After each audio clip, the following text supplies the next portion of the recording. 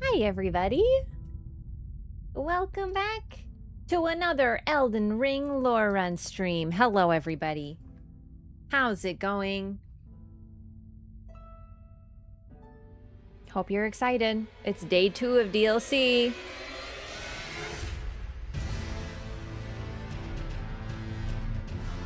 Yeah, I didn't stream on Canada Day, but that was just a coincidence.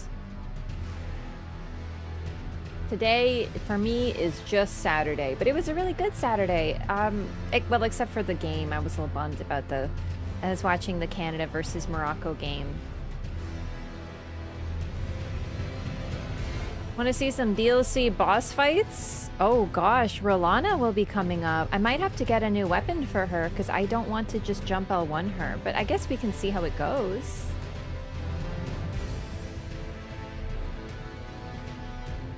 Do do da, da, da, da. This is such a banger. Thank you. I didn't have time to. Canada did not win, no, unfortunately. But it's less about them not winning and more. Listen, I'm not gonna. I know I brought it up.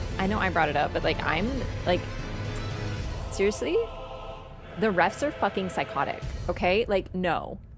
Like, I know I brought it up, but I'm gonna get myself going. I'm gonna get myself started right now. I am appalled at, like, generally soccer. My soccer arc is gonna be very short because you wanna know something? Anime made soccer seem very cool. Like, very cool. Anime makes things look really cool. But the reality is not it. It's all bullshit. Unbelievable.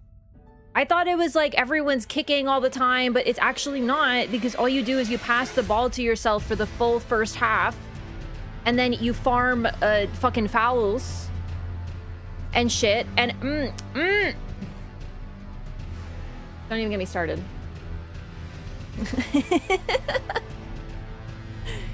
Yeah, I didn't have time to curl my hair today because I went swimming again.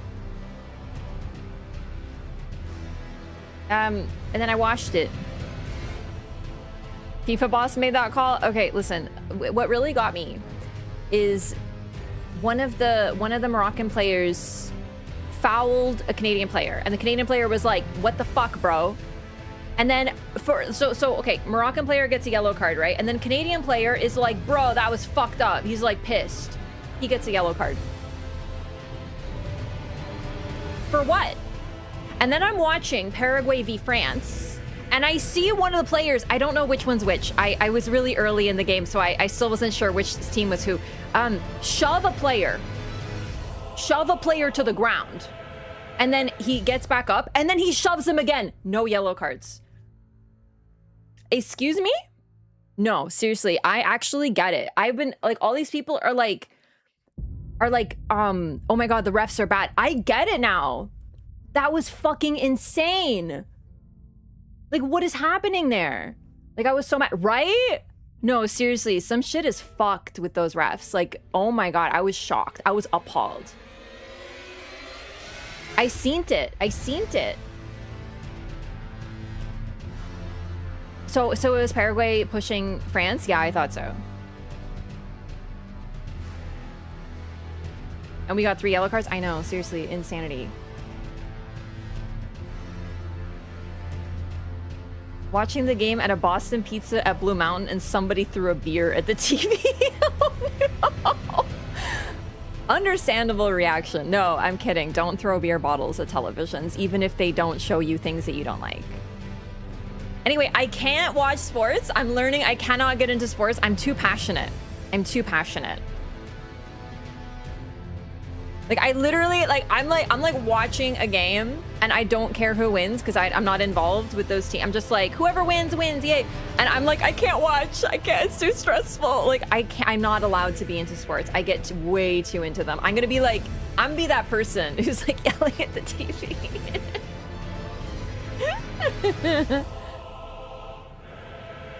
Having a little shindig. Hey, the VOD will stay up. Yeah, I kind of forgot today's like a big like it's American Independence Day or whatever, but like to be honest, I find that I usually just stream on holidays anyway. It doesn't make a difference. So like the VOD will be there if you can't watch, and otherwise I'll be streaming once everyone goes to bed probably. The shove was outrageous. I know. Like, this is what I'm talking about. They should have yellow carded, but no, Canada gets fouled and they get a yellow card for it. I'm telling you, there's some serious bullshit occurring. Oh my god, I also went swimming and I made agua fresca, so I'm like, I'm in my zone, I'm in my lane, but like, I'm really heated about sports, as it turns out. Only one team was playing football? Okay, yeah, listen, what I've learned about soccer, or football, I'm Canadian, we call it soccer, whatever. What I've learned about soccer is that if you can do this really fucking bullshit thing that's kind of like turtling in Elden Ring PvP, where you stay on your side of the map. Field. You stay on your side of the field and you just kick the ball to your guys. So there's like a trio of guys and they're just kicking the ball to each other back and forth. And I'm just sitting there like, aren't they supposed to be getting it to the other side of the field? But apparently, no, they just do that to waste time and to tire the other team out because the other team has to try to chase them. And then every single time the enemy team is trying to take the ball from them, the refs go, oh, that's a foul, that's a foul. So they farm fouls so that in the second half, the team can't play because they're scared of like, they have to like watch out for fouls and shit. So they're like super careful.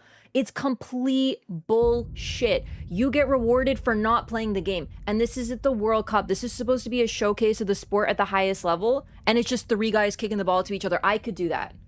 I could fucking do that. I do that with my cat.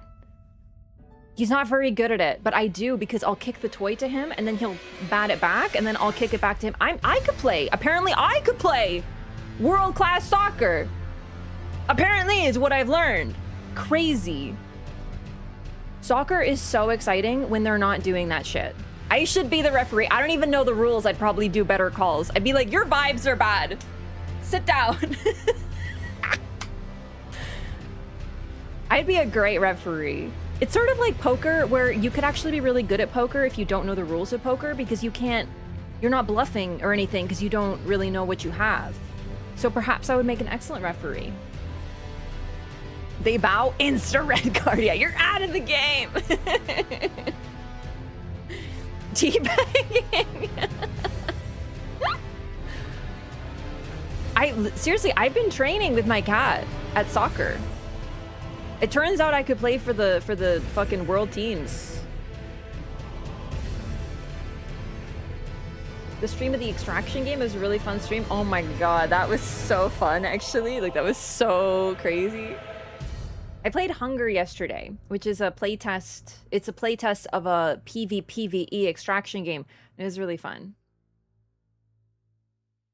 Using Kitty as a ball? No, he's my co-player. We play like I don't really use a soccer ball though. I use like a cat toy and I'll kick the cat toy to him and then he'll bat it back, you know?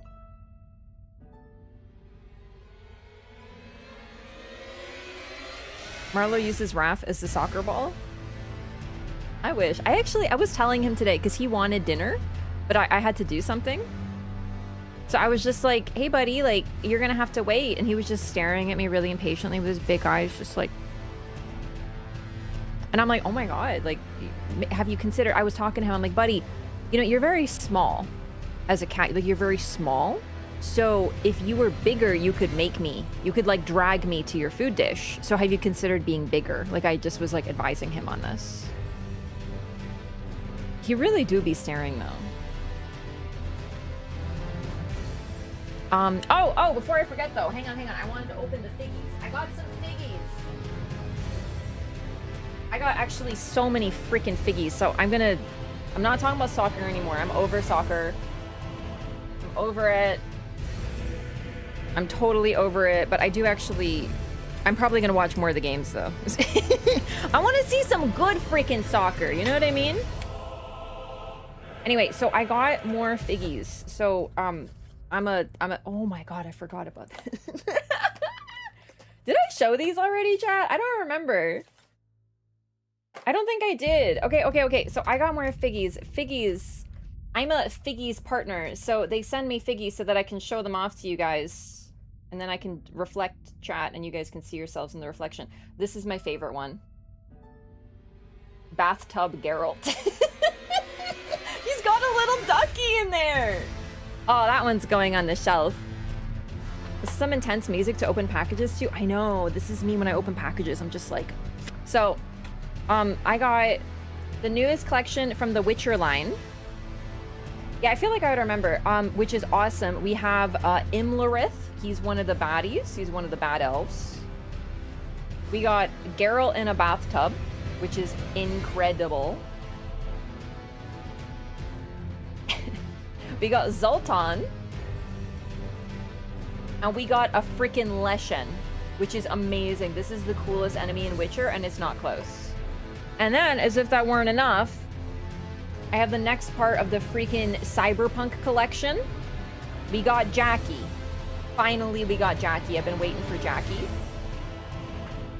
We got Victor, our surgeon friendo, who's very cool with immaculate vibes and looks exactly like my uncle. Actually, that doesn't really mean anything, but it does. Goro. My strange husband from Cyberpunk. And Adam Smasher. Brownie face. So anyway, I'm gonna open Bathtub Geralt because he's gonna be my favorite. He's gonna go on the shelf.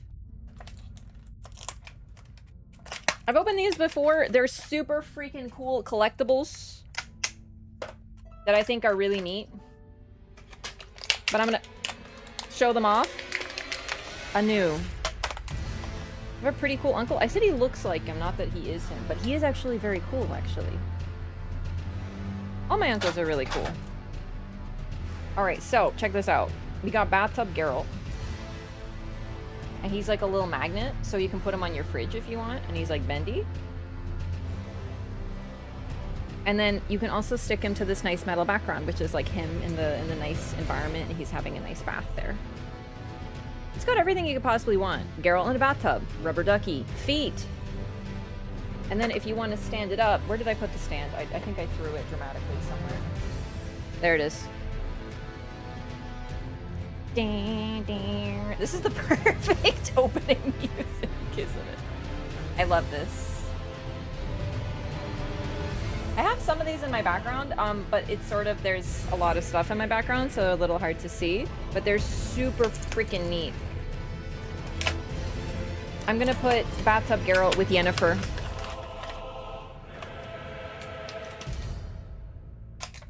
So they come with the cool figgy. They come with a stand so you can put them up. They come with a metal background that you can attach the figgy to.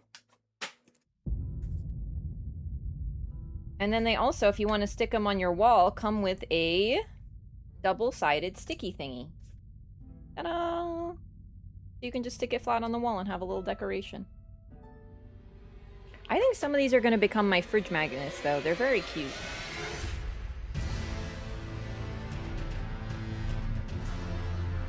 This is how I get ready to play Elden Ring. I play with my cute collectible toys. Zoltan is life size? That's so mean, but yet so true. I gotta open this Leshen. This one's so sick. So the other thing that makes Figgies really cool is that the good guys are facing to the right and the bad guys are facing to the left. So, for example, maybe the Leshen's chilling in the woods and then he's gonna 1v Geralt. Sorry, wrong way. So that way they can like face each other, you know? Geralt's gonna have to get out of that bathtub right quick to take on the Leshen. But yeah, that's how they do it. So that way you can have them like face each other. You can make little displays with them. I have my favorites out. I have like all the Persona guys behind me. Unfortunately, they're not like visible. They're like right out of view. No, not that way. There's all my Persona guys. Do you see them?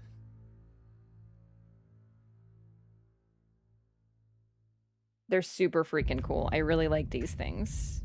Which is why I partner with them, because I like cute collectible things of nerd stuff. Especially like Witcher, Cyberpunk. They don't really have that much merch, I feel. So that's why it's cool to just be able to have like cute things, like Witcher things that don't take up a lot of space. And I can put in front of all of my other displays. So I have my Witcher guys are... Where did I put them? They're like... down there, right down there. So I'm gonna put Geralt down there too. There's Ciri, there's Yennefer, there's Geralt. Yeah, they have Persona 5. I have the full Persona 5 collection, and they started the Persona 3 collection. So next to P5 is Persona 3. Persona 3, sorry. They look so sick. I think those might be the best ones they've done, because Persona is so stylish. Alright, and then we have Imlerith. I'm gonna have Ciri face him because this is who Ciri kills. You remember at the bonfire?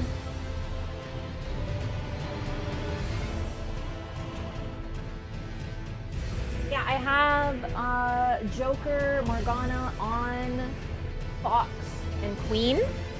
And then I have Persona 3 Protag, Yukari, and Iori. Iori, that's the Persona 3 collection so far. It's Persona 3 Reload. All right, and I'll show off one of the Cyberpunk ones. They're pretty much the same idea. There's so many Figgies. Oh my god.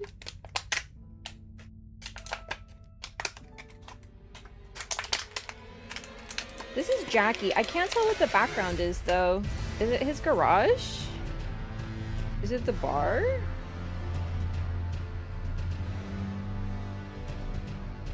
Now show the packaging pile. Well, I threw it everywhere because I'm a chaotic... I clean it up afterward. There's a lot of packaging, it's true, but it's all recyclable. Did you order the SK plushie? No, I didn't. Did that come out? I thought they were just announcing it. I didn't see it.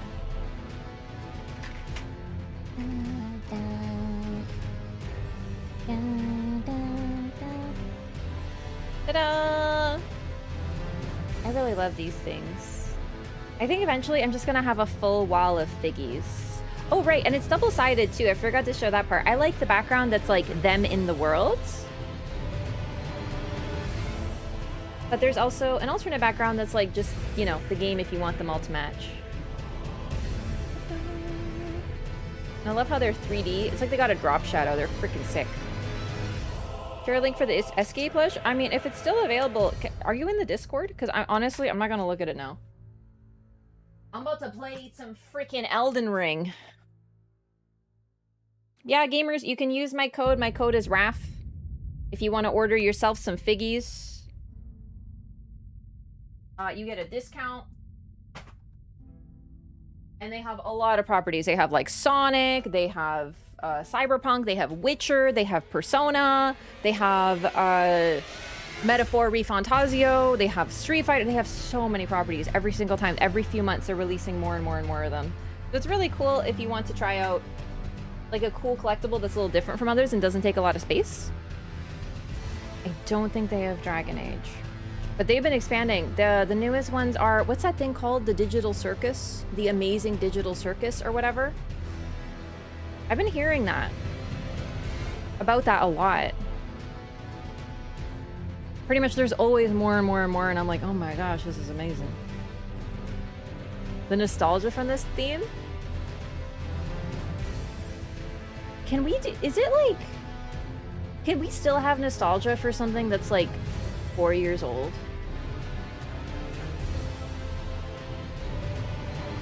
I'm really wondering.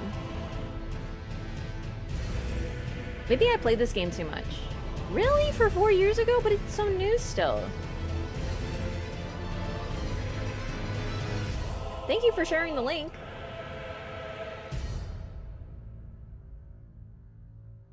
Oh my god, yeah, I saw you were also talking about Paraguay getting 0 yellow cards. I know!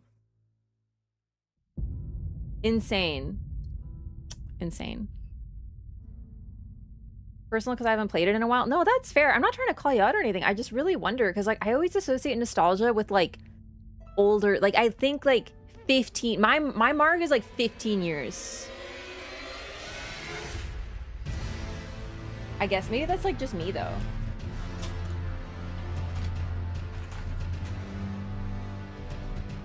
Yeah, like 15 years and then you can be nostalgic for something. Otherwise, it's still new. It's still new.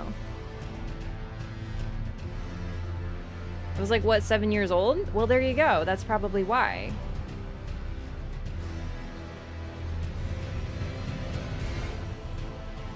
It's like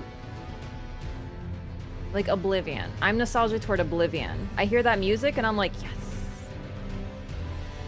Elden Ring is like so new to me. I still consider it so brand new. You were eating dirt at 7 years old? I don't know about that. I have plenty I was nostalgic about at age 7.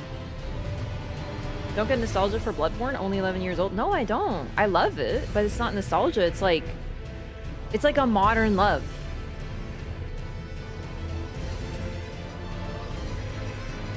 Like it's a new game. It's new.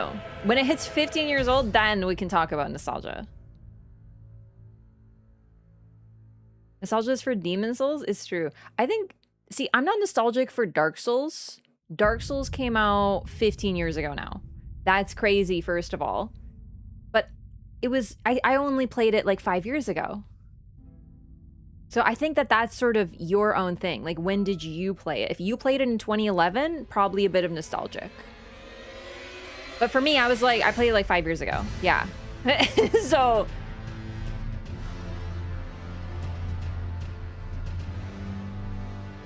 I get nostalgic toward like this Pichu. Do you see that Pichu right there? Right there? That's an old fucking Pichu. I just got it recently. Like it's new. But I get nostalgic for that plushie because I saw it when I was a kid and I wanted it, but like I didn't know how to order stuff online because I was a child and I wasn't gonna ask my parents to order me a plushie online, so I couldn't get it. And then I saw someone selling it on Facebook Marketplace and I got it. And this is like a few months ago. So it's nostalgic, but also kind of not. Do you know what I mean? 15 years ago, Ralph was playing a lot of Pokemon. I was always playing a lot of Pokemon. It's true, I'm a big Pokemon gamer.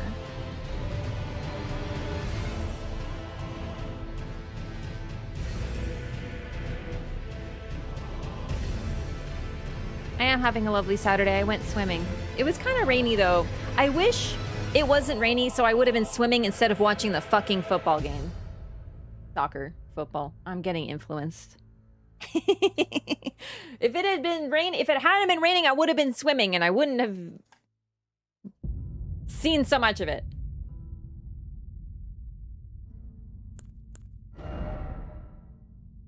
Yeah, this one. Pokemon Red and Silver are nostalgic. That's nostalgia, 100%. Yeah, for sure. Witnessed that France game. I only witnessed part of the France game. I wanted to watch more, but I did go swimming during that game because the rain stopped. But I saw enough that I was like, I am not impressed. Crazy. Okay, so today, as the YouTube and Twitch title will tell you, we're gonna head to Castle Ensis, which is over there, I think? That's Castle Ensis, but there's also... It's like somewhere over there. It's across the bridge. However, I also really wanted to check out this area. So we left off last time. We started the DLC, we explored the gravesite plain, and we finished and pretty much explored fully Bellerot, the Tower Settlement. And we have learned a few things just from this first foray into the DLC, and that is that death is older here. I think is one phrase that I would use. It's older. It's like death has existed here for longer. All manner of dead things end up here, to the point that even the gravestones, the stones themselves, become spirits over time because death has imbued this place so heavily. And this predates any warring in the land as well. This is not anything to do with Mesmer. This predates Mesmer. Spirits are stronger here. Curses are stronger here. It's a very spiritual place as a result. And then we also learned about the horn scent for the very first time. And they are sort of the missing puzzle piece that we haven't known about, but their influence has been felt even in base game through the curse of the omen. We've talked about it here and there, but people were asking, are the omen natural? Are they like part of the crucible? They are not. They are a curse. We've already encountered little ghostly NPCs talking about cursing this place, or cursing the people of the Erd Tree, and these people, well, they have horns. They have cursed those who have killed them. We also have heard a great deal about the what's the word I'm looking for? But not betrayal. Like, it is betrayal, but let's just say betrayal. The betrayal of Marica specifically against the horn scent. And many of these NPCs have talked about it and just been, you know, very like, ah, Marica betrayed us, that strumpet, things like that. So it's very interesting because Marica in the base game, while mysterious, is sort of this mother of the realm. And here, she is truly despised. And it's like, I wonder what happened here. No, this is just regular Deathbird armor. Or sorry, Gravebird.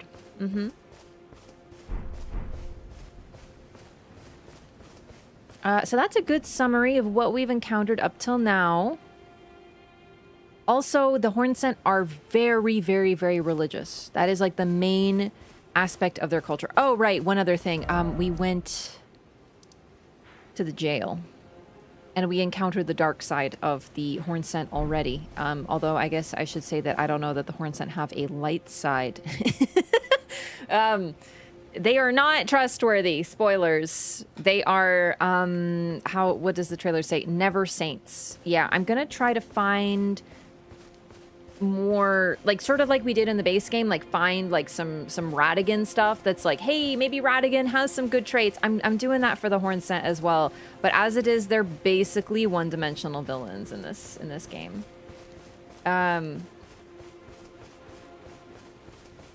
Yeah.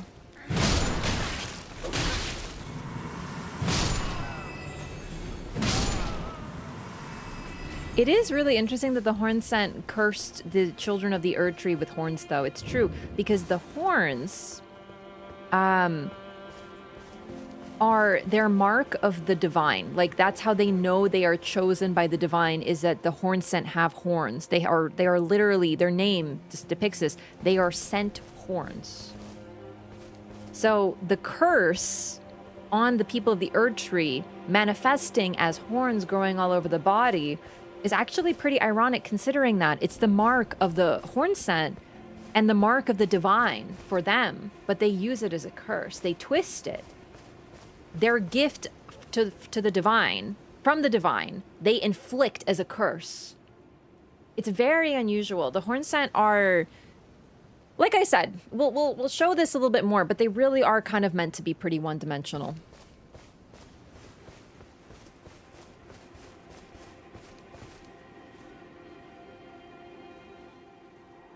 And then we have this place, a destroyed village. Oh, how it hurts, from very tip to toe. Help me, I must ask. Am I human still? Is that the reason I yet suffer so? So there's a ghost here. In incredible agony, died in this agony, most likely, looks human, horn scent, but human. And then all we have here are these flies, the man flies, and we've been seeing them in Belleroth as well.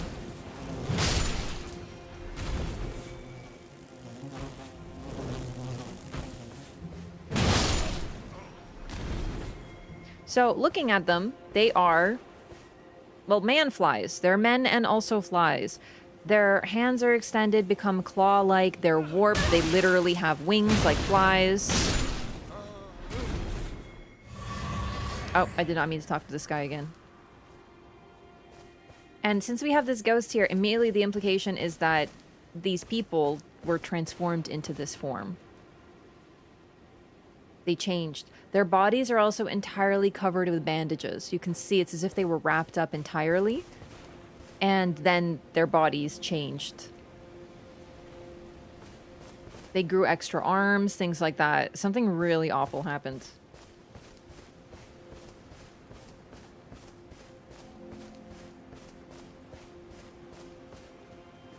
Also here, this village, though destroyed, is, well, normal, right? Like there's no rot, right? I'm not talking about scarlet rot, but you know, there's no like moisture. Like we don't know what caused it. Like how did these people suddenly, randomly, from we can tell, turn into flies? And this happened specifically here. Any horns on them? Not that we can see. But they are also completely covered.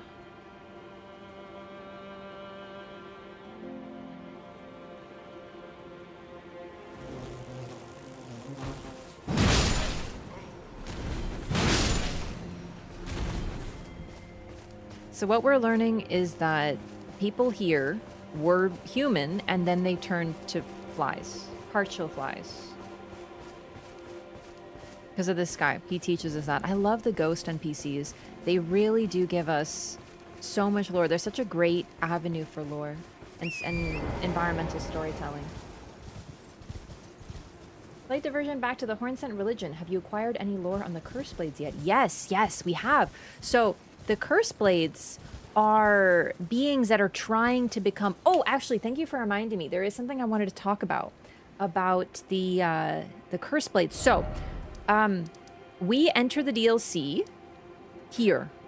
We just kind of show up here. This is the only entrance that anyone should really be able to take because it's been opened up by Mikola for various reasons. And when we go forward from here, we're gonna get jumped by a Curse Blade almost immediately right here.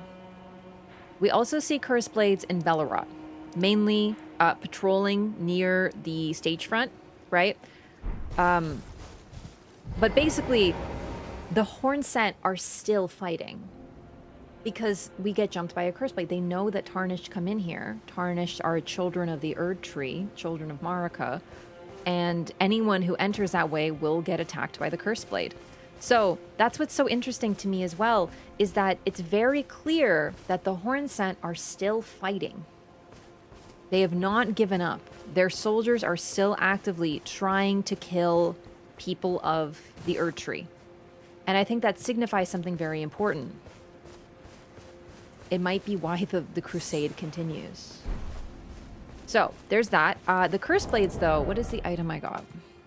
I think it was one of their armor pieces or something. I think it was the legs.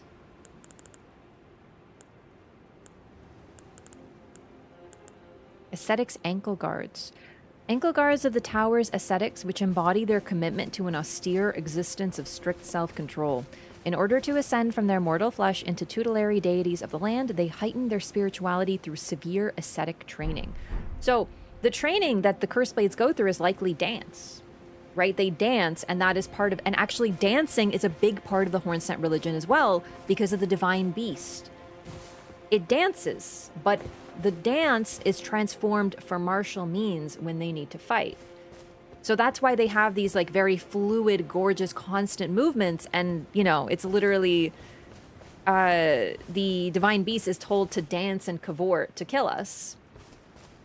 Also, the Curse Blades are intending to become tutelary deities.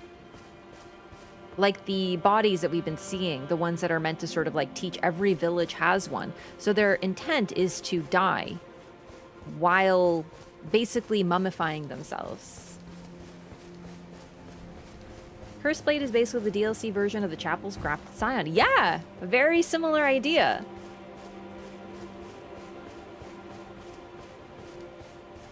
So, movement, dancing, very key to the Hornsent religion.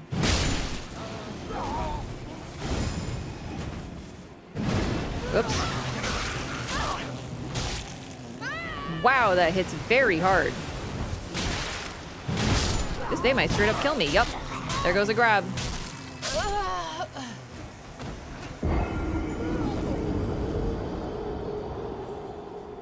So I do good damage, but when I get hit, it hurts really bad because I still don't have many of the shadow thingies.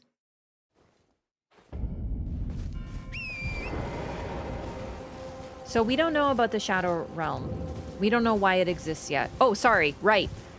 A big hint about what's going on in this place is the fact that it's called the Abandoned Ailing Village.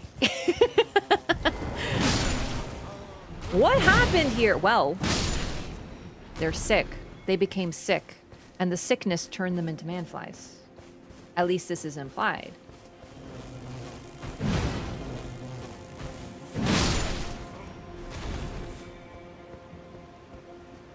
So those who, you know, could, left.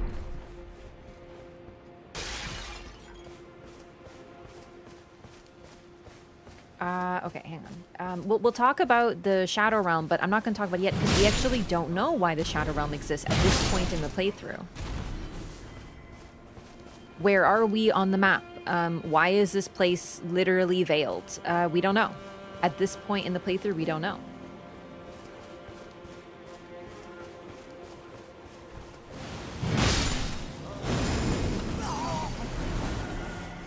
Oh, right, they got buffed. That does it, too. That's why they're doing so much damage.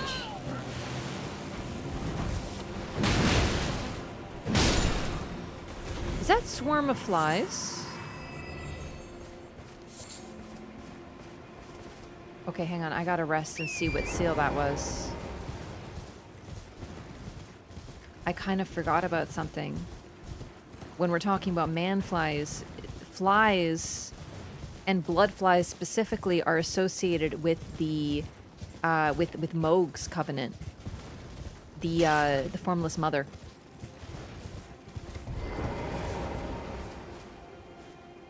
So rather than being influenced by or like led by rot, because like when I think of flies, I think of rot because of Dark Souls 3, but rot is something different in this game. Uh-oh.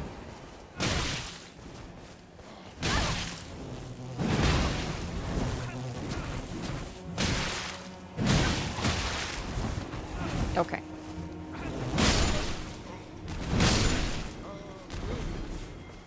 Gonna kill these two, and then I'm gonna watch for the seal.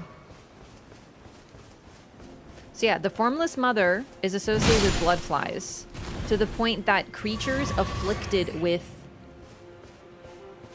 her cursed blood literally have flies in their poop.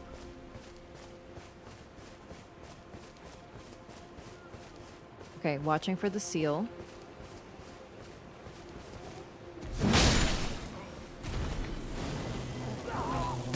No seal.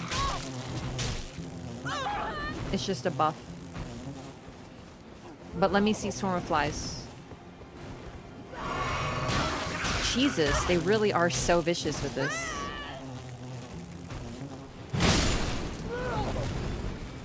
Yo, lock on. Okay, a buff. No seal, but that is swarm of flies. Yep. No doubt.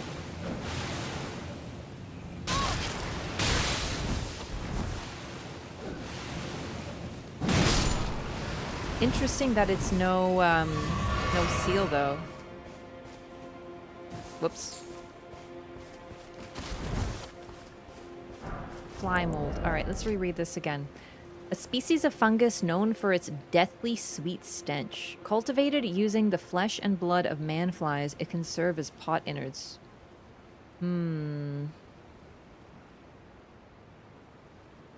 So, fungus is mold, right? Obviously, fly mold. Mold can be associated with rot, but I feel like this is sort of in its own category.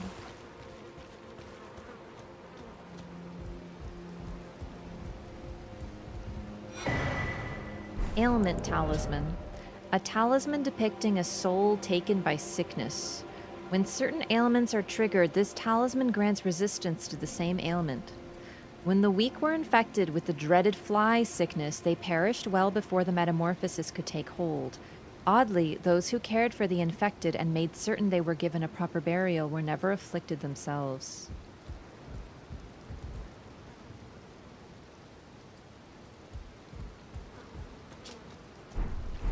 I remember this talisman and being really interested in this. Okay. So, it's a sickness, right? It spreads. It infects people, and, well, these are likely the people that survived. Also, okay, listen, is that... I don't normally see bodies like this. Are they intentionally the neck stretched like that? Or is it just like... Because these ones don't have those stretched necks. It's only those. It could be like the model is like glitching, or it could be partial metamorphosis. Either way, these are the weak. These are the people who died before getting metamorphosized. So the ones that survived, the strong, became flies. They were able to survive the sickness, but their bodies changed forever. Also, what's interesting is that their insides can serve as pot innards. And this is going to be for DLC pot recipes, not base game, because this is a DLC item, right? So what this tells us is that even these awful fly people, that they were like infected and transformed, they still have a use in Hornsent culture. They were still able to use them. By hunting them, they could put the mold into pot innards and use it.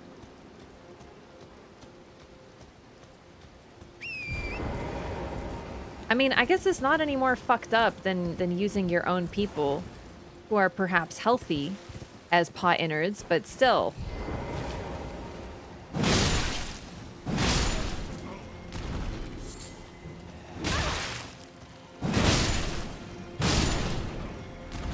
Okay. Fire incantation yet? No, don't think so. A lot of the commoners have long necks. They do have long necks, but not quite that long. Versus, look at this, look at these guys. They have very long necks. In fact, their bodies are very stretched out. To the point that it looks like their spine is sticking out. Look at that. Oh, God. Revered Spirit Ash. This place, too, has a tutelary deity. So this is what the Curse Blades want to become. I will also point out that the Curse Blades, the way that they approach you, their stance is very interesting. Like, they're very... Like, their arms are up. Like, they look like Godwyn, is what they look like. When the Curse Blades were shown off, that was the #1 thing that was super evident in their promotional picture before the DLC came out. They pretty much were matching the Godwyn stance. And Godwyn maintains that stance because that's how he was killed. It's like rigor mortis set in, and he's just permanently in his arms being held up by the assassins as they kill him. So, I wonder, their whole purpose, the Curse Blades, is to train and then become tutelary deities, but to do that they need to die. And with the Rune of Death having been removed, and the Rune of Death having been transformed via Godwyn's death, like, what happened, as we talked about many times in the base game playthrough, what happened to Godwyn affected death itself. Because death birds have been warped by it. Their bodies have changed. They also inflict deathblight on you, so the death birds, which predate Godwyn becoming the Prince of Death, have nonetheless changed because of what happened to him. So if death has changed, it's possible it's affected them too. So just something that I want to bring up now, but I'm not sure where to conclude that yet, so we'll discuss. We all wish From didn't stop supporting this game? Elden Ring? What do you mean? It's a game. It's done. You know, I will say it's refreshing to hear that about Elden Ring and not Night Rain. But, I mean, normally games, you just release them and then they're done. Do you know what I mean? It's pretty normal. Bale kind of does the same. I don't remember Bale. We'll have to look at him.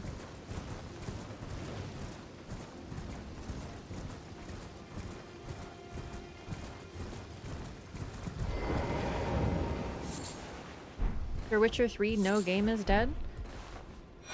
Yeah, but I feel like that's something different. Like, they just randomly keep update. Like, that's really cool, but I don't feel like Witcher 3 is abandoned even if they didn't make a new DLC. Okay, hefty furnace pot.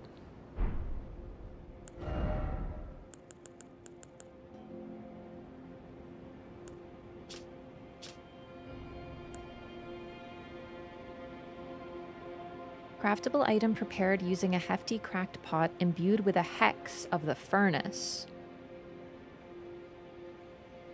Throw at an enemy to create a whirlwind of flame. The furnace's flame burns away both body and soul. When impurity is thus expunged, one calls it cleansing. Oof. Creepy. Yeah, I agree. It's just, to me, that's sort of like a strange thing. Most games, they just release them and then they maybe do a DLC and then that's sort of like that the game is done. Do you know what I mean? Like the game is concluded.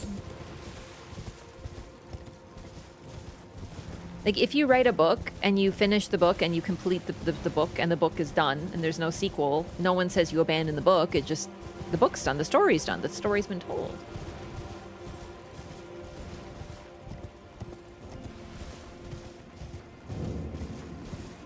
Okay, I think that's everything here. Okay, so. Weak die of the fly sickness. It's a dreaded fly sickness. It's a plague. The people who survive aren't cured, they become man-flies. However, those who care for the infected and respected them by making sure they got a proper burial never caught the disease themselves. That's very interesting. Now, okay. Multiple reasons for this. I think this might be a reference to real-life plagues. A lot of the time, people who cared for those suffering from plague slowly became, not like immune, but sort of, they became exposed to the virus or, you know, whatever it was, enough that eventually they themselves, they couldn't be infected by it, right? Like, so even though they were in close proximity with the infected, they remained okay.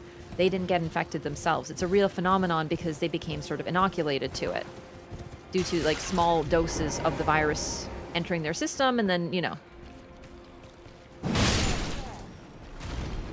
So it could be a reference to that. However, considering how illness and stuff in this game can work, it could be that because they helped those who were afflicted, they didn't, it's like a moral thing, you know what I mean? They did the right thing.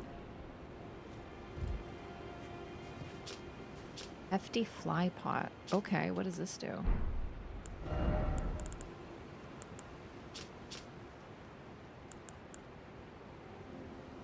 A cocktail of effluence is sealed inside. Throw at enemies to set a large swarm of blood flies upon them.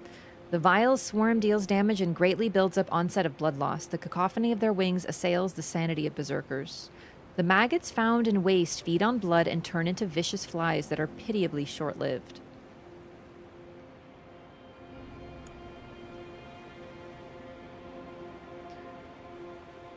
So to make these, we use exactly what I'm talking about, the blood-tainted excrement that we found associated with Moog.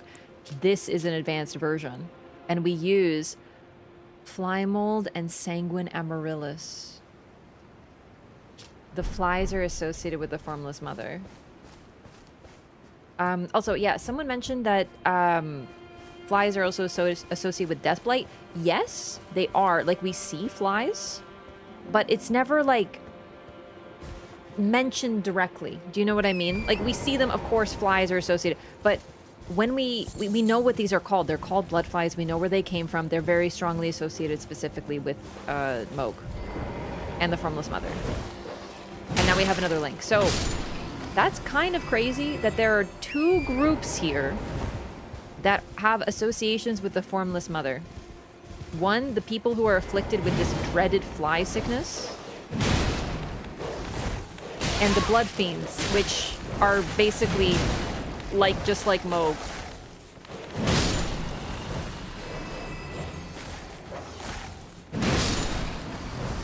The Sanguine Amaryllis is grown by Bloodfiends.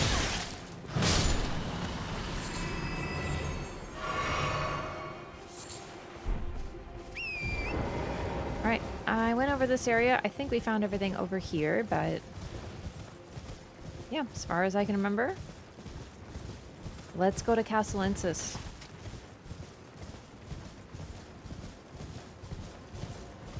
It is odd that those who cared for the sick never became infected themselves, though. Makes me think it was a curse and not a plague. It definitely does seem, you know, something like a curse. However, a lot of diseases in this game have an origin in an outer god, right? Like Scarlet Rot.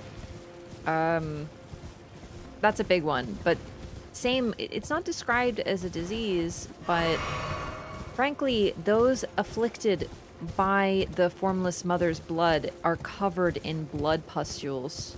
They look horribly ill. So even though it's not directly an illness, like they're completely covered in ulcers. They're horrific to look at. They look like they're in constant agony. So that's what the Formless Mother does as well.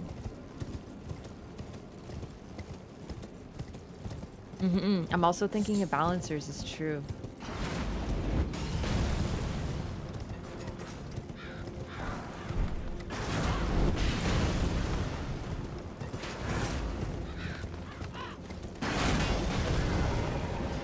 Oh, here we are.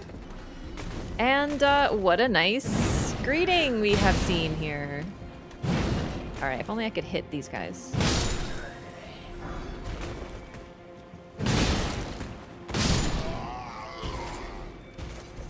We cross this bridge and we see Mesmer soldiers and a whole bunch of impaled people.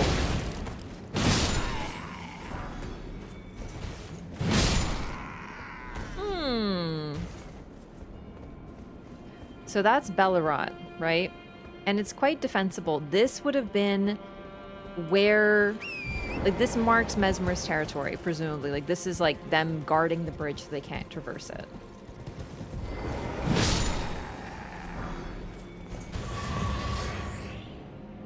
Ooh, right. One of these is over here. We might want to do that.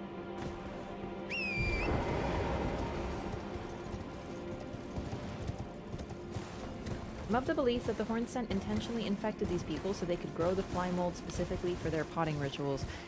Yeah, so someone else mentioned that theory as well. It's also the mention of cultivation was the evidence for it. Okay. What I will tell you as well is there is already another FromSoft game where people who have become like insects are used to cultivate things. So it actually wouldn't even be the first time that FromSoft has done this. In Bloodborne, there's these enemies called Gardens of Eyes, which, by the way, is one of my favorite enemy names ever because it's so evocative.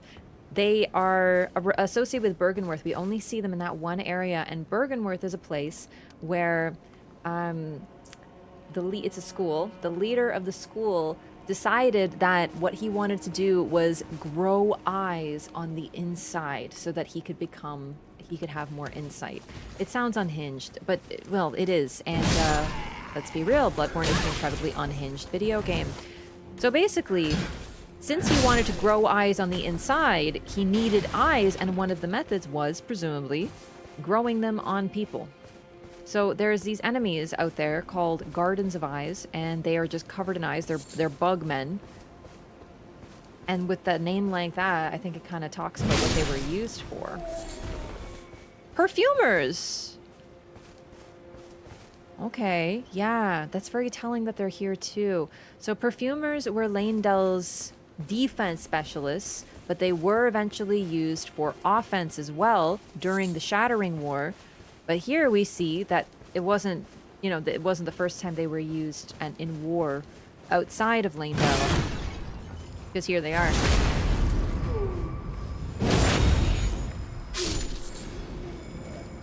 They're like pharmacists, you know, rather than pharmacists. God damn, they hit hard.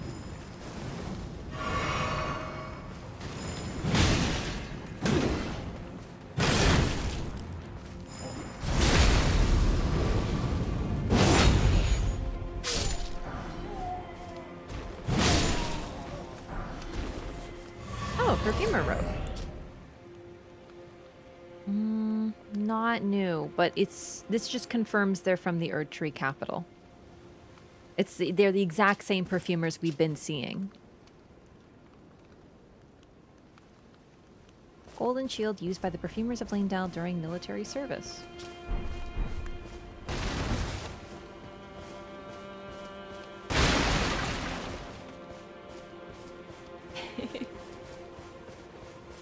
Yeah, we dive deep. It further details the obsession with suffering the Horn Sense seem to have.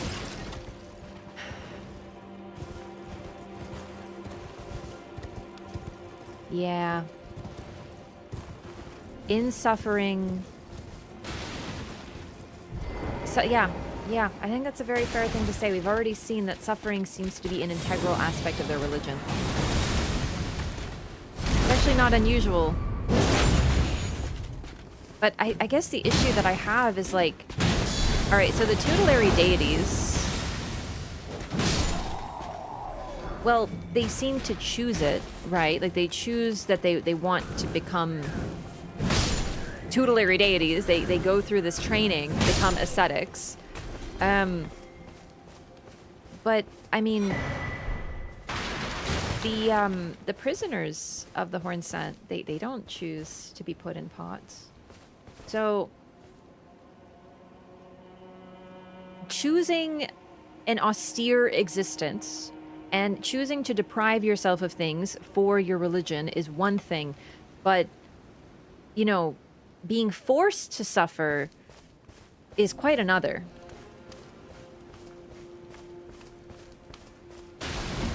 A perfumer character, a Night Rain, I agree. Yeah, I just feel like it'd be hard to build consistently.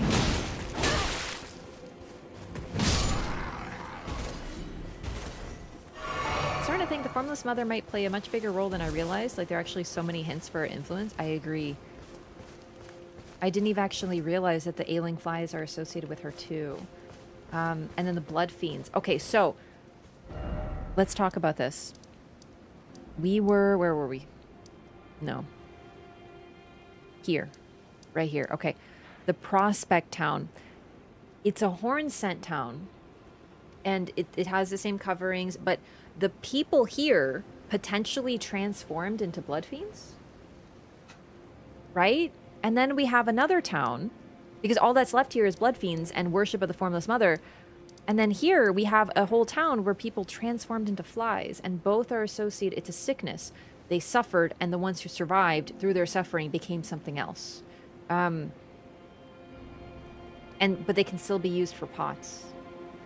Interesting. And then, but either way, they're both associated with the Formless Mother.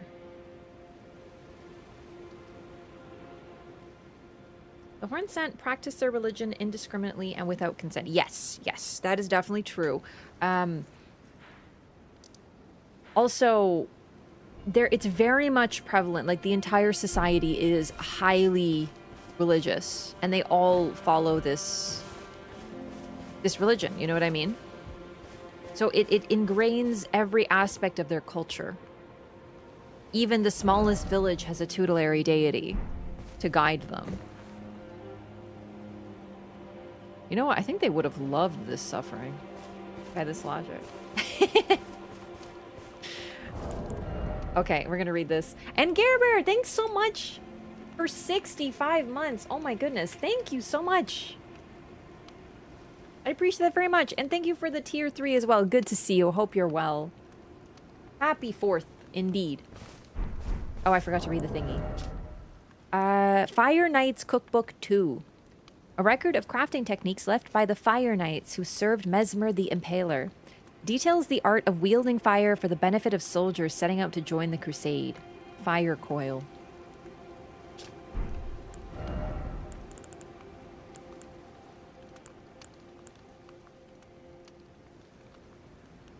Uses FP to conjure tiny fire snakes. A device of fire used by Mesmer's soldiers. Lingering embers bundled into a coil. Uses FP to conjure tiny fire snakes from the spot that it is thrown. The writhing snakes pursue foes. Fire was a symbol of the crusade, and even Mesmer's rank-and-file soldiers would wield it. Horn sent into Omen Curse, into Mohg's and Morgoth's weird connection with blood. True. Okay. What I will say, I think that's a really strong link. However, the...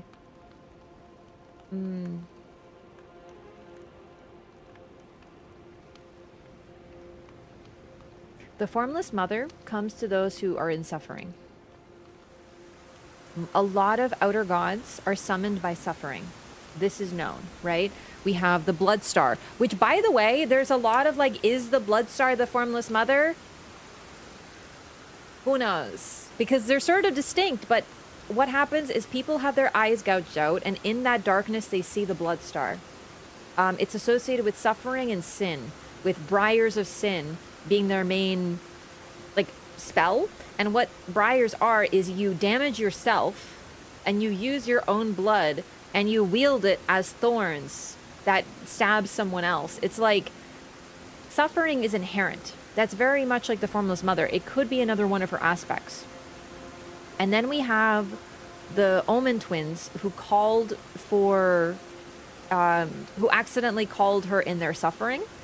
Both of them followed the Formless Mother, but Morgoth recanted and sealed the cursed blood in his sword. However, what's really interesting is the cursed blood is said to be the Omen curse, not the Formless Mother's blood. That's a different thing. Still, it is interesting that it is an omen that follows the Formless Mother. A defaced Marica statue in the middle of a camp of Mesmer's soldiers. Also, her colors.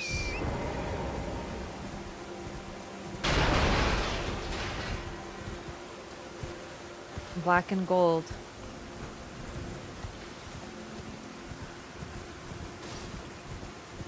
It's very stylish.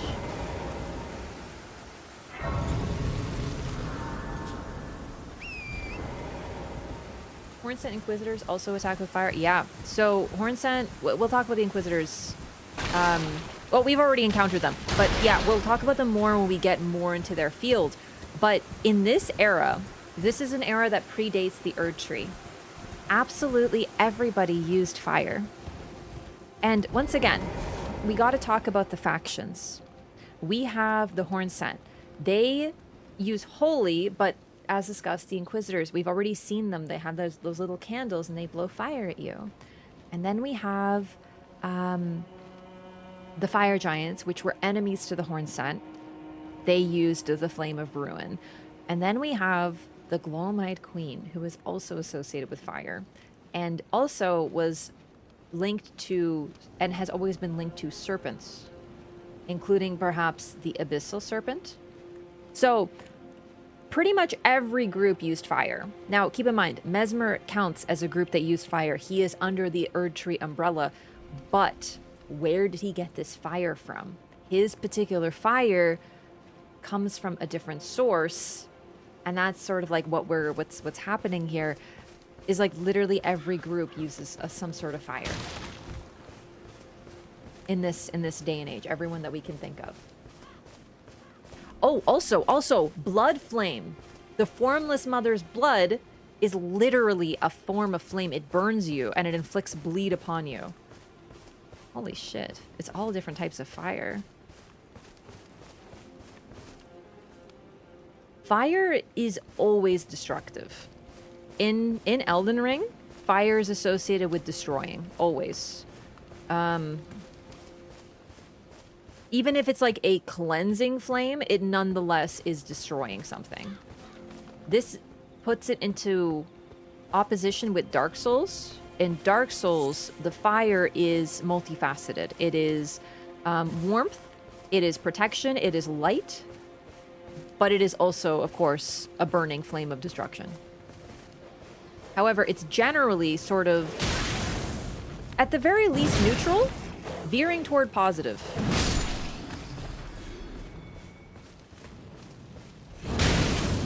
Wow, that fucking hit like a truck. God damn, dude.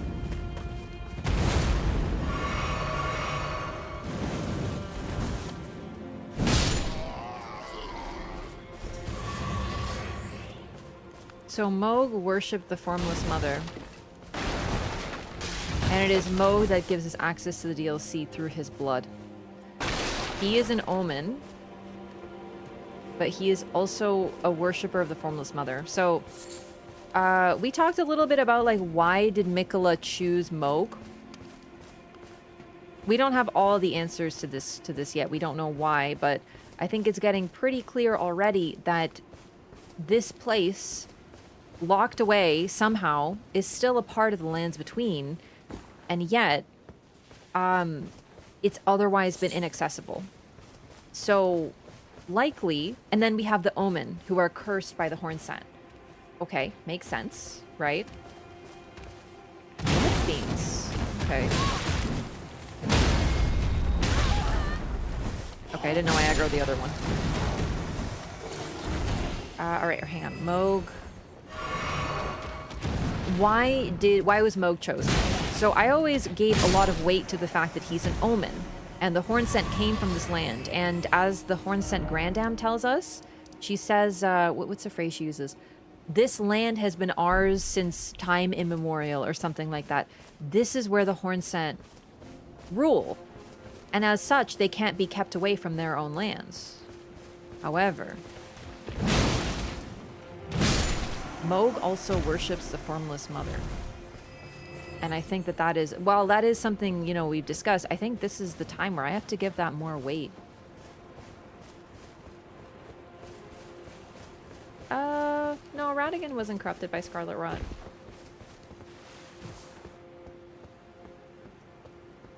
Oh, also, the Formless Mother, once again, to use her ability, to channel her power, you harm her.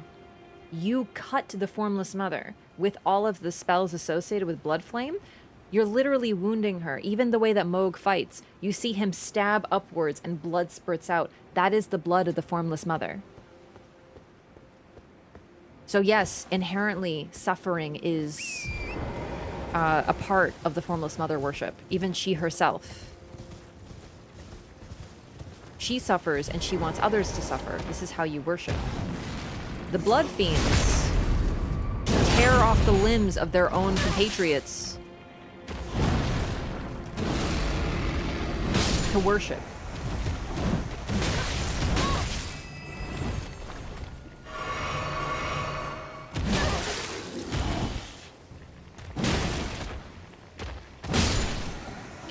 So there was another question. Why did Miquella pick Moog and not Morgott, right? And the easy answer is because Morgott was harder to access. Because he was defended safely in Lane Dell, a very good defensive position. However, they likely had an alliance back in the day. Before the Shattering War broke out fully, you know, when Morgott has this whole cutscene, he's like, oh, Miquella and Melania, the twin prodigies, and he lists everybody. He has thrones for all of them there. And there's one of those sword icons that tells us that there was an alliance. And it says, the alliance rots from within. This implies that Melania was a part of the alliance. And therefore, Miquella was part of the alliance. So, Miquella, once, probably had free access to Lane Dell. So if he wanted to target Morgott, he could have. Now, keep in mind, this was the timeline. We don't know exactly what happened in what order. When did he start growing the Halig tree? How long did it take? How long was he just in a cocoon in the Halig tree? You know, was this after the Alliance? Was this before the Shattering? You could really argue for all of the above.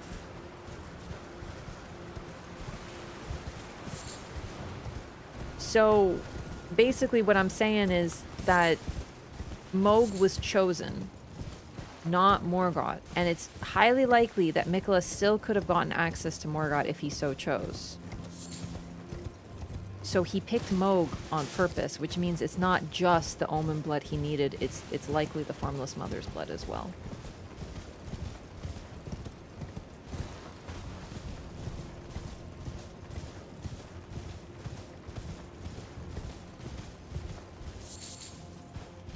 Under the impression the curse suffered by the Omen was the race that haunt them in their nightmares.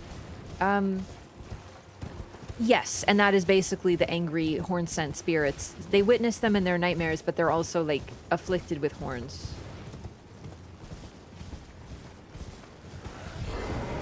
They also wield curse, so they are, like, they are real cursed.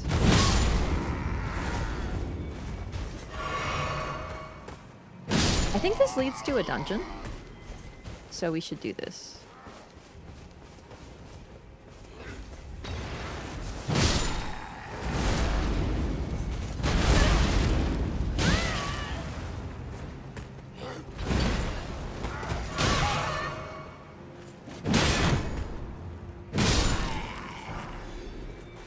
He dropped so many smithing stones. You think Mikola summons Moog when you arrive at his boss arena? Hard to say. Mikola, from what we can tell, is no longer there. Ooh, the shield. Mesmer's soldier helm. Helm worn by soldiers who serve Mesmer the Impaler. The iron helm features a visor. Though the engraving upon the forehead is a shadow tree design, it is etched in gold, a small consolation to those forced to wage a war without grace or honor. Worn round shield carried by soldiers loyal to Mesmer the Impaler, the largest of all metal shields in their class. And then we have the Spelldrake Talisman +3. Interestingly, it depicts just like one big ol' fucking dragon.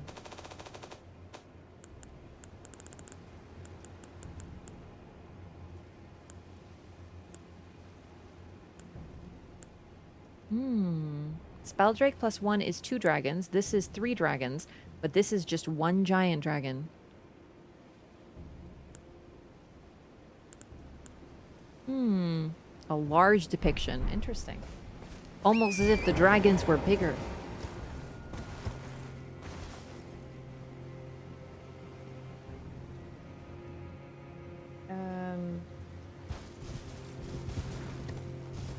Sorry, the Hornsent intended to torment the blessed ones of the Golden Order. Golden Order would also curse their own Hornborn. I don't know if they thought about it that much. Like, it's less the fact, like, the horns are not natural. The Hornsent horns, they seem to grow normally. Like, they're kind of fine. Like, they're not, like, harmed by them necessarily, although there are a couple of exceptions. Versus the Hornsent, or the Omen, I mean, like, they are riddled with them. Their body is covered with them. They are very detrimental. So I really do think, straight up, it's just a curse. And the reason that they are rejected by the Erd Tree is because, well, these are an immortal people. Once they are cursed, they can't be uncursed. Curse is really hard to deal with. This is something even in Dark Souls. It's a corruption. Like, it kind of links to a Japanese concept as well, known as kegare, which I know other people have talked about before. But generally what this means is... Ooh, look at this. Bunch of coffins and roses statues. Yep, this is a dungeon, all right.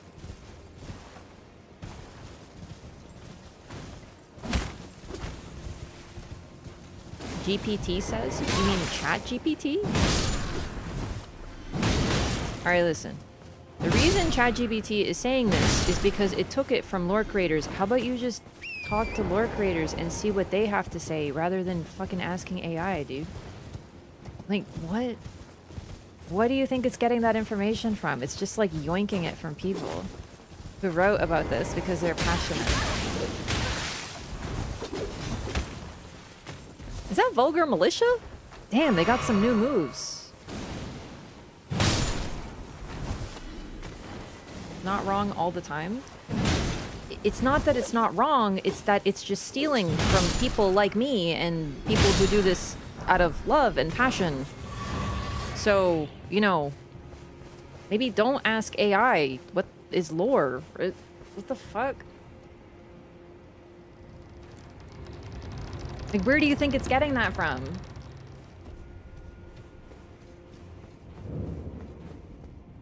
Anyway.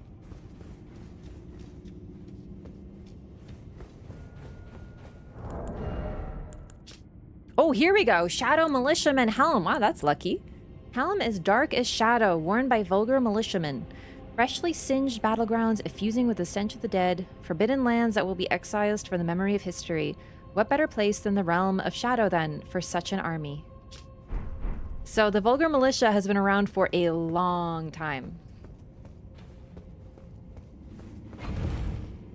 No, you're not upsetting me. You should just, like, consider you're coming to a stream of someone who's talking about lore, and you just, you know, if you want to talk about the lore, like ask a question, ask me a question, ask chat a question. Don't ask AI. Like, seriously, it's like it's really, like, consider what that is. You know what I mean? Like I'm doing this out of love and passion. People really enjoy this. Other people are doing it out of love and passion, and you're just like, yeah, this robot stole all your shit, and now I'm spouting it back to you. You just, all AI does is eat and eat and eat, and it throws it back up. And then people go, oh, look, see, it created something. No, dude. It didn't. It's incapable of that. So, like, it's just, you kind of gotta know your audience, I feel.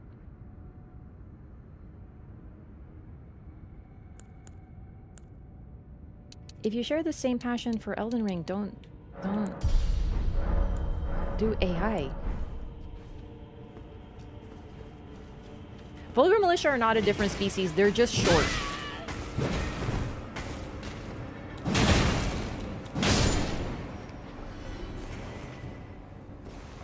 They're just short.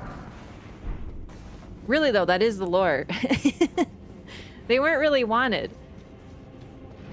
Oh god! See, this is why I like to call it environmental storytelling. Why is there blood everywhere on the floor? Well, because the ceiling is made of spikes.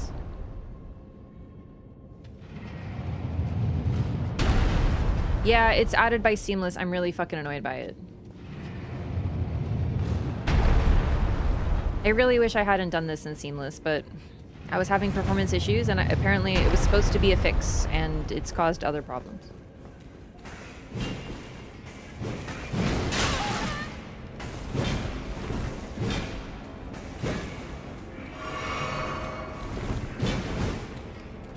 So there's more imps, because the DLC... Like, imps were not annoying enough in base game. They were like, we need more imps. Ow. No, okay. So we talked about this a great deal. I'm gonna repeat it because it's relevant now.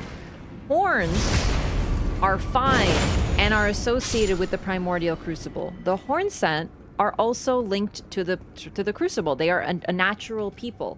They saw their horns as a sign of the divine. And historically, things associated, like humans growing animal parts, was also seen as divine. The crucible was a good thing. This was likely also occurring during Marica's, like, not only her reign, but also her conquering age.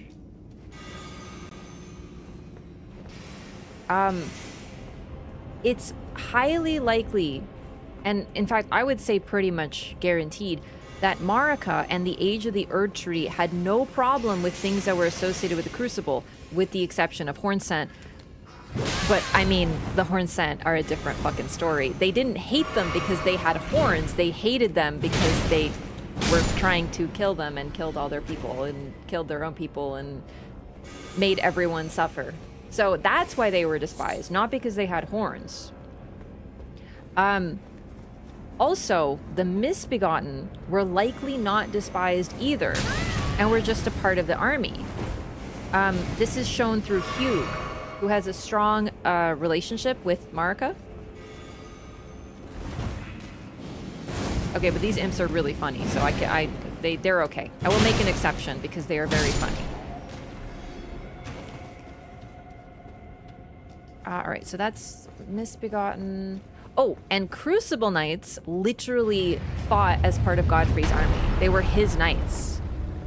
So the Crucible was not a bad thing in the early Age of the Erd Tree, but later it started to be despised. Oh, shit.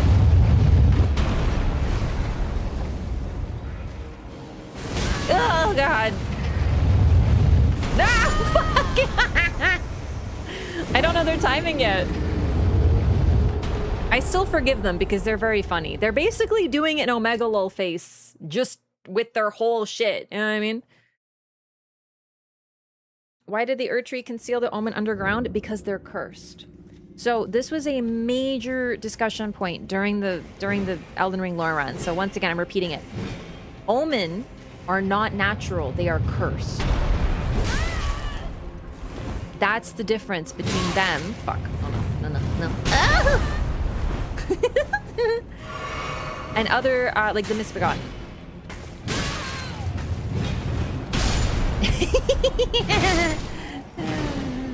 I like it when they get bonked. I even like it when I get bonked. It's funny.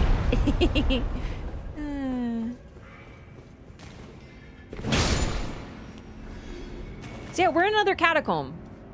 Defended by imps, but they're slightly different. Actually, hang on. What do they look like? They look like furnace golems. They have the same, like, round face of the furnace golems. Interesting. Anyway, the Omen being, well, yeah, despised. It's really, really fucking sad. But it's because they're cursed. And the curse cannot be gotten rid of. They can't break a curse. So, sorry, I was talking about this. Kegare. It's the idea of corruption as being contagious. It's a concept from Shintoism. And basically what it means is that those who are close to filth can become corrupted by it themselves. Now, it's not just a Japanese concept. There's, you know, think of superstition. If someone is unlucky, do you know what I mean? Like, maybe they suffer a great deal of misfortune. A lot of people will say, oh, they probably deserved it. See, they're being punished by Providence. Do you know what I mean? So, it's just different words for the same thing. It's a sort of a known thing in history that a lot of people will just sort of be like, oh yeah, clearly they deserve the suffering somehow, in order to sort of have an excuse to like stay away from that person because they're unlucky. Also, these guys are so fucking weird and cool.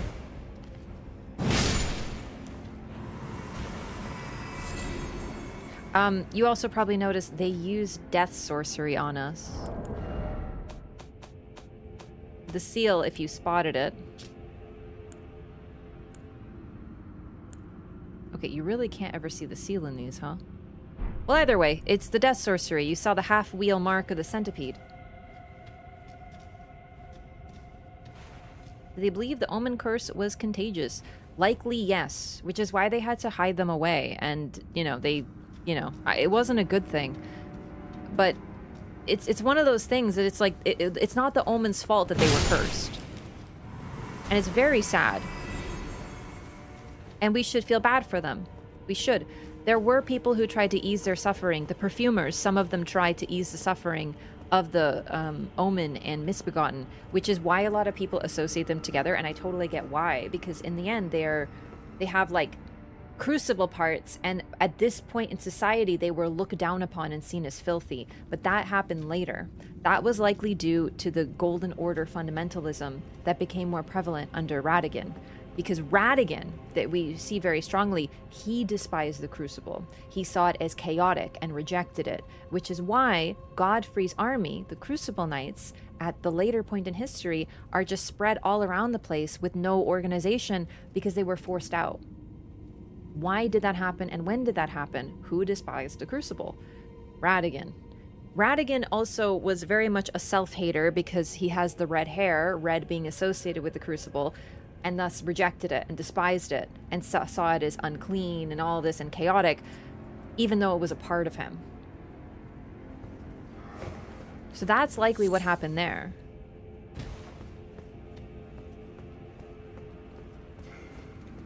English only in chat, please. For moderation purposes. Ow.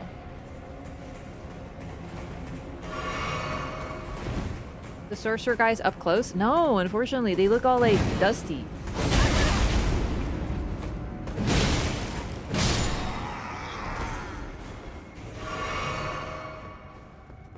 I can't really see what they're doing because they're always spamming bouncy sorceries at me. Someone picking on redheads? Okay, but like Radigan is red-haired and he's picking on redheads. You know what I mean? Like that's not my fault. That's like it's like fucking a redhead making red hair jokes. Like what am I supposed to do with that?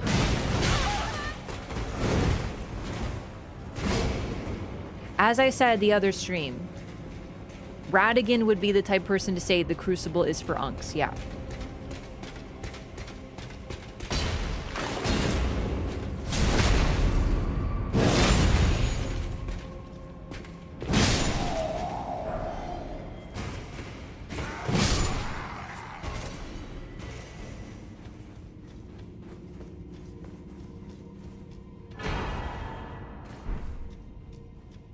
It was a rejection of what he himself was, in a way.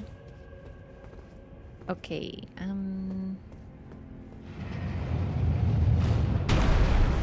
no.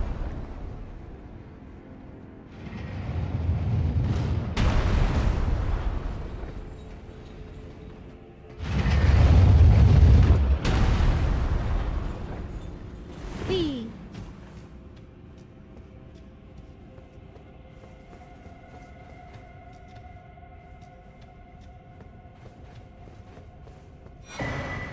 Black Knight Commander Andreas. Ashen remains in which spirits yet dwell. Used to summon the spirit of Andreas, Knight Commander of the Black Knights. The Black Knights were the primary force of Mesmer's army. Their first leader was Andreas, a man endowed with great strength and command over the powers of the Crucible, and whose spirit in these ashes dwells. Though he remained a devout follower of Mesmer after his flight from the Erd Tree, he would rebel after learning of his liege's serpentine nature. His righteous stand was rewarded with imprisonment in an underground tomb.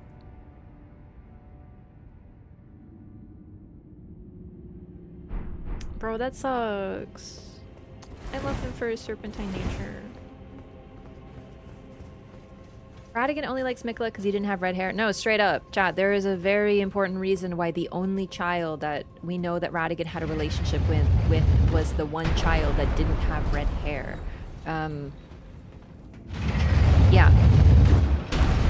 The red, it's a bit of a, oh fuck. Okay, I swear I'm not making a pun. It's a red herring. Because the Radigan's red hair, it's said to be like a curse of the fucking fire giants, but like that's sort of the thing, you know. I swear, but it is a red herring. So, it's said to be like of the fire giants and it's a curse of their kind, but like why is red hair a curse? It isn't. It's just the Crucible. That's all it means. And all that means is that it's ancient and that it's associated very strongly with this bed of life. That's all the Crucible is. And keep in mind, the Erd Tree is the Crucible. Or the Crucible is the Erd Tree, it's just transformed.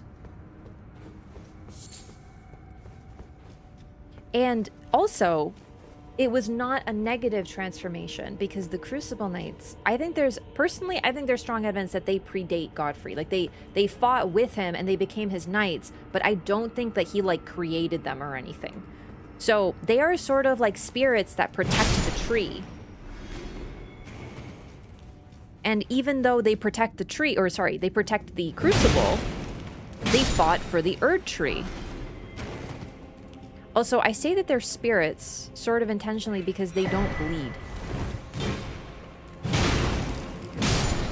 We also get a little bit of lore with the Crucible Knights through Executor from Elden Ring Night Reign, so we'll like get into that. But generally, they don't bleed, which means that they don't have bodies. They also don't make any sounds. They're basically spirits possessing armor.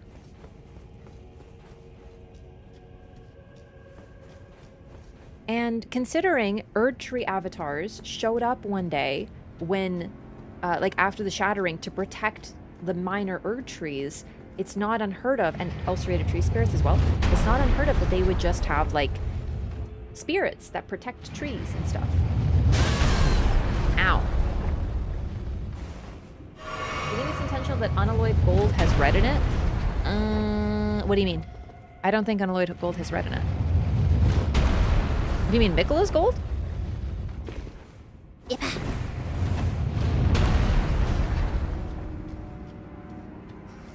Aha! Okay, that was really impolite.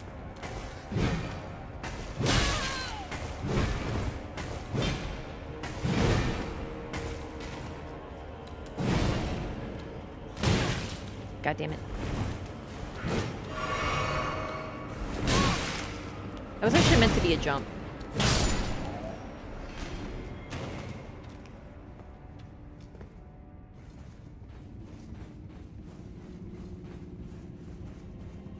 Okay, so the main point to this is that the Crucible and red just represents very ancient and primordial things, but later in life that was disdained. To sort of relate it to something else, it's sort of like medicine.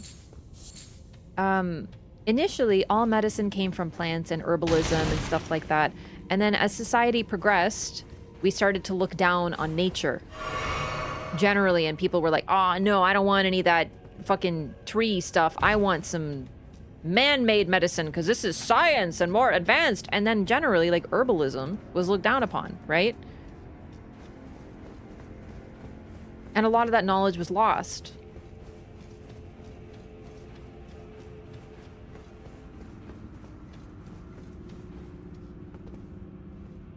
I can't think of where I haven't been, but I know I haven't finished this place because I haven't fought the boss. Dang it. Paradise would have changed this land's whole history? Nah.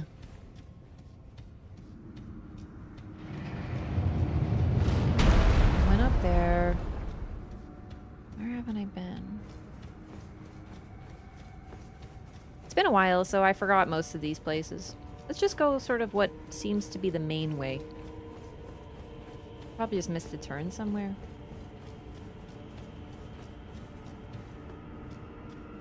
Oh, primordial gold. That's not unalloyed gold. Unalloyed gold is Mikola's gold, aka pure gold. Mikola is pure gold. As is Marica from what we can tell.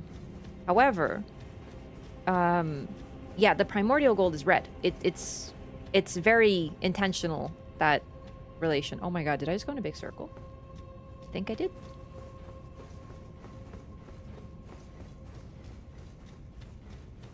How did I even get up there? Oh, the ladder. The ladder. Right? Wasn't there a room with a ladder? Did I climb the ladder?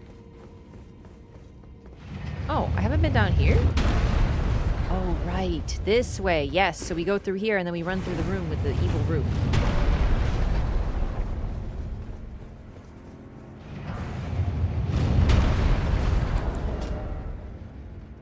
Solidified knot grease made from a mixture of fulminating materials. Coats armament adding heavy lightning damage to attacks. The effects only last for a short time. Said to have been a favored tool of the Dragon Cult Knights who once served the Prince of Gold.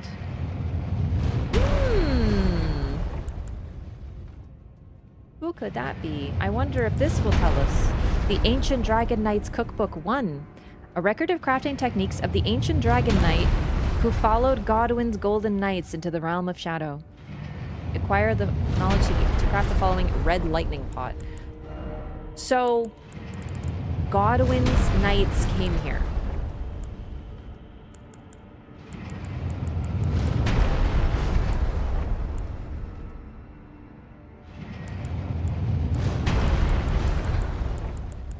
Also, we are finding this in a tomb. It doesn't say that Godwin came here. It says that his knights came here. Where is this? I can't find it.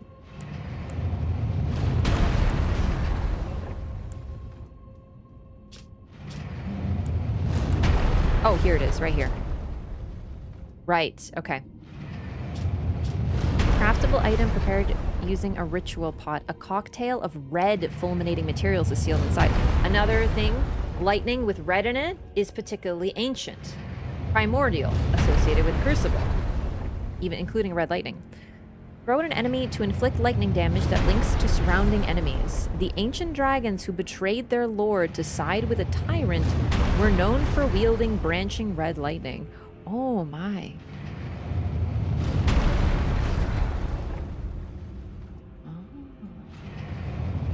Branching red lightning? Like that it links to surrounding enemies? I forgot about that.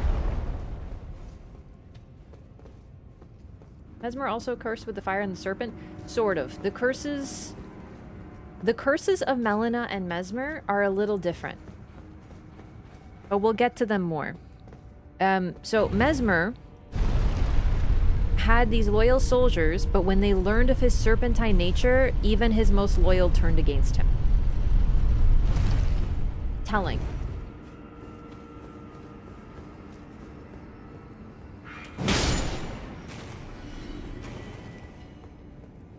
So there is lore about the serpent specifically associated with the what is it called?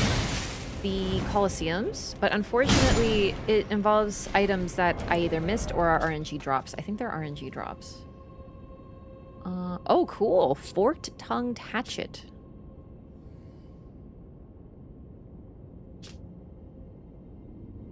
Wow, I don't think I've ever seen this item before. A peculiar weapon wielded by imps, hatchet smith in the shape of a fork-tongued dragon. The gently undulating forked blade is known as an imp's tongue and causes blood loss. Unique skill, dragon form flame. Spew fire from a dragon form maw, sweeping in a frontward arc. Oh, I kind of want to try that. Yeah, I don't think I ever got this on my first playthrough either. That's the thing, there's so many items for like lore. Okay, so look, these are the later ones. These are the older ones.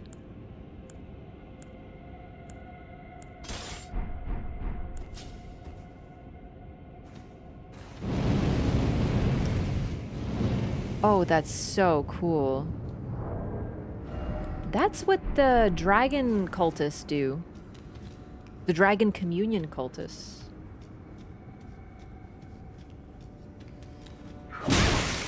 The items I'm talking about are the duelist garb. Not the rotten duelist, but the regular duelist garb. To paraphrase, and this is from memory, because I don't remember the exact parlance, what is basically talked about is that they have, they were like the bad guys in the Colosseum, that they were meant to sort of be like the villain that everyone fights because they wielded, you know, snakes, and they decorated themselves with snakes, because snakes in the ancient era of the Erd Tree were the bad guy. They were the main villain. Oh shit. I was trying to get a good look at him before he like saw me.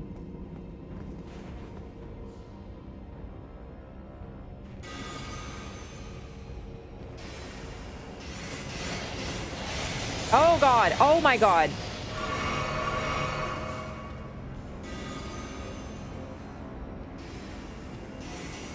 Death incants. Or sorceries. I always get confused. Mesmer's fire being unusually red could also suggest some ties to the Crucible. Yes, I also think it's notable because... Okay. So, Black Flame, used by the Glowmite Queen, and keep in mind, the Glowmite Queen is associated with the serpent as well. The Volcano Manor has the giant serpent. That's also where she ruled, most likely, based on all the sort of, like, environmental evidence. So... And there's, like, the giant snake skin, and they also were all about, like, worshipping gods, right? And, Rykard created the man-serpents, right? They're all, like, his, like, weird half-human, half-snake babies. Well, what are the godskins? They literally have snake parts. They're sort of like an older, more ancient form of the same thing. So...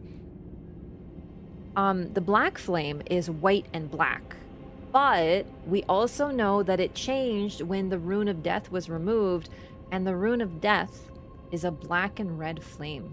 I would argue that the flame used by the Glowmite Queen was likely red and black before the Rune of Death was taken. Like, there's a good argument to be made there, but since, you know, what is white but the absence of color, so presumably it lost its hue.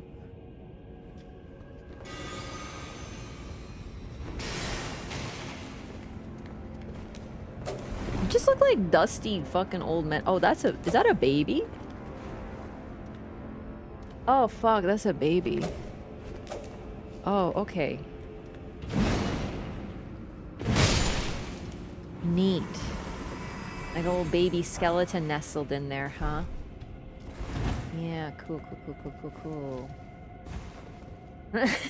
A baby! Yeah, like a skeleton baby. Yeah. Yo, Anderfight, thanks so much for the Prime as well. Thanks so much for supporting the stream. Enjoy your butterfly and emotes. Speaking of Mesmer, let's get the Wraff snakes in chat. Gorgeous.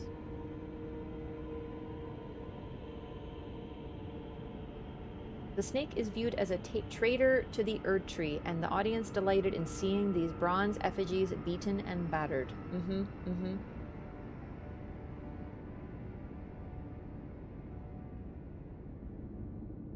So, the snake is the bad guy. Also, the cardinal sin is burning the Erd Tree, and the Erd Tree has been burned before, right? Oh, I remember this room. Oh, fuck me. Oh my god. Oh god. Just run. Ah! Ah! This is such... Ah, no! It happened! Chat, I fell for it! I forgot about the trap!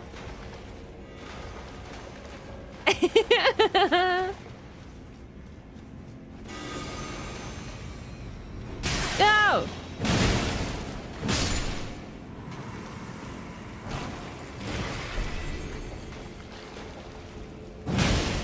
I lived. It's true. Oh my god, why are you so tanky? It's stupid. Okay, so... yeah, I want to talk about this too. The Formless Mother is associated with, like, bloodletting. And then remember what the Enhir Alim Divine Gate looked like in the story trailer. We should watch that. I haven't yet. I'm sort of waiting. Ah, go!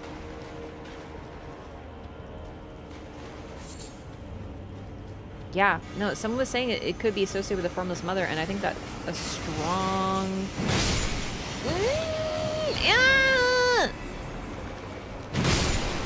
It's a strong point.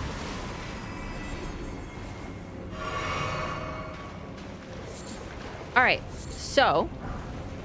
there are so many yellow filigree blooms blooming down here. We've learned, by the way, that they grow in underground grave sites and places struck by lightning. Now, what the fuck? Why are they underground? Well, why are we finding things associated with Godwyn down here? One of the incantations of the capital's ancient dragon cult calls down lightning to charge the caster's body. While charged, electric shocks will strike the area several times. The origin of incantations that bolster the body with lightning, and now a lost art in the lands between. Wait, what was the stats there? 30 faith, 30. I thought it was 50. Oh my goodness. So, they're down here. Tons of things associated with Godwyn and his knights. And really the dragon cult, but the dragon cult comes from Godwyn. He is the originator of it. And now we're learning for the very first time that Godwyn's knights came to the land of shadow.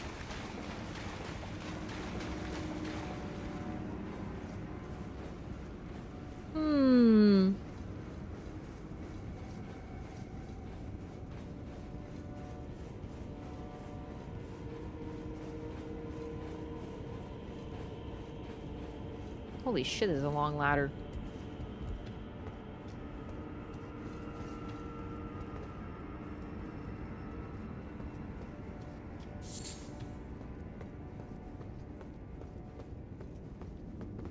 God, this is such a long dungeon.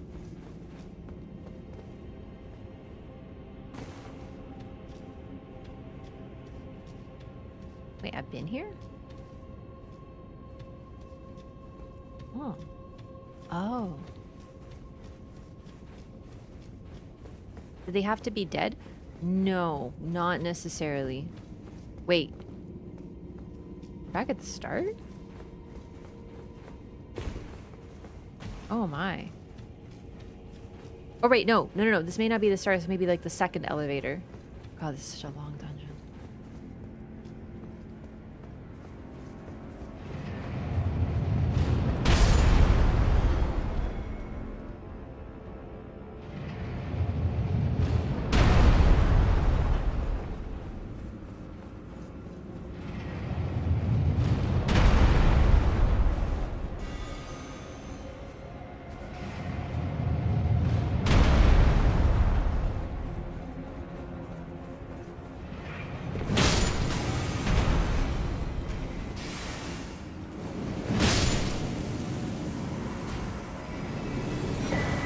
Shadow Realm Rune 3. Oh god. Wait, aren't you dead? How many are there? Are there 3 here? Oh gosh. There's a lot. No. Ooh, they're using the thing. They have the same circle around their heads. I think they're meant to evoke the fire giants. The fire giant's eye with the swirls. I'm not sure. They have the same face as the furnace golems.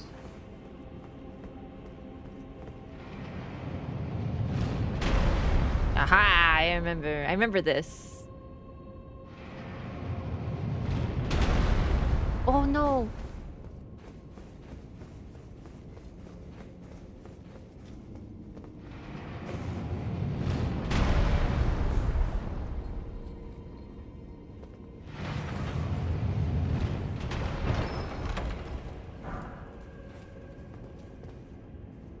Ash of War Blink Bolt. Ash of War grants an armament the lightning affinity in the following skill. Blink Bolt. Skill used by the Golden Knights who served Godwyn. From a low stance, the body is transformed into a bolt of lightning and charges straight ahead at fulgurous speed. I want to try it. Whee!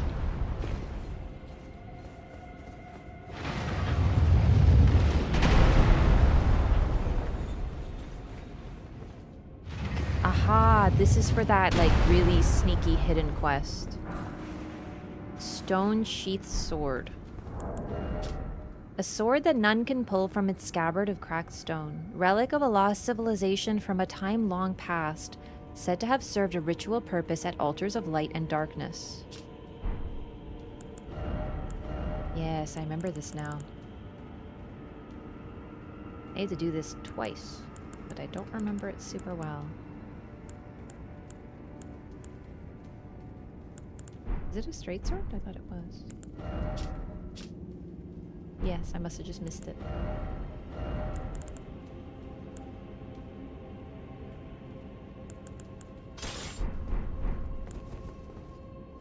So this is very Arthurian. Rather than a sword stuck in a stone, it's a sword stuck in the scabbard. It can't be removed.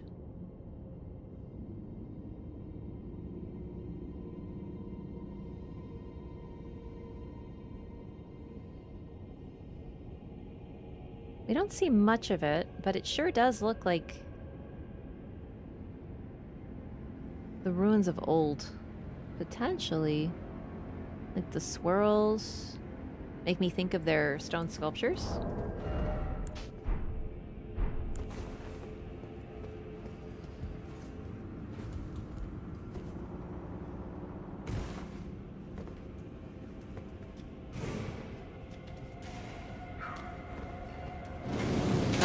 Really fucking like having just fucking goddamn ass tons of these golems, huh?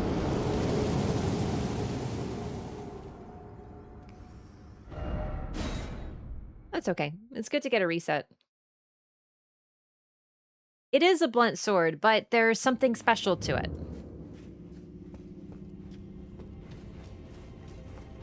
Also, if I'm not mistaken, you can actually find that weapon in multiple different locations. I'm trying to remember how this works. It's been a while. But there's a quest where you have to go to various altars and do so. Like, I'm probably gonna just need to look up how to do this because it's been so freaking long, I don't remember.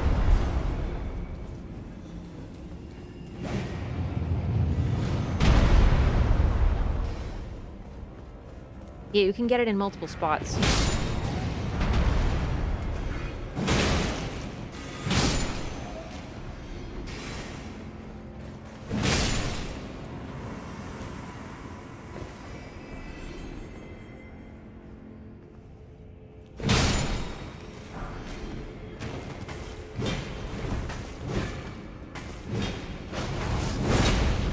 Dang it. That's better.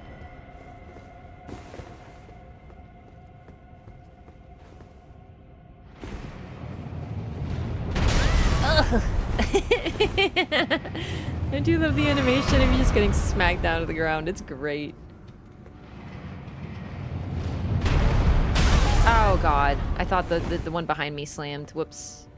Or I heard it wrong. Okay, here you go. We go.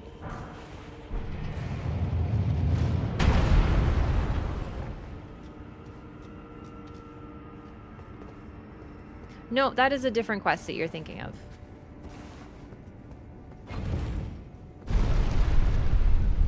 This is specific to these 3 altars. So you saw the altar that we picked that up from. It had like these weird swirls on it. Oh my goodness. We've made it.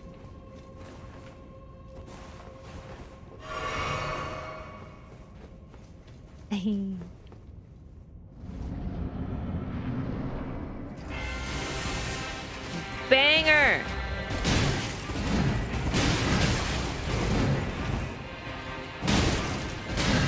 God, they get so much hyper armor, I'm gonna actually have to respect them. I can't just slam them on the dome.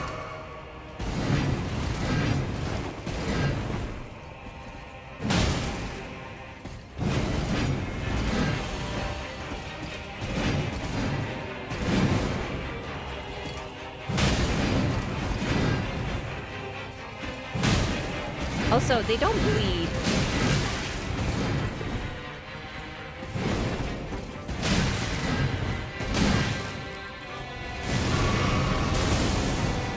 I played Night Rain, bitch. You think I don't remember that move?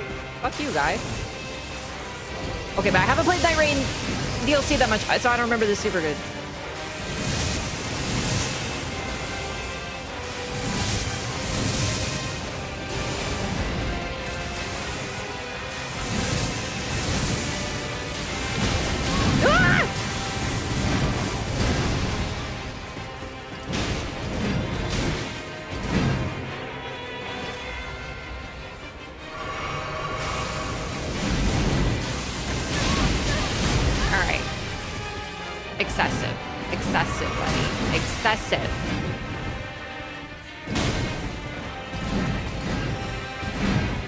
Best part of the song right there. Yeah, they actually don't get poise stun by jumping L1s, which is crazy because everything does, and they don't bleed. Do you actually have to play the video game with them? Unlike Rana, you can just jump and bonk, unfortunately. DLC enemies are just smashing buttons 24/7, non-stop, no pause. Yeah, pretty much. And just cutting through the level geometry while they're at it.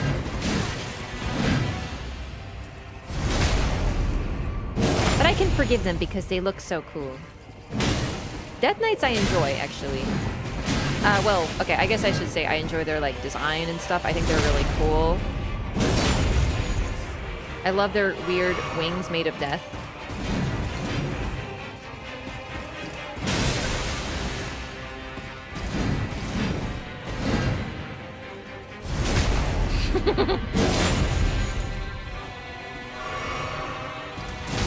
Ow! I kind of want to show the grab off though. Like, I kind of do.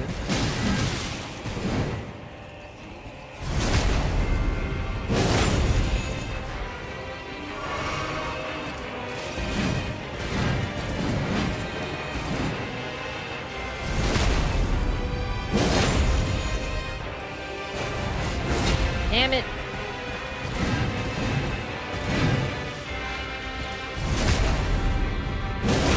I'll just play you like your Dark Souls 1, motherfucker. Think I won't? You think all I got is jump L1s? Oh, sweetie. I'm a professional backstab fisher.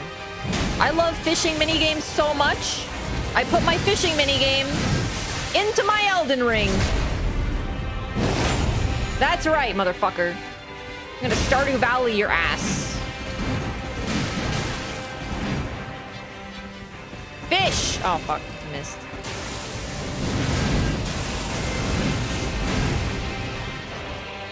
Okay, you're turning your back faster. That's fucked up.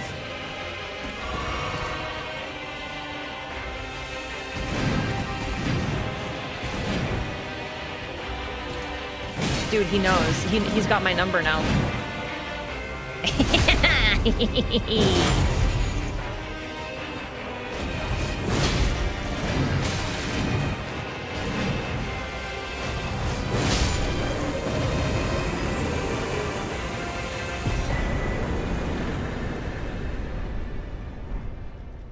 So, on my first playthrough of the DLC, I made a joke that like, oh my god, everyone's in the DLC. I bet we're gonna find Godwin around here. And then, yeah. And then I found this and I was like, are you fucking kidding me? So yeah, Godwin's here. But what's really interesting about this particular one, because I don't think he normally has this. You got the melted face, you got the empty eye sockets, but there's also a third eye on the forehead that looks to be open, and I don't think the other depictions have that.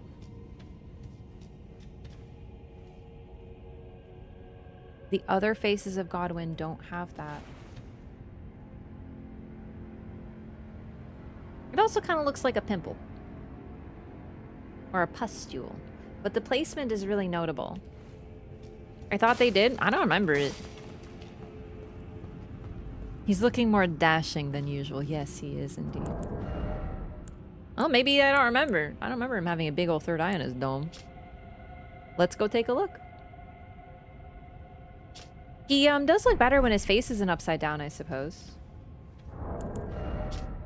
Crimson Amber Medallion +3. These medallions of the largest variety were conferred to Godwin's inner circle of distinguished golden knights. What did Godwin do to deserve this? Probably simply be too powerful. And therefore a threat. Does he have that in Stormvale? I don't remember seeing it. Well, let's go take a look. I really don't remember a third eye. Death Knight's twin axes. Golden war axes of the Death Knight. A pair of weapons made to be wielded in both hands. Crackles with lightning, the power of the capital's ancient dragon cult. The Knight, once the personal guard of Godwin, was also the protector of the Prince of Death's cadaver surrogate.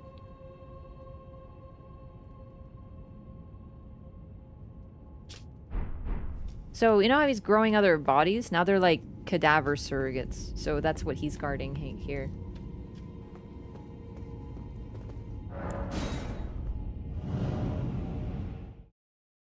Where his old mouth used to be? They were probably jealous? No, it wasn't jealousy. Remember who did it? Rani killed Godwin. And Rani is very, very, well, clever. Why would she kill Godwin? Think like Rani. You want to become the next ruler. You're willing to do whatever it takes. You're willing to betray everybody if it gets you to your goal. You're cunning and you're ruthless. What would you do if you had a possibility of killing one of your greatest enemies? Because they're influential and powerful. You would kill them. So keep in mind, I am pretty much convinced now, and I don't think anything else makes sense, that the initial purpose of the Knight of the Black Knives was a plot by Rani and Marica to kill Marica herself. Marica helped plan her own assassination because, as we know, she wasn't able to die because she didn't have control of her own body. The Rune of Death didn't really help with that, but we know this. We also know that the entire purpose of the Tarnished and the Shattering was for Marica to end her reign and die. So, if you plan your own assassination and then you're Rani and you think, okay, and I've talked about this before, but I think this is very, very important. Marica wants to die. She is not your opponent. If in other words, like, she is your ally. Ronnie is being helped by Marica. So why kill her? She's not an enemy. But if you have the opportunity to assassinate someone who is... Well... Wait, when did I get this map? Was this always filled out? Oh, I was looking at this. Right, okay. Sorry. If you get the opportunity of, rather than killing someone who is not your enemy, killing an enemy, wouldn't you take it?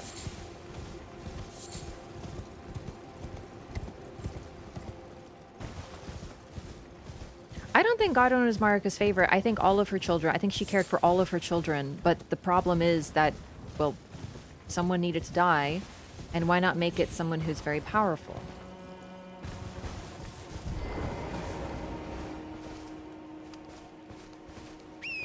So Ronnie changed the plan of the Knight of the Black Knives, and she changed the target. It wasn't personal. It wasn't out of malice. It wasn't like, fuck you, Marica. It was just, it's what she had to do. And so she did it, because she's Machiavellian and absolutely fucking ruthless. Oh, I missed a treasure. Ooh, Fire Spark perfume bottle. And she was right. Also, we know that the victim couldn't be another Empyrean because that could be risky in terms of the two fingers. We know that even killing her body and moving her soul to a different body did not fully sever her tie to the two fingers. She still needed to kill her two fingers, right? So it's likely that Ronnie knew this, and thus she wouldn't kill another Empyrean because an Empyrean would have a chance of... Like, there was a higher risk of her being forced to take Marica's place. So Mikola and Melania are out. They would not be killed. Godwin is likely the most influential after that. Also, it may have just been that he was just that powerful, really. To destabilize it the most? Well, realistically, destabilizing the Golden Order would be, killing Marica. Well, no, actually, you're right. Well, no. No, killing Marica and Radigan would be the most destabilizing. But, once again, Marica is her ally, and therefore not an enemy. So, why kill someone who wants to die already when you could kill someone who could be an enemy to you? It makes perfect sense in Ronnie's mind. It's like super... It's so her. But no, like, I'm with you. I agree. I think that Godwin is a very, very good target. But the main thing is that Marica wants to die already. So why kill her?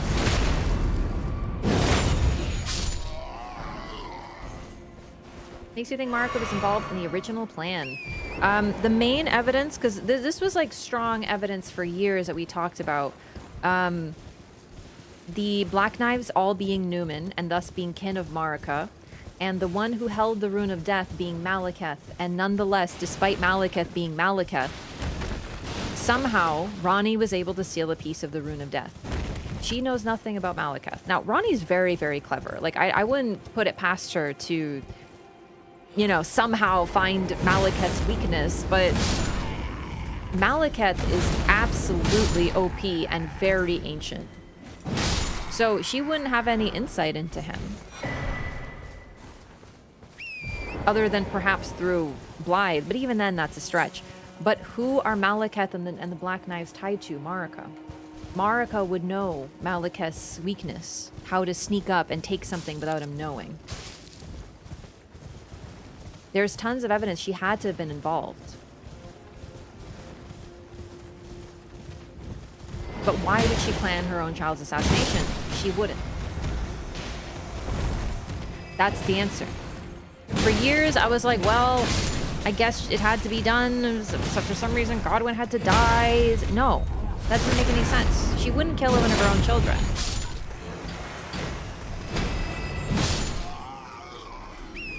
And then she shattered the Elden Ring after that, because she tried everything else. And even Ronnie betrayed her in the end. So she did, you know, the nuclear option.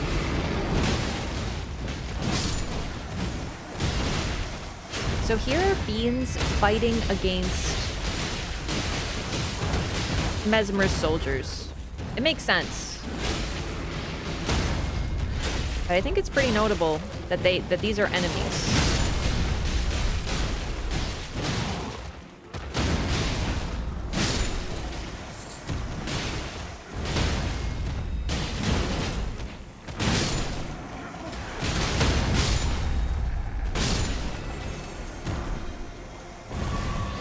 So many drops. Let's see if anything's new. Gauntlets of the rank-and-file soldiers of Mesmer's army. A pitch-dark soot clings to it, much like the inner faces of the men who wore them. Love that. Oh, right, the spread crossbow. A modified crossbow made by combining 2 crossbows into one. Capable of loading multiple bolts and firing them simultaneously, enabling a spread of fire. Same lore about the Shadow Tree engraving in gold. Then we have the Fire Spark Perfume Bottle. Perfume Bottle remade into a weapon by perfumers of the Realm of Shadow. Attacks release perfume powder producing sparks of fire. The crusade was a violent purge, and the perfumers were not called there to heal. They're harmacists. I love that term.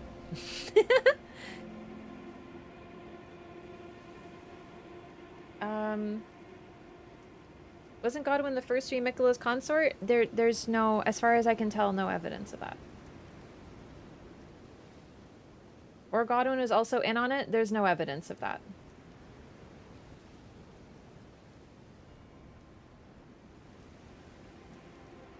I like, it's possible, but it's sort of like, to me, that's a really weird thing that Godwin would be like, okay, you can kill me so that I can, like, save Mom when Mom wants to die. I don't know. I think that's...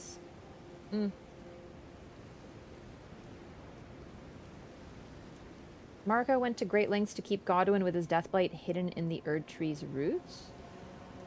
No, that was an honor. Erd Tree burial was a great honor, so of course the first of the dead, one of her children would be buried at the roots of the Erd Tree, not anywhere else. Like it's like that was the tradition of the Erd Tree, that the greatest heroes were buried there. And also, this predates the Erd Tree, because the coffin that takes you to the roots of the Erd Tree, like to Godwin, has like red magic, which means it's primordial, which means that people were being buried there even before it was the Erd Tree, even when it was the Crucible. So I think it's just simple that Deathblight spread because, well, he was buried there because where else were you going to bury him? He's one of Marica's children, you know what I mean? The Golden Epitaph? I don't think that means that Miquella wanted Godwin as his consort. That only means that he wanted Godwin to die a proper death because he was in this twisted, horrific form, and that's his big brother. So... Oh, they're decks. They're kind of cool. Let's try it out. I think I tried it out last time. It's a whole different weapon category. They are very cool. But I never really use them.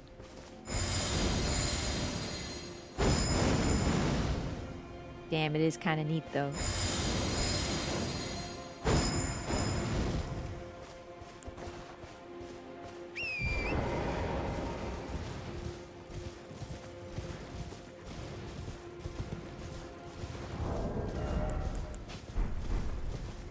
So we're gonna do this next, and then we'll be heading to Castle Ensis proper. But these dungeons are really important, and very neat actually. They give us a ton of lore. So, Godwin, this is the first we're hearing this, by the way. What is it called? The Cadaver Surrogate. Oh, right, I was gonna look at Godwin's third eye.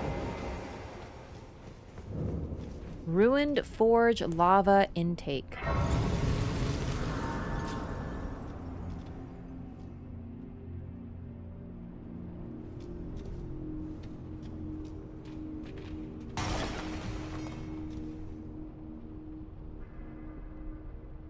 It looks different.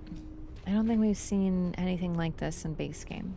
I'm trying to see like who built these, but it doesn't look like anything else.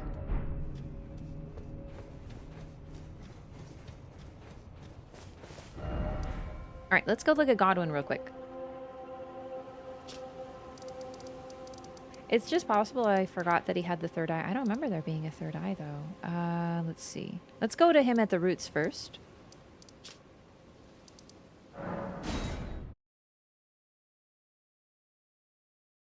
Three Fingers is not as well guarded as Godwin. Oh, it sure is. What do you mean?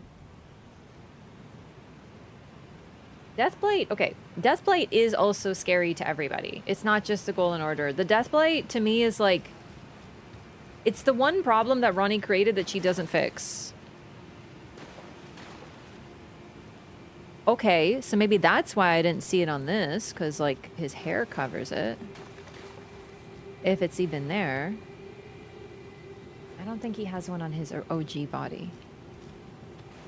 Because it'd be on his forehead, which would be like there.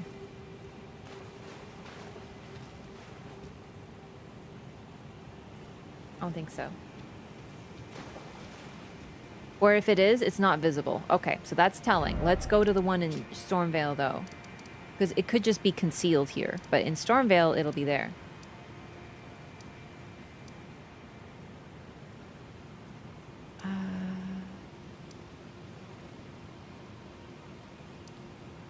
I think it's this. But no, the Three Fingers is absolutely well guarded. Hidden deep in the sewers, far underground. Oh my god, I totally forgot to show off the really cool illusory wall. In the Three Fingers. I went the wrong way. I never opened that door, but it's fine. We can just do this.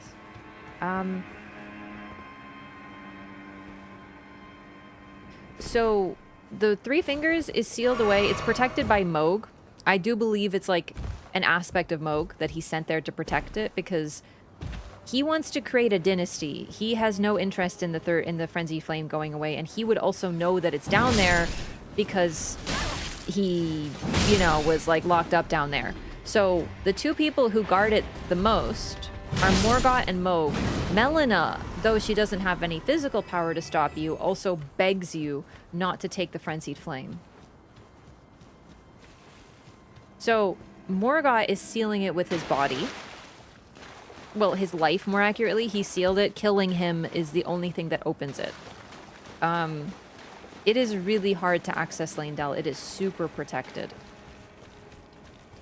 Oh yeah, he does have the third eye. Or it's a pustule. I gotta say, it depends on the angle.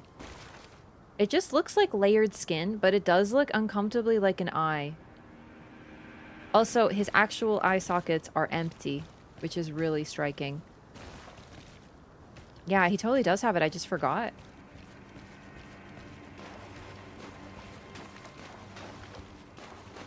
I think if this one was standing up the same way, it would also look more like an eye.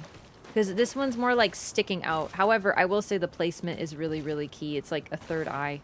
And we do know, as we showed, Godwin, as the Prince of Death, is aware of what's happening in whatever form that takes. He does support Fia. He does want to spread. So though Godwin, the Golden, he's now different. And the people who knew him as Godwin the Golden want to help him. Nicola, Fortisax, right?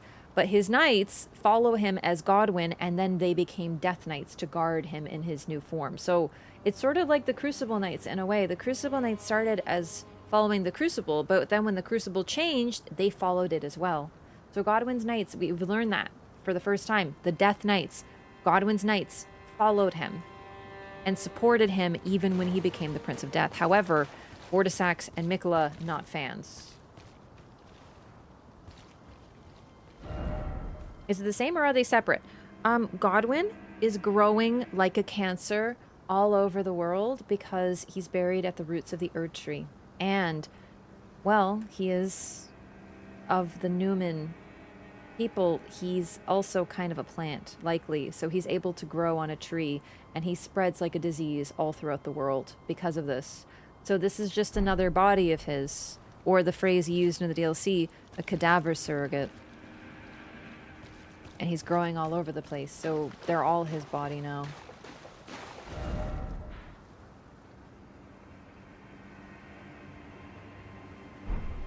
I believe the third eye was what used to be his old human mouth. I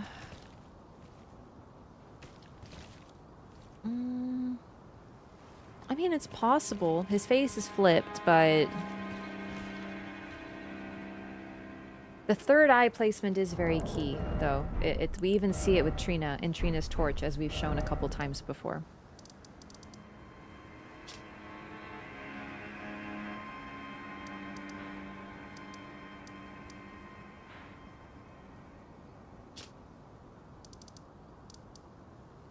I've like forgotten the map.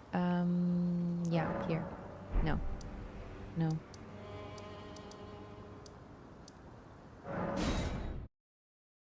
I totally forgot to show off this illusory wall. I just, you know, got caught up in the frenzy flame stuff, but this one's really cool. Not this one. This one? There it is. This is such a callback to Dark Souls 1. Whoops, sorry. I've been playing Dark Souls 1, speaking of which. The double illusory wall! What?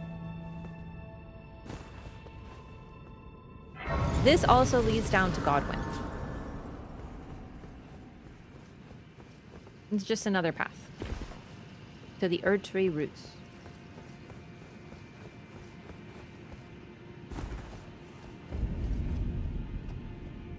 aka Deeper Depths.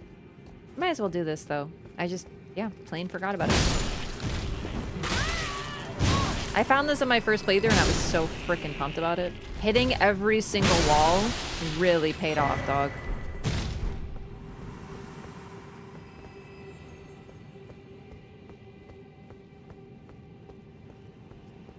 Okay, we were talking about Godwin. I feel like I was talking about something that I forgot to finish. Seriously, well, is why I say Godwin is more hidden. In Elden Ring, they kind of just give you more than one way to access the same stuff, even if it's like really hidden. Also, like I said, I straight up think this is a Dark Souls reference. In Dark Souls, the only way to access Ash Lake, which is basically the bottom of the world and is known for arch trees, which are gigantic trees, and you end up at the very bottom, almost like you're at the root of the world, is by an illusory wall that has a chest, and then behind it is another illusory wall. It's two illusory walls that lead to this area. It's the only way to get to it. Thematically, it's the same as this, where you access the Erdtree roots through a double illusory wall. It is the only time in the entire series that they have done two illusory walls. It was Dark Souls 1, and then they did it again in Elden Ring, and it's the exact same idea. So I straight up just think it's a nod. However, it is also just another way to get to the same area. Elden Ring didn't want you to miss anything. Every single area has more than one way to access it, really. Deeper Depths, I think you can access it here or through the gargoyles.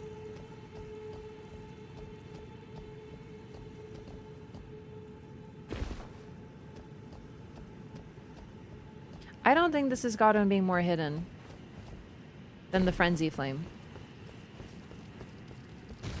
Because most likely you're going to come here before you come to the Frenzy Flame. There's some pretty hardcore quest lines that lead you down here, and they're going to tell you. Also, I think you come here through Rani's quest as well. Which is literally unmissable.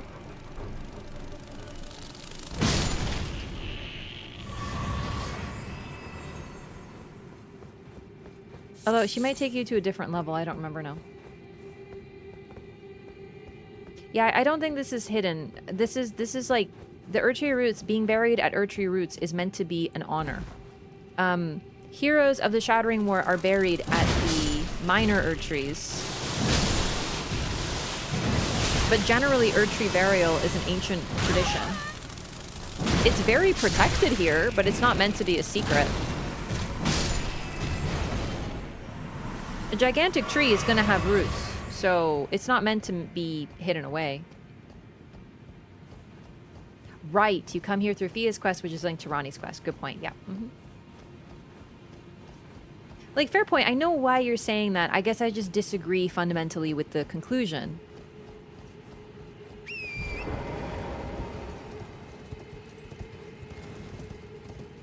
That this was more hidden than Three Fingers. Morgott and Moog both had an interest and both were actively preventing the spread of Frenzy Flame. Best they could, anyway.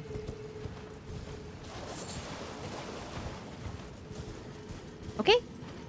Showed this path. A little delayed, but I think it was worth showing off because I forgot about it. Castle front. No, sorry. The ruined forge lava intake.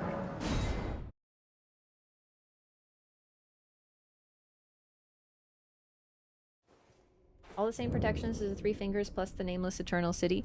Well, okay.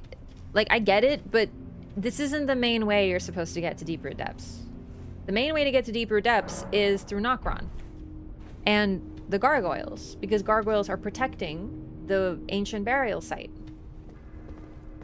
They are effectively golems. They're sort of more advanced golems because they're also built with corpse wax, but in general, they are protectors that stop anyone unauthorized from accessing the burial place. And all throughout that area, there's the ruined Eternal City and tons and tons and tons of gargoyles to prevent anyone from getting egress to the Erdtree roots. So it's not hidden, it's just protected. Yes, that is another way to get to them. And you totally can, for the first time, find Deeproot through that Frenzied Flame path, but it's not likely.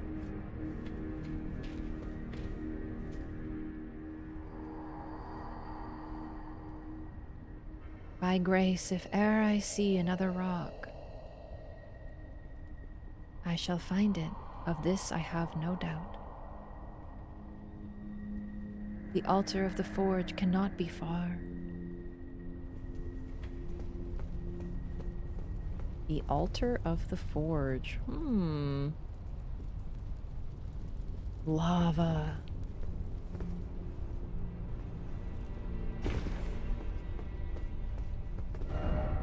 Hit them where they're weakest.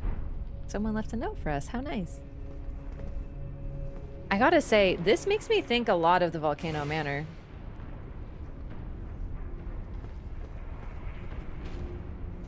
But not quite. It's not the same. It's the swirlies. Speaking of golems.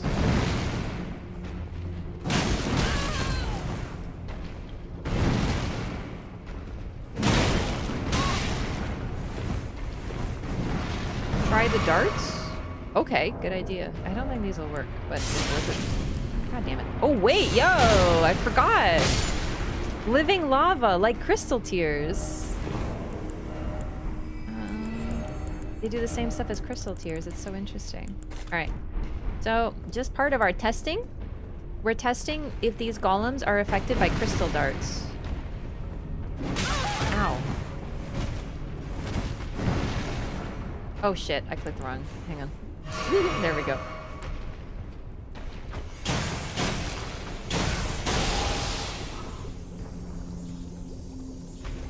Okay, does that count as being afflicted? Because they're still mad at me, but like, they got the bubble effect.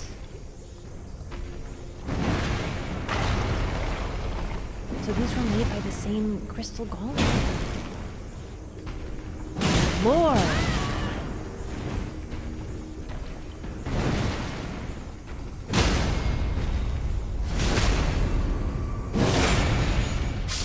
Also very interesting, it's like they have a crystal in their back that animates them. So this replaces mines in the DLC, but they're not mines.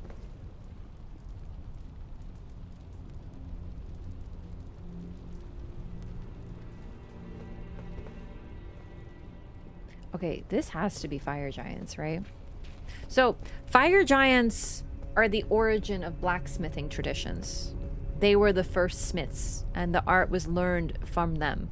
And it's very interesting because blacksmithing, like, the fire giants are pretty much entirely associated with flame, ruin, and destruction, and a fell god, but they were also smiths.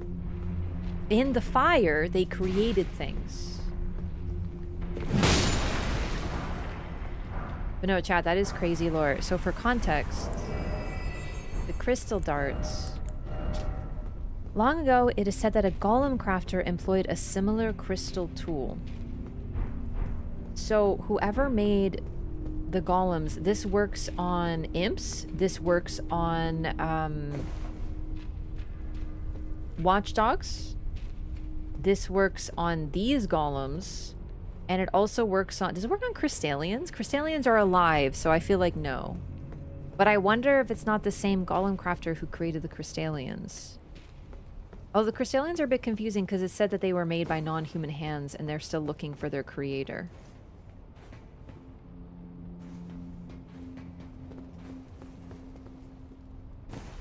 Yeah, so those were made by this by the same maker here. But yeah, no, just to go over how the fire giants, it's sort of like the one exception that they were credited with smithing. Smithing is also something that likely Marica did because Marica's hammer, right? Like, she used a hammer not to harm but to create, and Hugh, who she was very close to, was also a smith.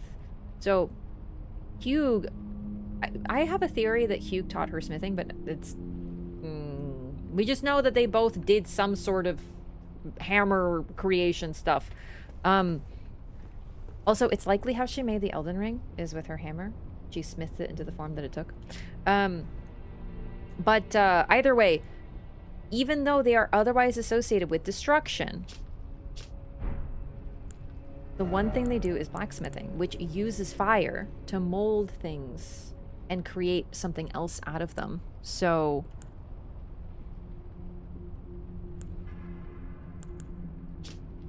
even they're not fully, you know, destructive. Scorching gas rock is sealed inside in a powdered form. Throw at enemies to disperse a searing cloud of heat, dealing continuous heavy damage to those caught inside for a short duration. Marica was a summoner while Radigan was a blacksmith. Radigan couldn't have been the blacksmith because it's Marica's hammer, not Radigan's hammer. He uses it as a weapon of war, but it's not his hammer. Shit. I actually didn't mean to do that, but it's fine.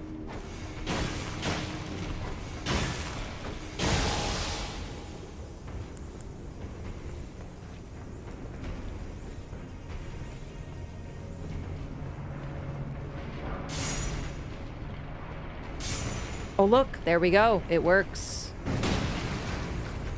That's really sick.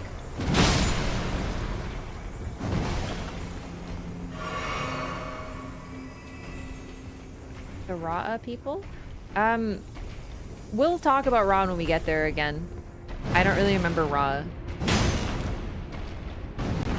I kind of felt that Ra is like the civilization of Erd. Old? What's it called? Old. But like, we'll see. There's a whole lot of ancient civilizations, that's for sure.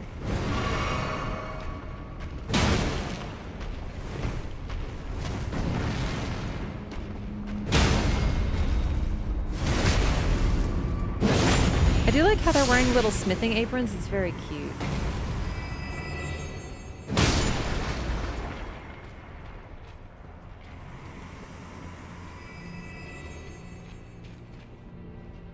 Golden Order only accepts fire that harms the user. Well, that's more the fire monks, and the fire monks are a slightly different category. I don't think that's really the same thing because they used it to control the fire giant's flame. Also, the fire giant's flame is, we talked about this during the fire giant fight, but look at how the fell god worships. Like, look how you worship the fell god. We see it during his fight. He tears off the fire giant, tears off his own leg, holds it up, and it burns, and then the fell god awakens. The fell god feeds off sacrifice of flesh.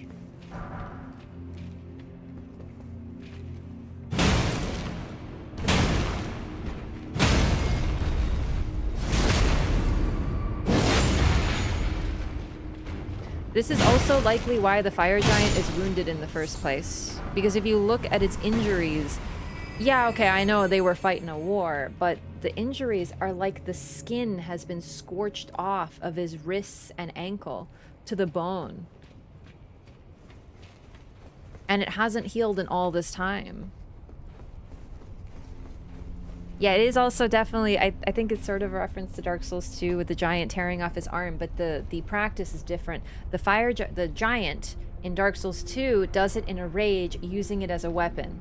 He takes off his like leg and smashes you with it, or is it the arm? Whatever. The fire giant doesn't use it as a weapon. He sacrifices it to his god. He holds it up as an offering. It burns, and the fell god awakens. Do you know what I mean? Like, the fell god being an evil god is not just, you know, brainwashing. Like, look at how it's worshipped.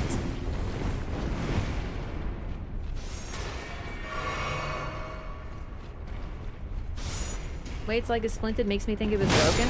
It is, but if you look, it's not just broken. It's like the skin. It's like a circle of skin has been just torn away. And it looks burnt around the edges. It looks like an injury that hasn't healed.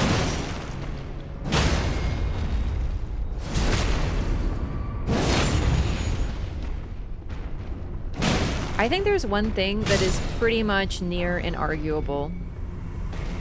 Is that the age of the Erd Tree was better than the ages that came before it. Well, okay, not all of them. All the ones that we know of, just to be clear, though. Because everyone that was defeated by the Erd Tree were some crazy fucks. Like, holy fuck. We have the Glomide Queen who likes to skin people. We have the Horn Scent who like to turn their own people into fucking pots.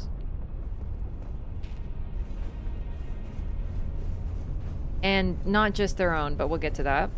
And then we have the fire giants who sacrificed flesh for their god. We don't really know if it was only their own or if it was others, but it's not looking good.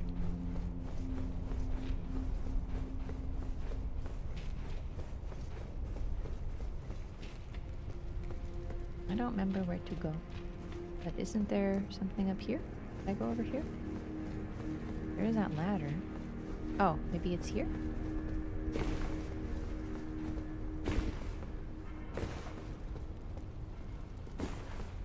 Radigan was a seamster.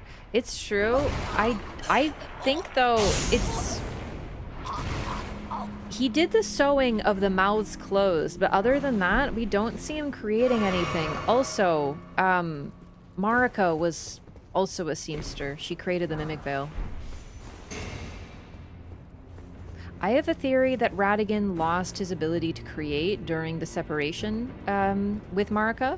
So when the separation was still fresh, he was able to at least like sew mouths closed. But other than that, we don't see him create anything, do we?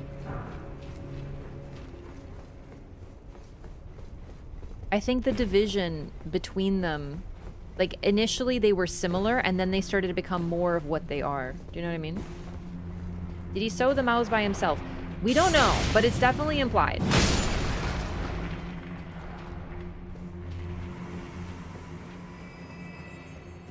The ancient Dragon Age? Yes. I'm more talking about the ages that preceded the Erd Tree. We don't know too much about the Dragon Age, but we do know that it ended in betrayal.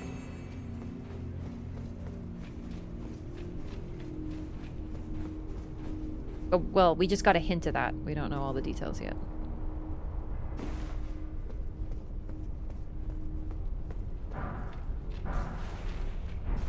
There it is. Marica and Radigan were born of one body. They are one entity that was split into two, and then they were separated and split for a period of purification, where both of them sort of became more of what they already are, and started to embody their aspects to an even more extreme degree, and then they were recombined in Leyndell when Radigan became the second Elden Lord.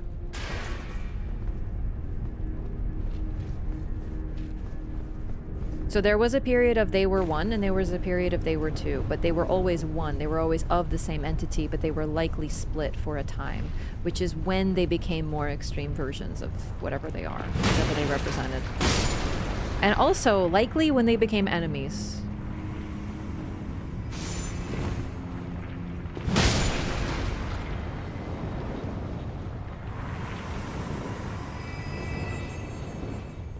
What game is this? This is Elden Ring.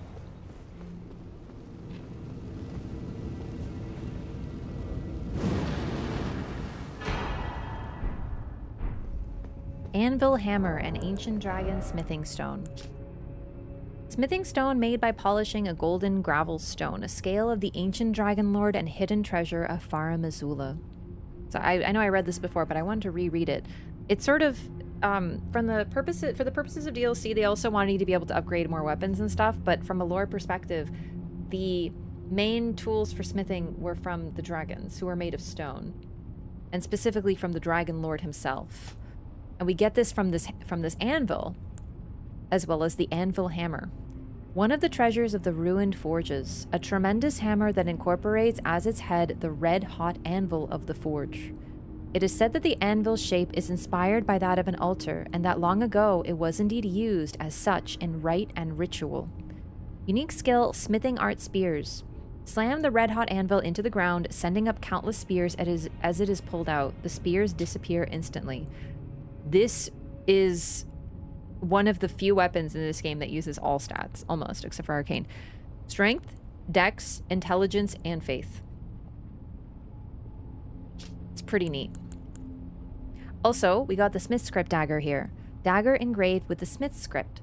Reduced mass enhances the effect of the smithing arts, allowing this weapon to function as a throwing dagger for all attacks. Once thrown, the dagger instantly reappears in the wielder's hand, incompatible with Ashes of War that grant skills with an affinity. I like your divide and recombine theory, but is that concrete? No, but DLC further suggests that it's correct because of Trina and Mikula, but we'll get to that.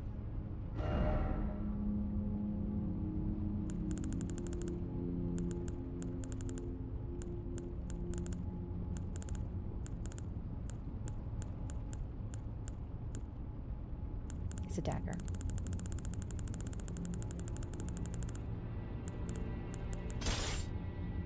Oh, Smith Script. So we're finally introduced to the Smith Script concept, and Smith Script requires int and faith. Equal amounts of both. And like it says, you throw the weapon and it reappears in your hand. This is Smith Script. And then we have this anvil hammer.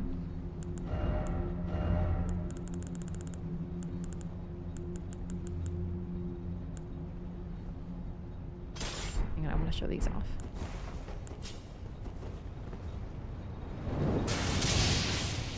God, that is pretty cool.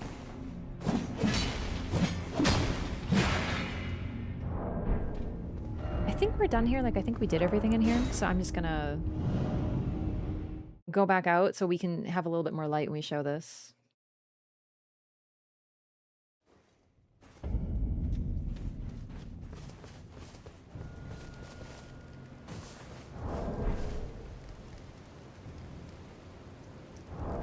Yeah, that's the thing. I know a lot of people have generally sort of talked about how, like, a lot of the lore might be, like, Erd Tree propaganda and, like, oh, the Fell God wasn't bad, maybe, and stuff, and they were just a bad guy to the tree.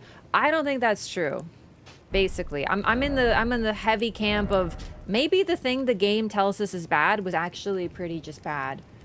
You know? Like, I think it does what it says on the tin. It's a colossal. Okay, that helps.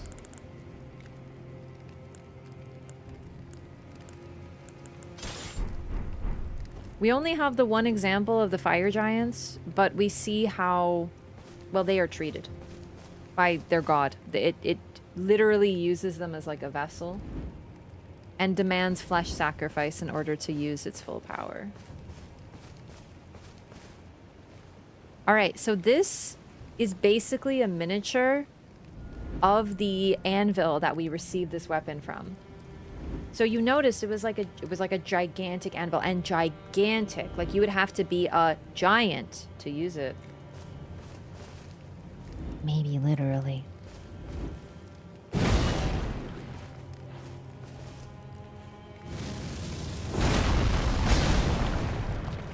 And they're the Smith's Crypt spears.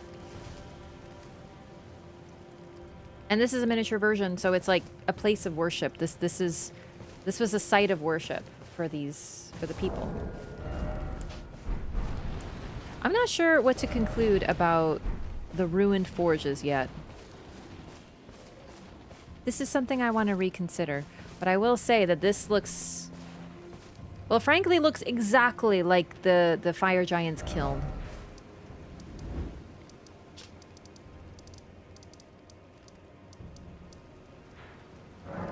Or forge. Kiln. Same thing. At least from what I remember, but let's take another look at it. Because I don't like... Okay, well, here's the problem. I was looking at it in free cam mode.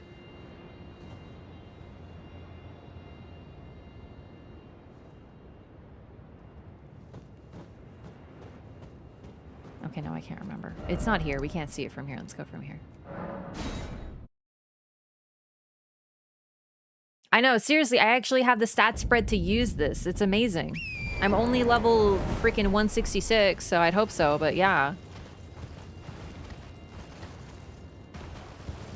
I'm shocked I have enough dexterity. Alright, let's take a look. Okay, so no, little different for sure. No, that's pretty much the same. The swirlies. Look at the swirlies. It also looks like the pots.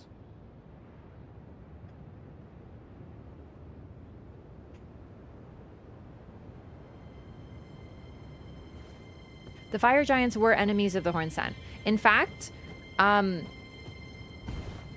think there is a possibility, and I'm not even saying I think this yet, but I'm considering there is a possibility that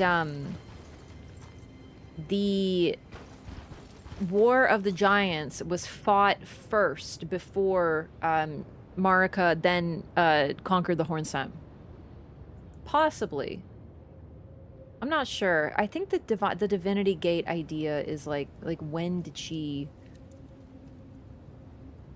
I wonder if she didn't fight with Godfrey, like Godfrey more accurately fought, like Godfrey's the one who did the fighting, she was just like the cheerleader, and like the figurehead, sort of. I wonder if she didn't fight that war on behalf of the Hornsan. And then eventually was like, okay, but y'all gotta die too, actually. And the Hornset was like, Mesmer fought the fire giants? No, Godfrey did. The game tells us Godfrey did. Listen, I know about the impaling. Trust me, I know about the impaling. But, well, we've looked at this and looked at this and looked at this. This isn't the form of impaling that he does. It looks like A, thorns, and B, it's trifold. It looks like Formless Mother shit. And now that we sort of actually created a link, tangential, but still, between the Formless Mother and the Hornsan.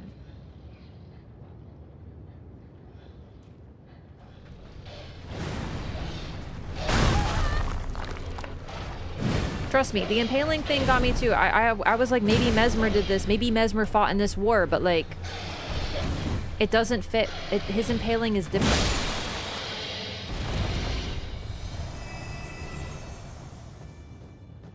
Also, once again, thorns. Briars of sin. And we've talked about this, but how they might actually be linked to the Formless Mother. Because how are the thorns generally created? The Briars of Sin sorceries involve harming yourself and with your own blood. Like, they take HP. You create these thorns that then harm someone else.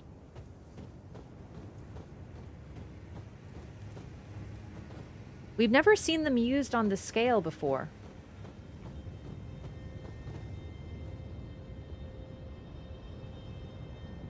We do know the fire monks use briar sorceries. Also that there's something called red glintstone that is made of blood. And that is something that enhances thorn sorceries.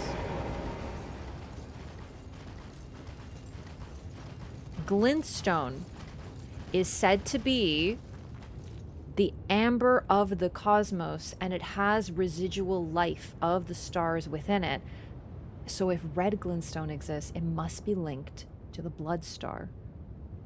But there's nothing that says that the blood star isn't the formless mother, isn't like her aspect.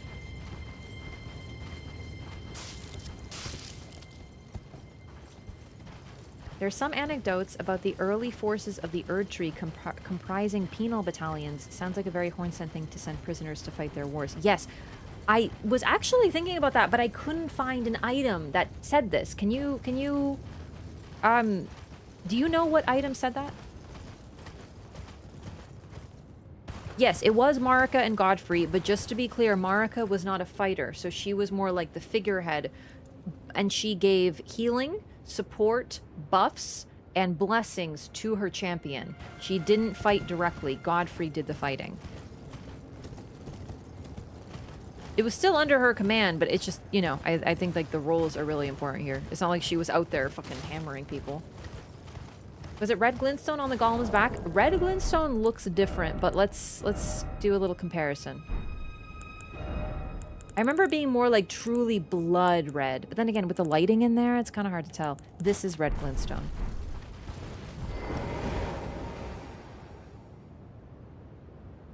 It's like glintstone, not even. It's crackly, orange to red. Didn't she curse them? Who cursed who?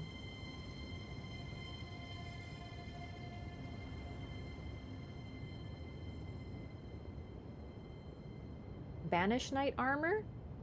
Banish Knight armor isn't the penal stuff. Oh, I guess one thing we could say is the prisoner is a tarnished. The starting class, which suggests that prisoners were fighting in that war as well. Just don't get how you know all this. I mean, this is literally, you're seeing it. This playthrough is how we do it. We play, we read, we question, we replay, we read, we question, we discuss. I don't think that's red glintstone. Remember, red glintstone is for other things. But still, it's not to say it can't be, because the golems, those golems are rather interesting. They seem to have hair. They kind of look like fire giants in a way. Like their bodies, they're like extreme stockiness. Okay, little side quest here.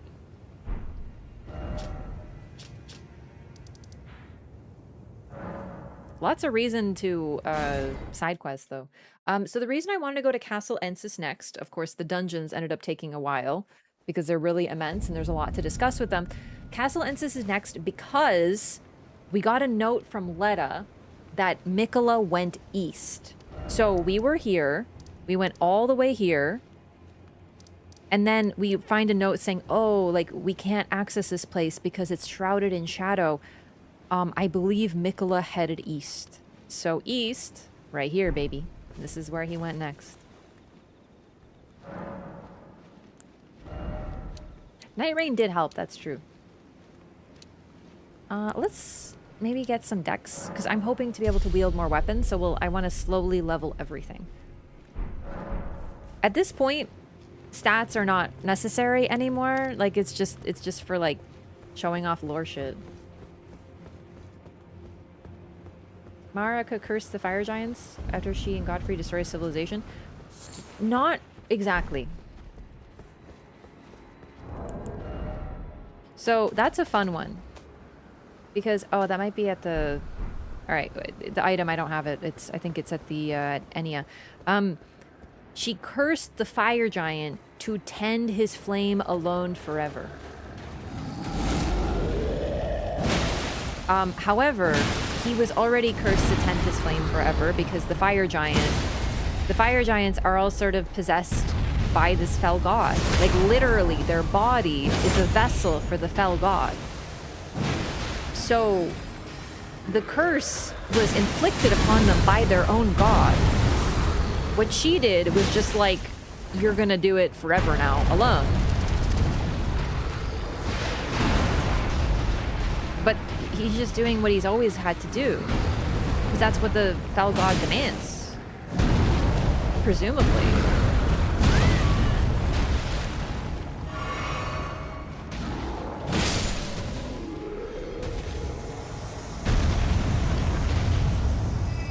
These golems are weird because they could have been built by the fire giants, but then what's the giants' connection to the bubbles? Yeah, so I think we should point out that the bubbles are sort of the status effect that signifies that you've like hacked the golem. And bubbles are associated with the ancient religion and the priests in the civilization of Old. I keep using a different name. The underground ruins, the ones that Moog is like camping in. That's the ancient civilization. The only denizens of that civilization that still exist are the bubble priests. I forget what they're actually called now. The ones that the claymen who search for lost oracles in the bubbles or something like that. Royal magic Greece, believed to have once been bestowed upon low-ranking Carian knights in lieu of the Fellowship's characteristic swords. So, I should also point out, that was one of the Royal Carian Troll Knights. And then we have more Carian soldiers. And I do say Carian, these are Royal Carian soldiers. These guys, specifically, sided with the Carian Royals. And they created a conspectus specifically for it. What the frick are Carian Knights doing here?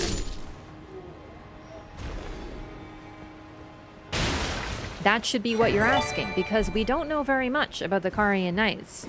Well, okay, we know actually a fair bit with Rani and Rana and everything, but we mainly know that they were an enemy of the Erd Tree, and the peace was made through marriage, and then everything was cool after that.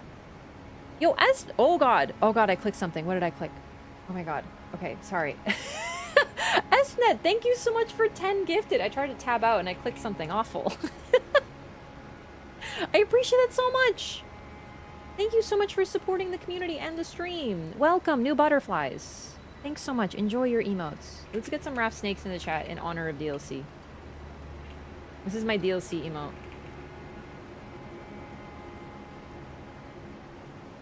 Yeah, the Lazuli Conspectus. That's specifically what they're under. They were also considered traitors by the Rhea Lucaria because, well, Rhea Lucaria was initially founded to study primeval sorceries.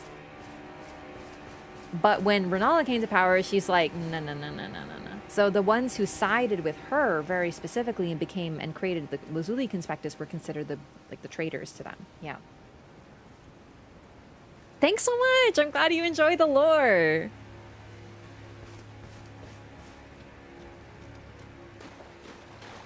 So more burning impaled corpses. Very cute, very nice. As we approach this castle. So this is a weird moment because once again, the main thing we know about the Carians is that they sided against the Erd Tree and they fought against it. The peace was made, so, and this is also very telling. The Erd Tree was willing and able to make peace with various groups. They did with the giants, sorry, not the giants. They did with the dragons, the ancient dragons, and they did with the Carians. So it's pretty, I think that's an important thing to remember because I know there's a lot of discourse of like, oh yeah, the Erd Tree just killed and conquered and slaughtered everybody. Well, yeah, they sure did a lot of killing, but they also made peace. So what are the circumstances under which they made peace and what are the circumstances under which they didn't? And I would argue that the circumstances are if the one they were siding against actually wanted peace. Caria? They made peace. They were chilling. They were like, fine, we're cool. Everything's cool.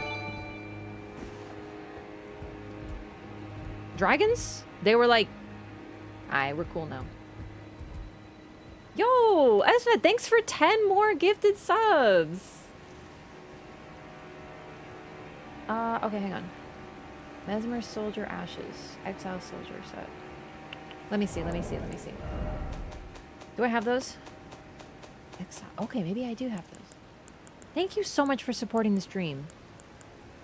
I appreciate that very much. Another 10 for good measure? Thank you. Is a DLC after Elden Ring? No, this is like way before.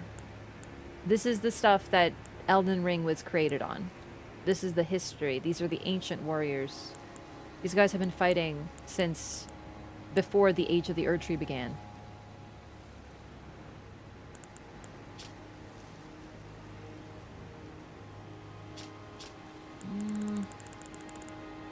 Exile set is... I guess I don't have that. I'm trying to think. Is that the one with the big cloth? Aren't those Banished Knights? Oh, man.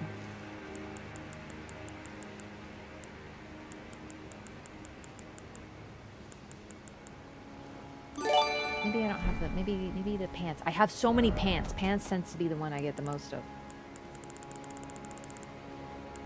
Yo, Con! Thanks so much for the gifted sub. I appreciate that very much. Targeted strike. I appreciate that. Thank you. It's possible I just didn't get it. Not Banished Knights.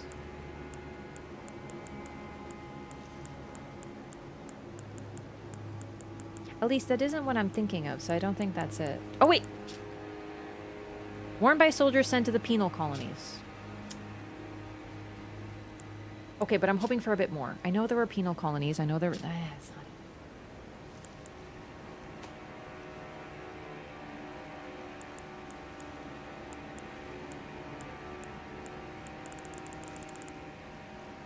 I don't think I have the Mesmer Soldier Ashes yet, do I? I don't remember them.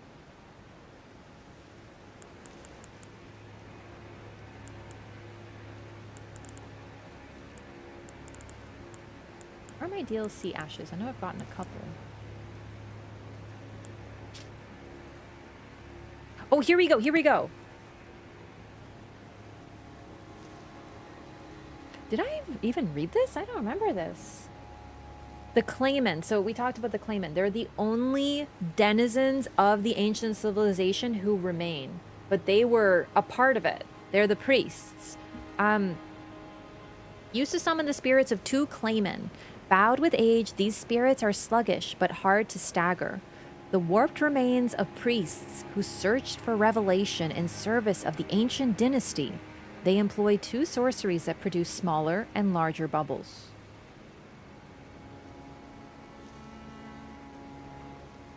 The big dragon? We'll get to the dragon. Don't worry, we haven't been there yet.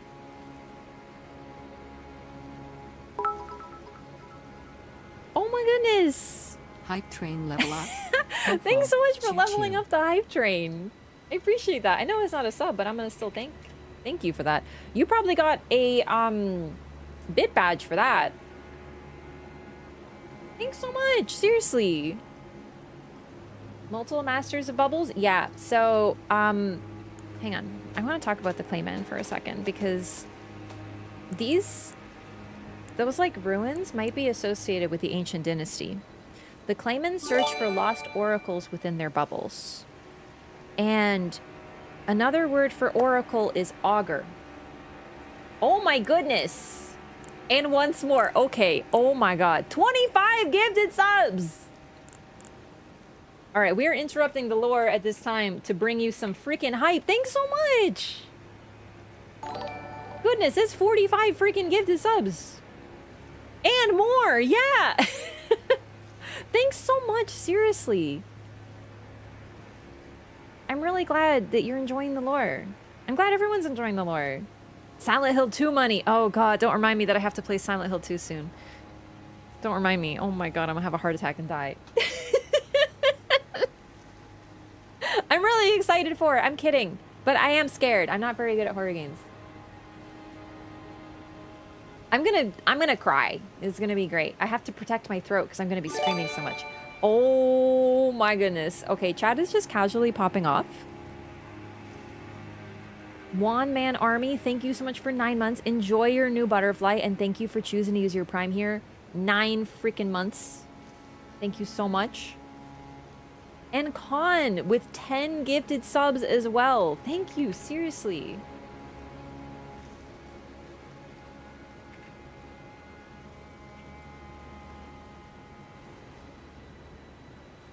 Enjoy your emotes. We got a bunch of new ones recently. Oh my god. Bucci Bear with 5 more gifted subs. Thank you so much. I am pogging out of my gourd right now. What the heck? You guys are crazy. Crazy kind. Thank you. That's a whole lot of gifted subs. Thank you, seriously. Everyone, enjoy your butterflies. And ad-free viewing, don't forget that. Keep up the lore, it's amazing. Thank you. I need to do, like, more lore runs.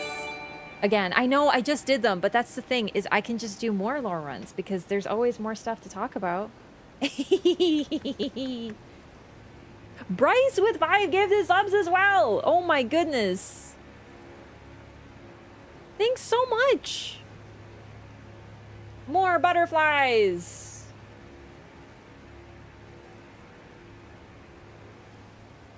Hang on, I want to create a beautiful emote link. There we go. Thanks so much! Oh my god. Pee pee poo poo mega doo doo. Did you enjoy that TTS? Con, thanks for 1,050 bits as well. I'm just stun locked right now by Get the Subs. I'm very grateful. Thank you, gamers. Seriously. Yeah, I guess when Tarnished Edition comes out, we're just gonna have to do another lore run. Really, though, I actually was thinking of waiting to do the lore run until Tarnished Edition came out, but I was like, I want to start it, though.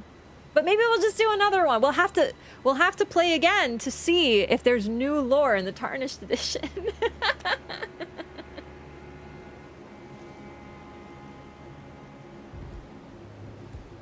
Thank you so much for everyone enjoying the lore run, seriously.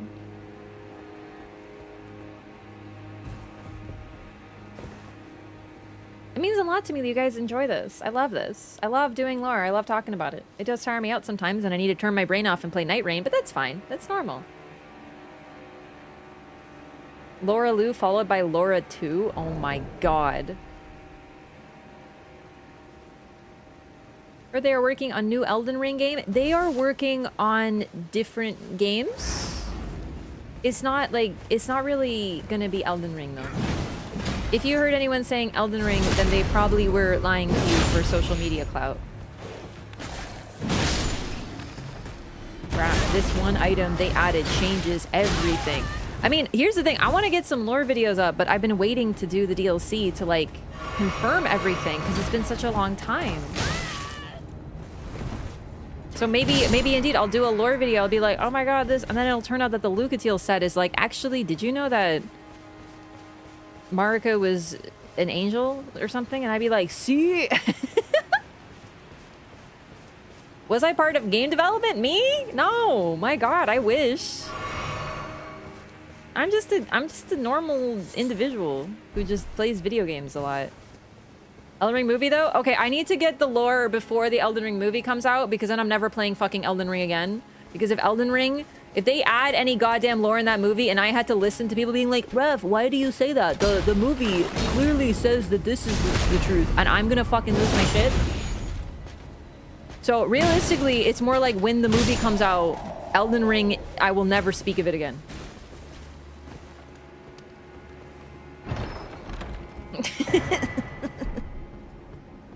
There's a risk. Like the worst case for me, the risk is sky high, gamers. Yeah, I'm a why are you putting normal individual in quotation marks? I'm normal. I'm very normal.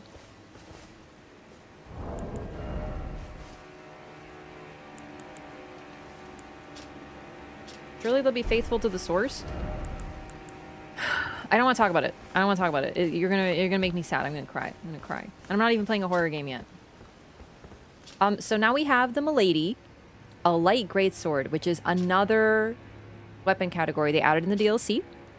A light greatsword, that is, a sword whose blade matches the length of a greatsword while being constrained to a minimal weight. Nicknamed after ladies of noble status for its refined appearance. With cultivated form, one can wield this weapon as swiftly as one might a straight sword.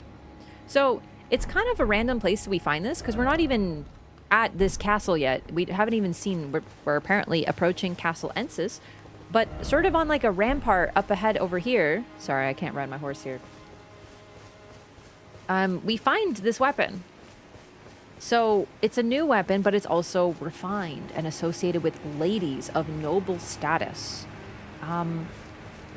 Now, once again, this is a bit confusing in the context of the game because, well, these are Carian nobles, but then we have this... What is this exactly? Isn't this Mesmer's symbol?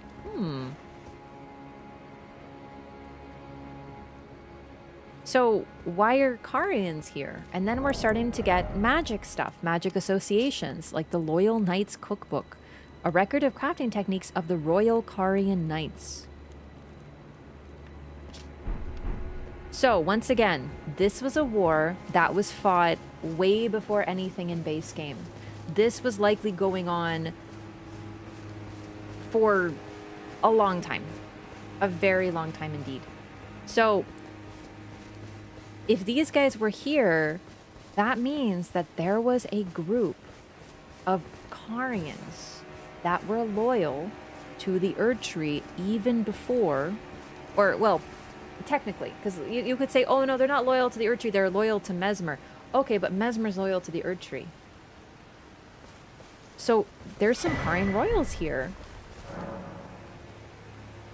Hard words coalesce. I abandon here the flesh of my body. Castle Cross message. Message left by Needle Knight Letta, addressed to kindred spirits who also pursue Miquella's trail. Kind Miquella seeks the tower sealed by shadow and the gate of divinity found there. If we are to reach him, we must burn the tree that seals the path. And for that, we require a flame. Yeah, this is new info. This is not my first time on the DLC. I haven't done the DLC as much as base game, though, so partially it's rediscovery, and some of the things in the DLC I'm not... Like, I haven't done the DLC as much as base game, and as a result, I'm not sure of everything. But the purpose of this lore run is also to uncover it as we play. So I'm trying to talk about things as we find them and show the evidence of things as we find them to make it more organic. As a result, it works out well, because if I don't know anything, well, we'll get to it when we get to it. One movie for each ending? No. Seriously, if the movie is just going to tell us what we saw in the game, then what's the point? Like, I would love it if the movie gave us, like Vike's story or something like that. That would be great. That would be very cool. It's someone that we know about in base game, but otherwise is kind of a blank slate. You could totally play around with that and make a really appropriate story. But I don't know if they're going to do that. So we'll see. Shadow Tree Fragment. Miquella was here, basically. Okay, so, I've been waiting for this. At the Theater of the Divine Beast, we finally see Grace. We have not had Guiding Grace in the DLC. This is the first sign that we have some. And it's pointing this way. Let's see where Grace starts to show up.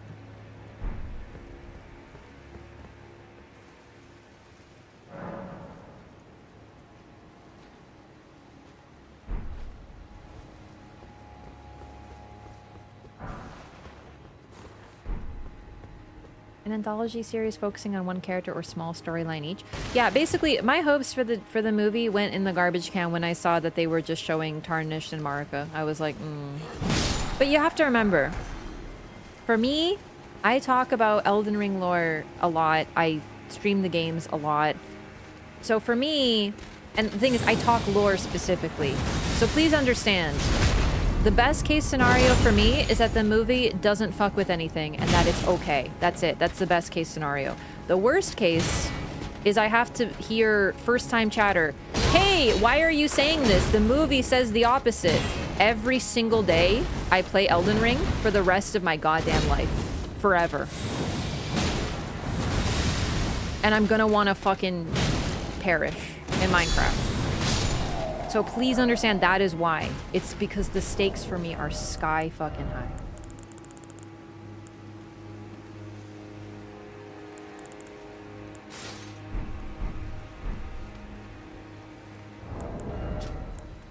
Helm worn by the Black Knights, servants of Mesmer the Impaler. Black iron ornamented with gold, a rotten odor stubbornly clings to it. Perhaps it arises from the tainted nature of the blood that splattered upon it, or perhaps it is the wearer's own blackened soul festering after endless slaughter. That is a fantastic description. And it really does look cool.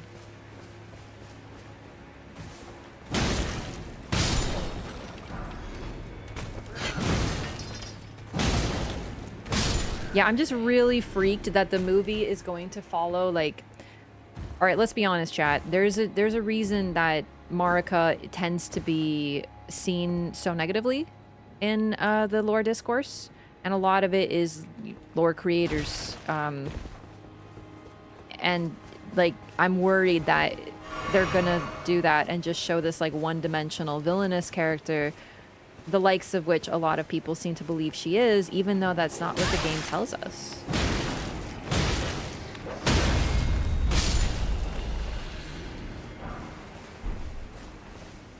The reality is a lot more nuanced. So I just worry that's what the movie's gonna do, and it's just gonna be an insufferable experience for everybody.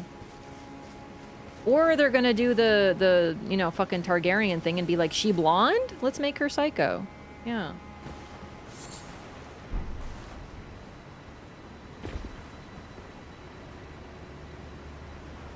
Also, I do hope the costumes look better after they're done, because they look fucking tacky as fuck. Like, Dung Eater, I guess, looks okay, but holy fuck, they need to fix that shit. Like, what is with the drape on that fucking Marica dress? And the wig is just not it.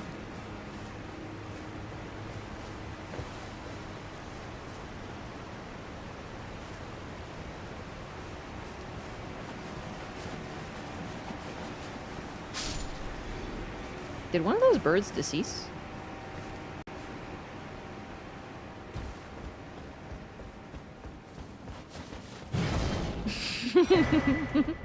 Ooh, Starlight Shards. Neat. Another item associated with the Carian Royals.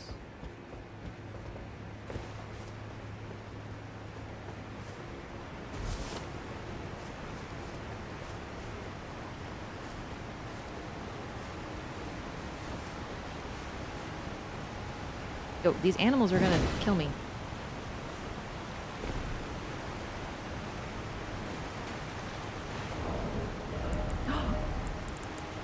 Another thing associated with the Carians. Sorry, I need to go back to my usual. Turtles!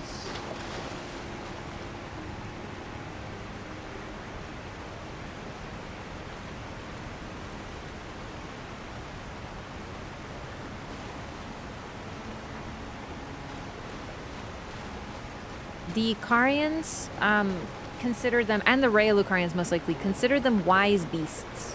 It's the first time we've seen them in the DLC, and it's around where these Carians seem to be hanging out.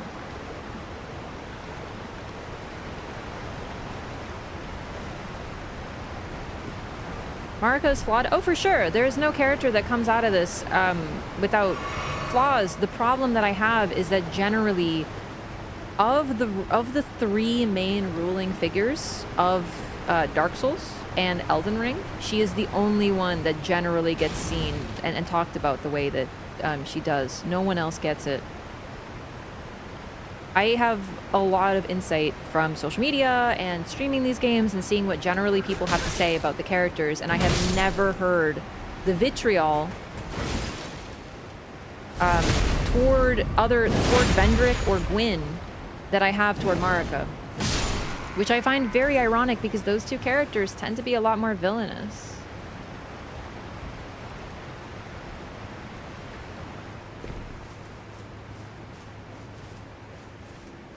So the gate was closed. We found a clever way through. And now we in it.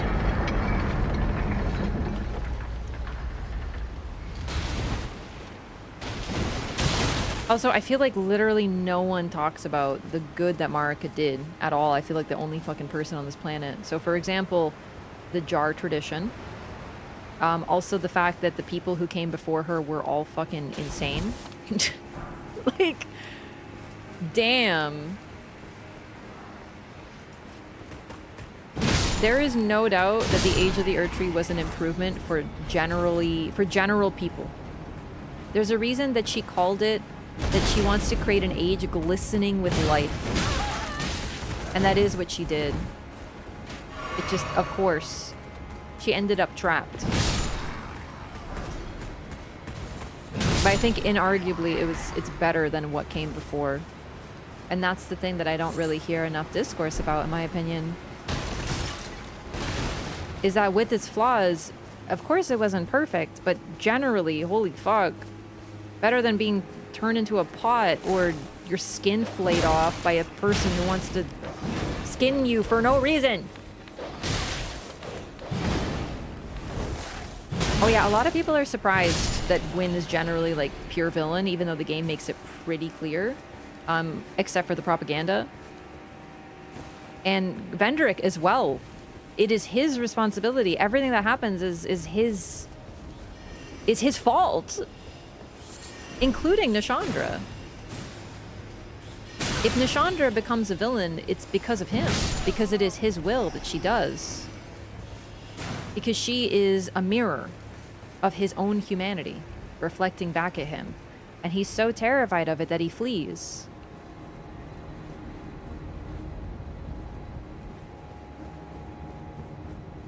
Vendrick had good intentions, but he did some real nasty shit.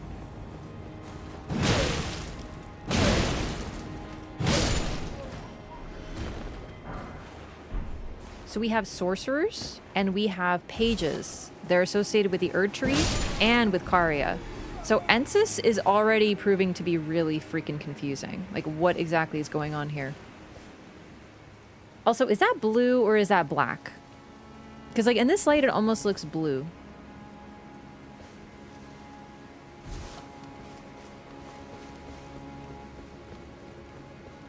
Mm-hmm. Yeah, no. There's a reason I like to bring up Gwyn and Vendrick, yeah. Mm-hmm. No, there was a reason. They wanted your skin. True, okay. There was a reason. They needed the skin for clothes.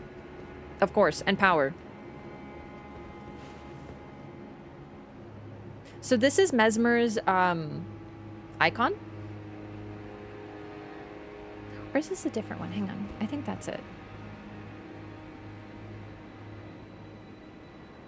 I guess this is the back.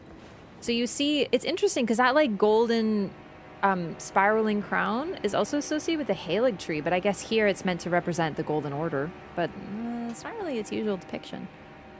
And then a spear with like a coil around it. A spiral. What is this blue fire?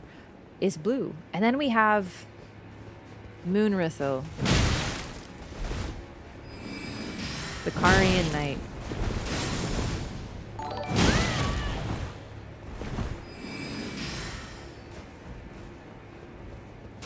Who hits like a fucking Mack truck, by the way. I have to be careful. But I roll my eyes because what a stupid fucking name.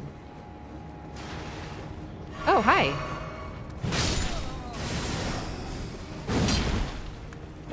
Remember Moongrum?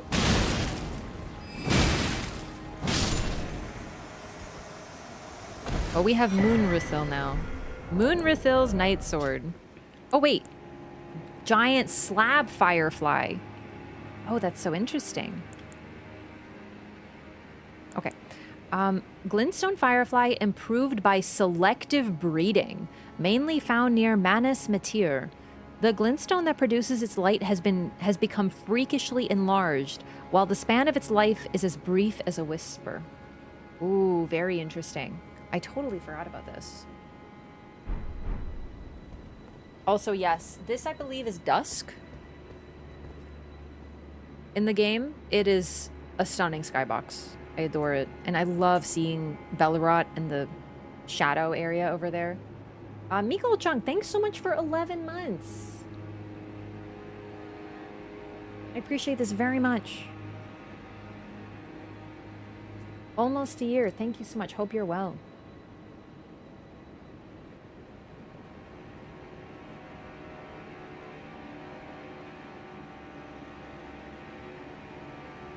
Marica is kind of the tragic protagonist of the whole thing. Wasn't she involved in our whole journey to become Lord? Yes. Yes, she was.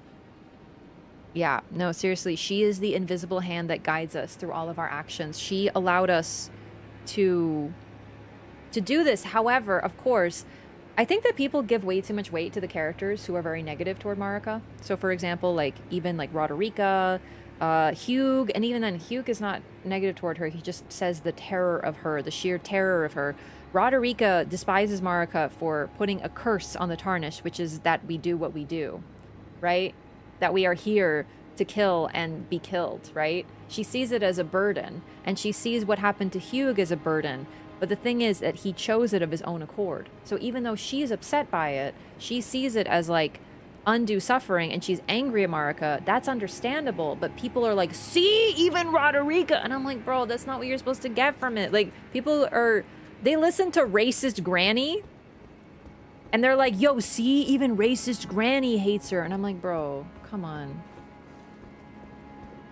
Like, I know the media literacy is low, but, like, come on, man. It's heartbreaking. Oh, Marica. I beg, embrace your child. And give us a sign. How long must this holy war stretch on?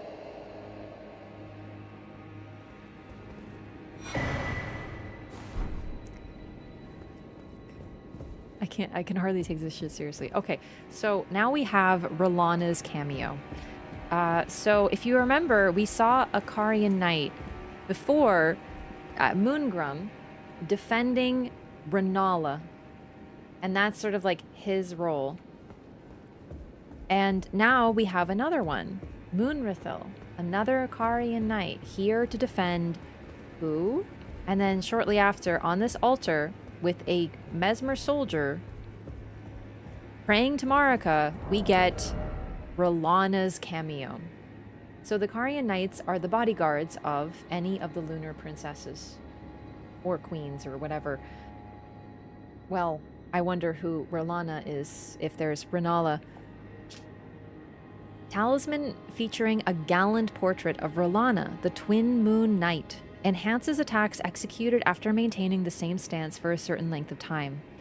Engraved as a reminder of the unparalleled devotion of those who left their homelands to serve Rolana. By your leave, we will accompany you wherever your lunar vessel takes you.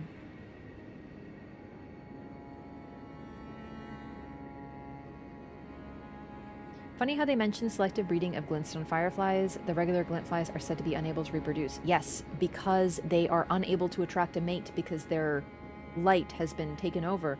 So that really is interesting.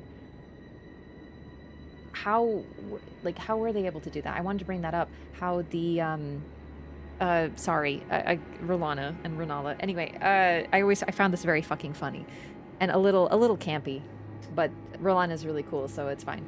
But yeah, no, how did they selectively breed them if they were unable to reproduce? It's also the glintstone generally, it sort of grows on things and takes over their ability to, like, live, right? Like a lot of the items, like the flowers and stuff, they're replaced by glintstone. It's almost like it spreads and destroys life in a way. And the fireflies are an example of this. Okay, so, yeah. Suddenly, surprise, we're being introduced to Renala's sister. Now, you may not be like, are we sure this is Renala's sister? Well, probably, because Lunar Vessel, the name, for fuck's sakes. And now we're being introduced to the Twin Moons. We'll have to see where this leads to, because there are multiple moons in Elden Ring. There is the Black Moon, which is associated with Noxtella and Nokron and the Nox, which has been destroyed. There is the Dark Moon of Rani, and there is the Full Moon of Renala. And now we have Rolana's Twin Moon.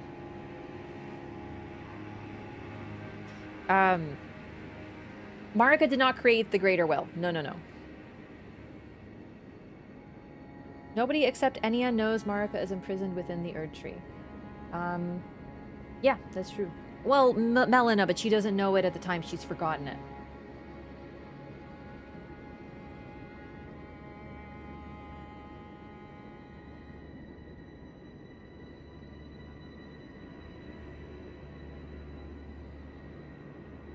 Okay.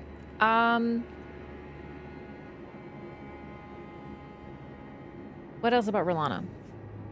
Oh, we already knew that there was another lunar princess.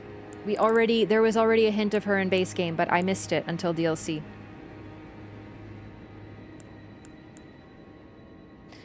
In honor, the Karian filigreed crest.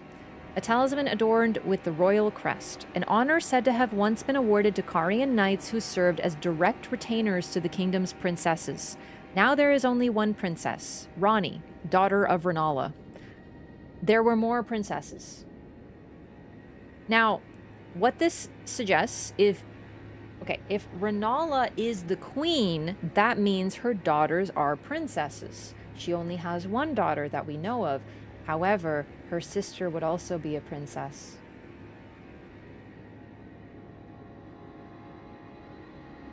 So I just thought like, oh, there was other princesses because Rennala wasn't the first queen. No, Rennala was the first queen of the full moon. We learned this in Elden Ring. There was no others. She founded the Karian royal family. She made herself queen. She is the first generation of royalty. Rani would have been the second, so she's the lunar princess. There are no other princesses, so this was already hinted at. There was already another lunar princess. And this is kind of what I'm talking about. In DLC, this will often happen. There will often be like, hey, wink, by the way, we told you this is the truth already. Yeah, the twin moon is weird, but we'll get to it. I'm gonna see what I uncover with it, because like, how many moons y'all got, fuck's sakes?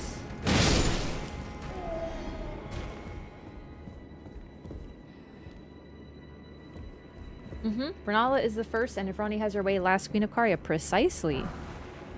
Which is why Rani calls her in her boss fight, in Rennala's boss fight. She says that, you know, Rennala would be the last queen of the full moon.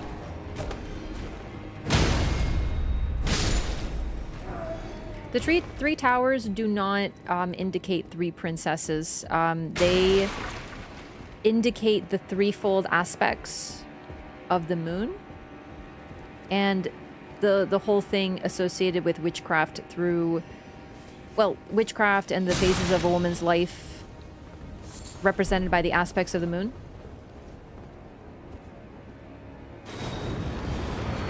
So waxing, full, and waning moons.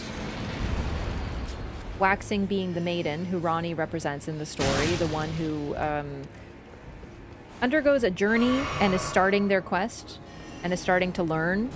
The mother, being the full moon, so it's a little on the nose with Rennala, is the nurturer and the guide and protector. And then the mother becomes the crone, the teacher, who passes on her knowledge.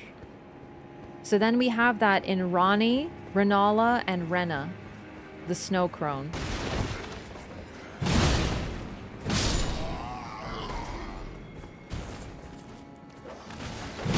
It's also represented often by the three fates in Greek myth, who are likewise depicted. But the idea here is that a maiden becomes a mother, becomes a crone.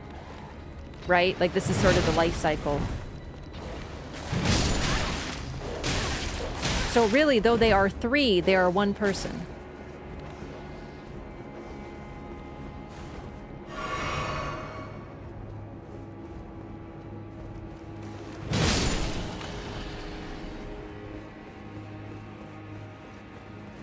The dark moon is the new moon. It's true, although it sort of ends there because, like, we don't have crescent moons. They're all different types of full moons, but still notable.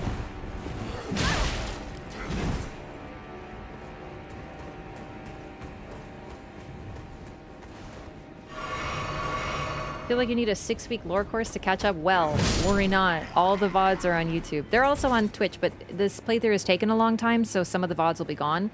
But there is a playlist on YouTube that has the entire lore run. So you can have your 6-week loreology course. It's sort of, the reason this is used, like the whole threefold moon thing, is that the moon is always the same, but it appears different, right? So, like, though the light only hits part of the moon, it looks like it's not full, but it's still always the moon. So they are 3, but they are also 1.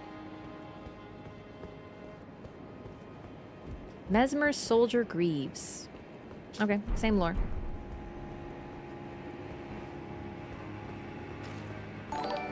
No, we don't really have the new moon in the same way, but like you could argue, Rana is the twin moons.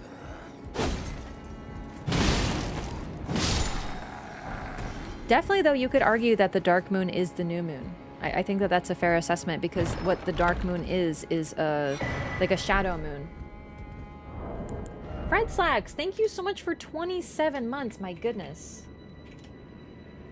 Thanks so much for supporting the stream for more than a year. Thanks so much.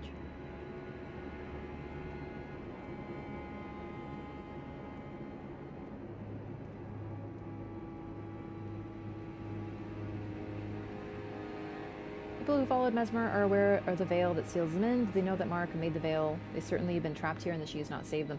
Yeah, I think that... I really, truly believe that Mesmer knew that this would be like an unending war. But nonetheless, that is a burden that even if you think you're ready for, you can't be. It's an extreme form of stagnation.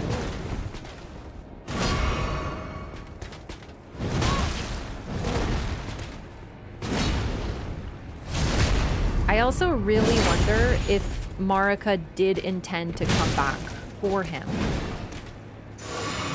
Ooh, a physic! He uses a physic. That's so neat. Also, Ozzy, hello. Here the moons are fixed and unchanging, which makes it more complicated. Yes, but I definitely think you're thinking of the right thing. Also, the moons generally, like, they're outer gods, right? Like, there's something, these people are becoming vessels for them. Right? Like,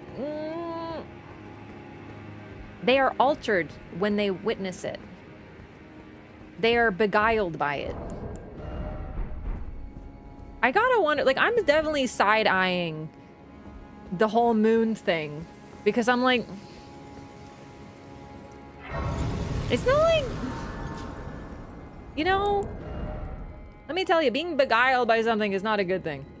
Ooh, we got the Lazuli robe. We already have one, but it's just nice to be reminded of the lore. So these, as discussed, are the Lazuli Conspectus, which I couldn't remember the name. Thank you. I wrote it in my notes, but my notes are very chaotic. I'm not very good at taking notes. I just write things and then I search. Anyway, the Lazuli Conspectus, singular among the greater Rhea Lucaria Academy. These scholars who sought to master Carian sorcery instead learned to see the moon as equal to the stars. This robe in the hue of the full moon signifies their heresy.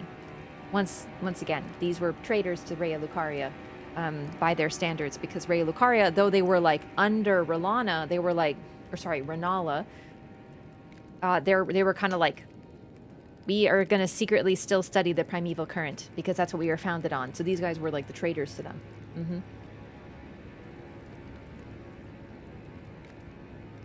I feel like she definitely wanted to come back. It's not in character for Marica to abandon someone, especially one of her kids. I definitely agree with that. I definitely do. The timeline just gets so weird, but we do eventually know that Marica became, though a god, also a prisoner, and wasn't able to fulfill her own will. So this basically led to a lot of her betrayals, right? So she's described as betraying Malekith. I think that is a betrayal we discussed.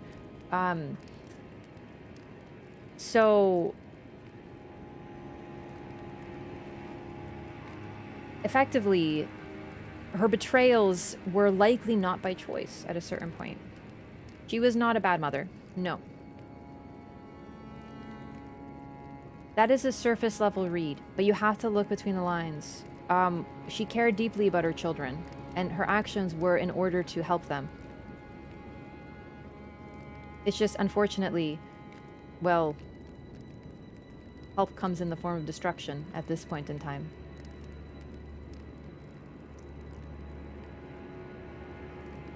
So, okay, hang on. No, I was thinking of something that I wanted to read. What's interesting is Radigan being a bad dad also gives us evidence that Marica was not a bad mother because, well, Radigan cared not for his children because he didn't have apparently, like, likely the ability to. He really only cared about Mikola because Mikola could be used to further the Golden Order. However, if he didn't care for his kids, that means the part that is able to care, his love, dare we say, was in Marica. So,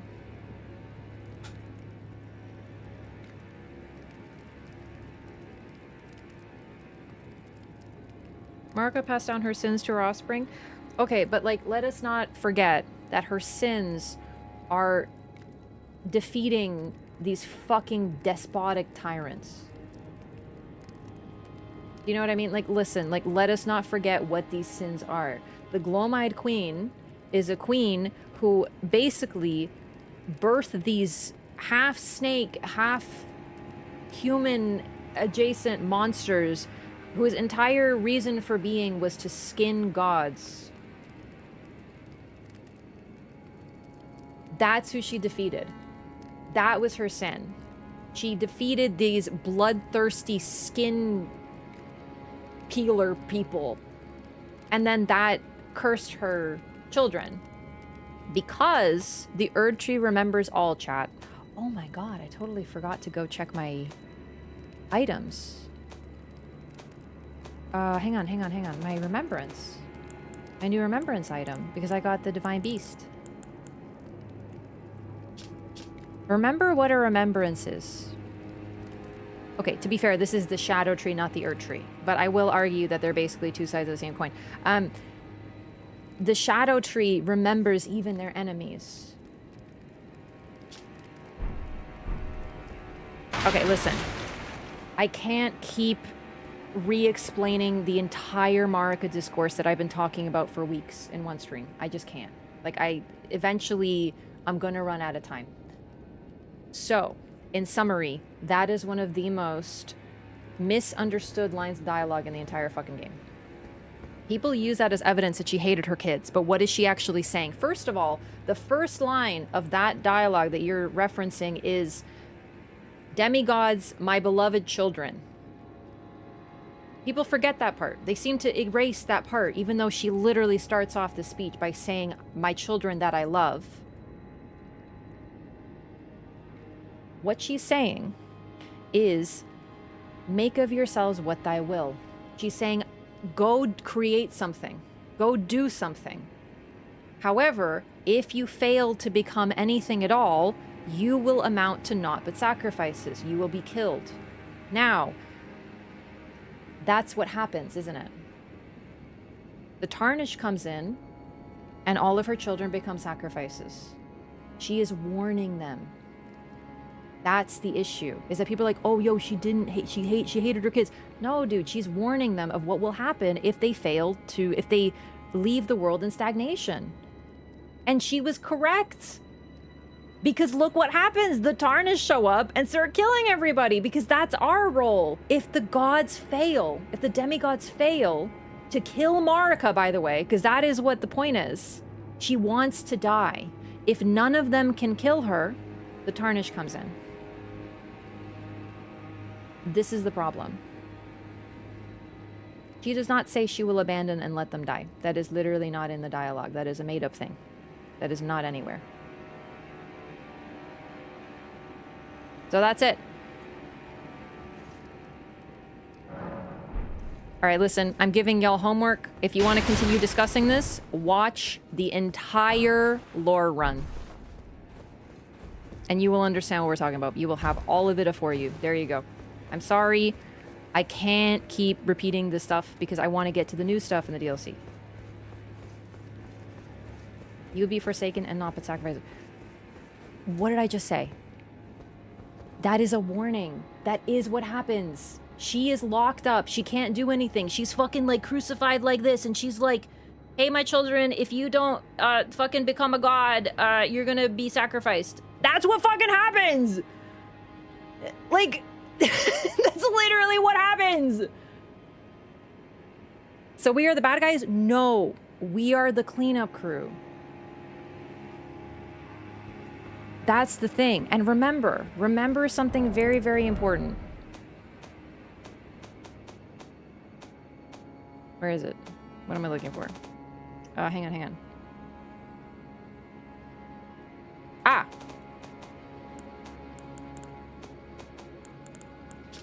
The Erd Tree remembers everybody. And the Erd Tree is of rebirth.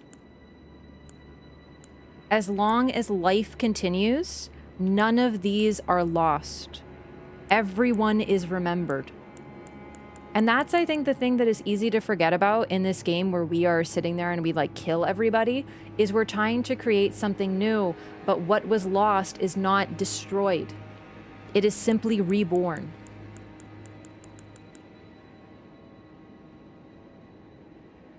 It is a memory. That is what a remembrance is. And I think that's why these games are so hopeful in the end.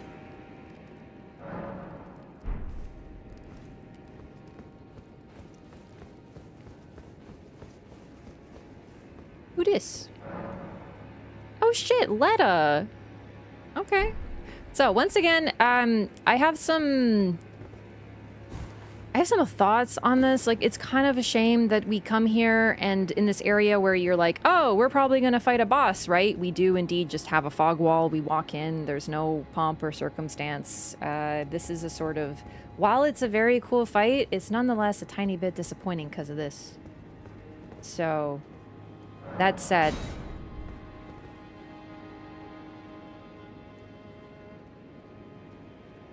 I want to show off what Letta can do, because we've never summoned her before. So let's go find someone to fight. Oh no, did I rest?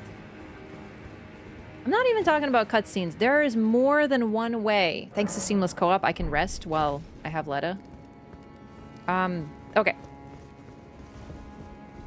There's more than one way to add gravitas. It doesn't need to be a cutscene, but it's just, you know, something, I guess, considering... Letta, get on the elevator. Letta, get on the elevator. Letta, I'm gonna... Oh, no.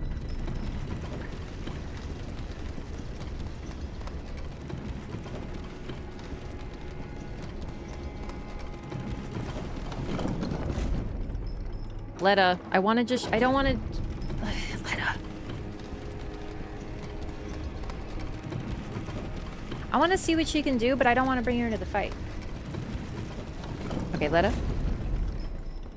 Letta. Can you not? Are you not allowed? I thought this was seamless co-op, dog. Okay, never mind. Come on. Letta. Letta. Okay, does that count? Letta? Letta. Come on, Letta. Never mind.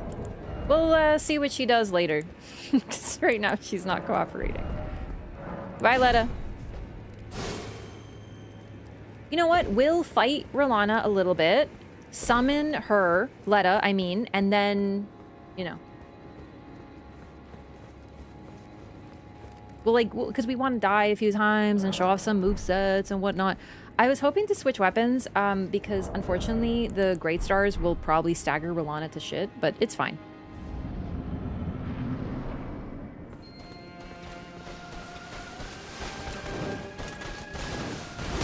Rana, the Twin Moon Knight, and she uses paired light greatswords.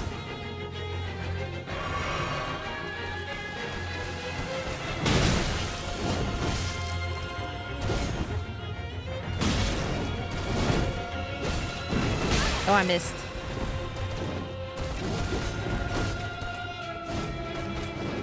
Oh, the poke. Oh, she didn't stop. Okay. God, she's so hot. I love her.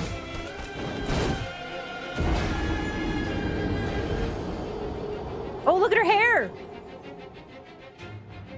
God, I love this song. So this is the trailer song, but the trailer has a different like arrangement, I guess. And I really, really, really do love her song, but I do wish it was like, wait.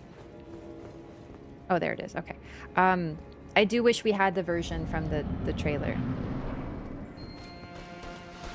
Mesmer's GF, very pretty. That's not Mesmer's GF. That's my GF.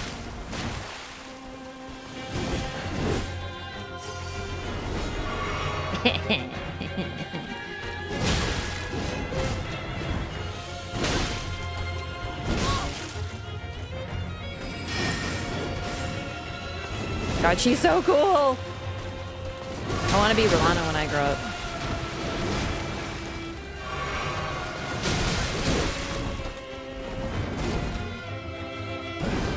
God, I keep missing. It's not great. Really doing any damage? Bro, like, it's fine. I have the fucking great stars. Just wait. I'm not trying to do damage yet.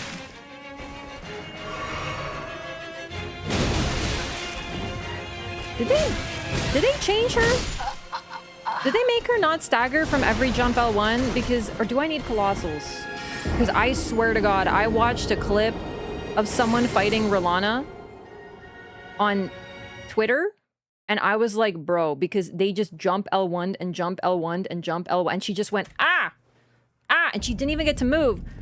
And then they commented, this boss isn't even hard, and I wanted to fucking lose my shit.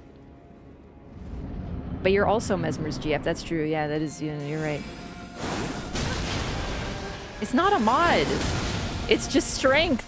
I'm just, oh shit. I'm playing Dark Souls mentally. Mentally, I'm here. Gimme.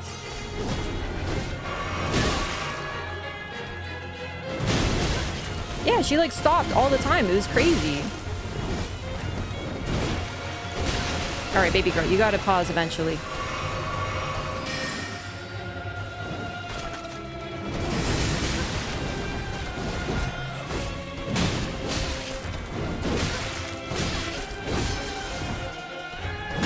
It might be Colossal. Baby Saw probably was a mod. It was not a mod. It was just strength, dog. That's what I'm saying. But you might need Colossals. What kind of mods do you think existed like the moment this DLC came out?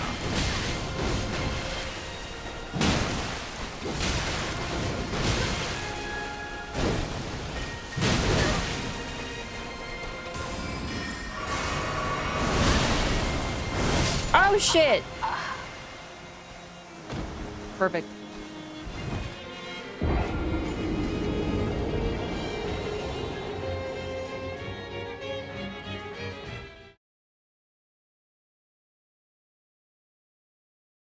That is a weird first couple things to say.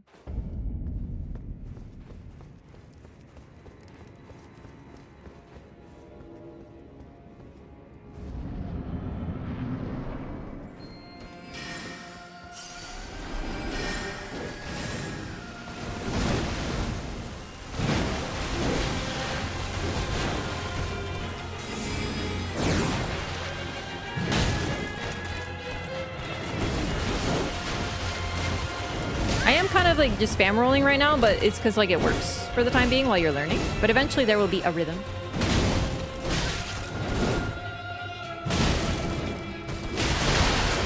Okay, that did catch me. A terrible shame.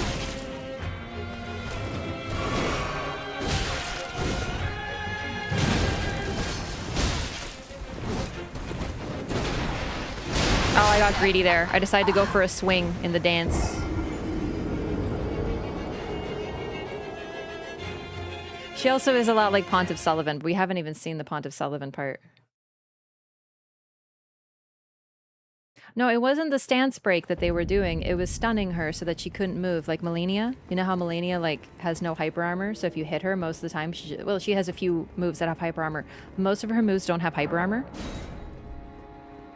It was insanity.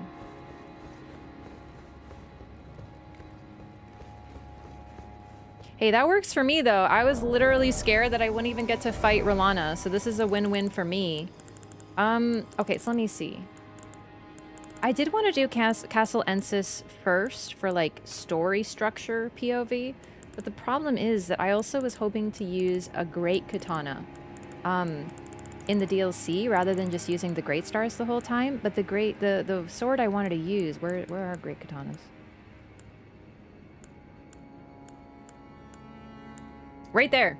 The great katana that I wanted to use is the dragony one, the one that you get from that dragon guy. I don't want to level up another one, but I guess I could. Sounds like a mod to me. Okay, but like, listen, when this DLC came out, like, I know mod makers are fast, but they're not like day one fast. You know what I mean? Like, come on. Anyway, I'll be right back. I'm gonna use the restroom. I mean, 1 minute.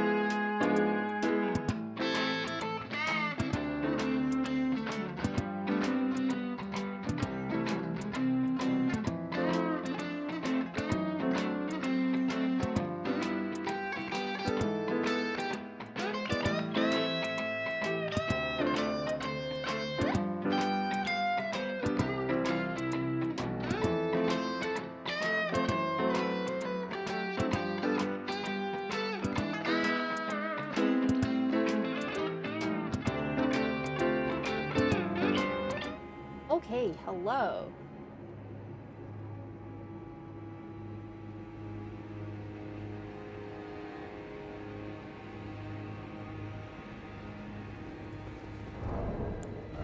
I had a thought. Oh shit. Okay, I'll do the thought after Letta.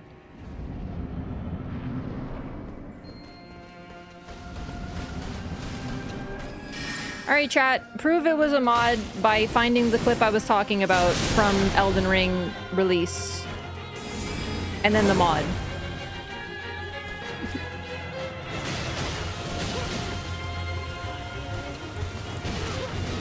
Letta, do something!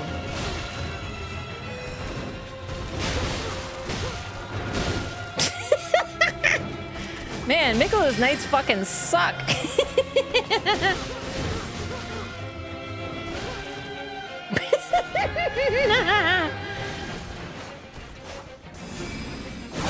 I'm trying to show off what Letta does. There it is! Look at that cool as shit spell that she does. It's very neat.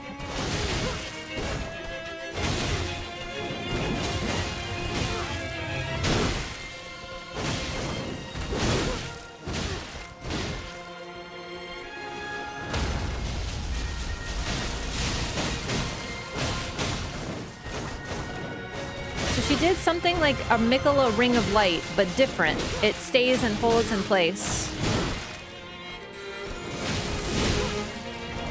I also wanted to point out that this is basically the first time that we've seen Miquella's Knights, like his own dedicated knights, as well as Godwyn's dedicated knights. So it gives us a lot of insight. All right, I think that's everything. Thank you, Letta. You did great. Bye-bye.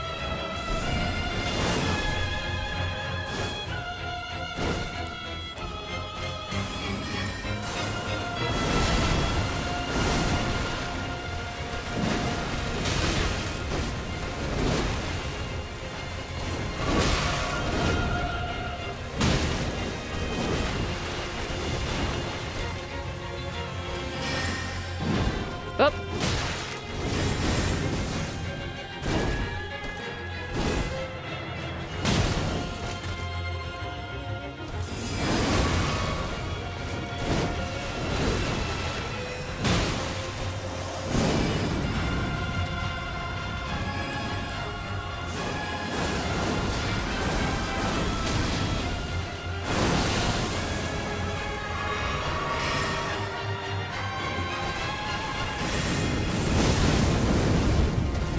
I still can't believe they put sexy Pontiff Sullivan in the fucking video game.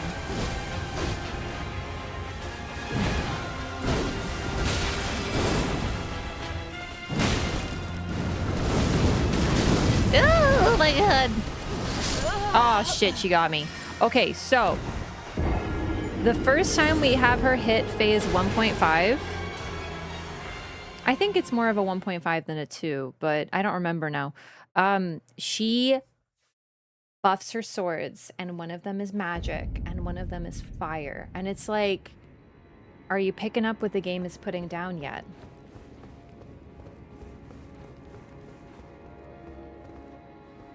Because that is sort of what's happening here. It's the blend of like the magic school with Rana representing the Karian royal family and the flame of Mesmer blended in the two swords.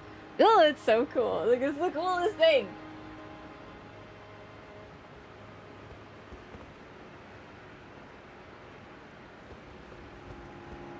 Oh, I remember. I wanted, oh god. I was thinking about something.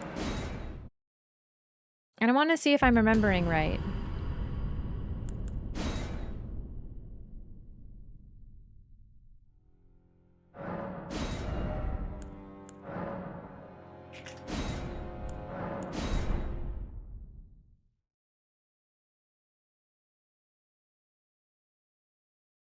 Give me the opening cutscene.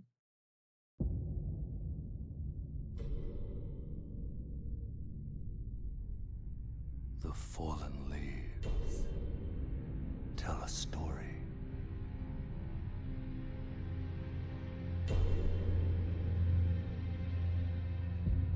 Muscles. The great Elden Ring was shattered. In our home, across the fog, the lands between.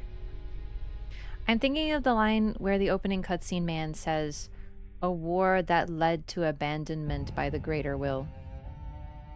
Now, Queen Marica the Eternal is nowhere to be found. And in the night of the Black Knives, Godwyn the Golden was first to perish. The Newmen weren't ghosts there. They have like straight up hair and Marica's stuff. offspring, demigods all, claimed the shards of the Elden Ring.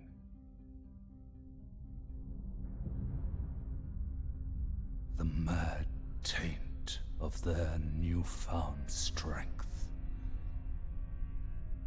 triggered the shattering. Also, their newfound strength tainted them. Like they, you know. A war from which No. Lord This. arose. A war leading to abandonment by the greater will. That's what I was looking for. Oh, rise now, ye tarnished, ye dead who yet live. The call of long-lost grace I just get so pumped up at this part. speaks to us all.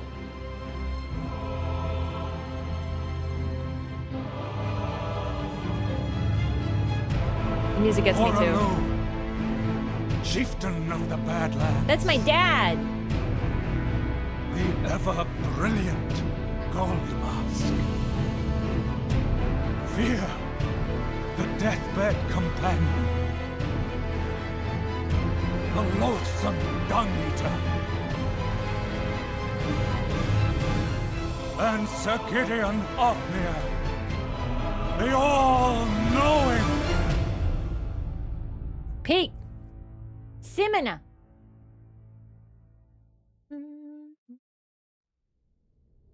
One loot Marica statue with a lower arm pose, a Land of Shadow statue. Are you sure? She looks like she's crucified there. And one other, whom grace would again bless. I think that's all I wanted to see. Tarnished of no renown.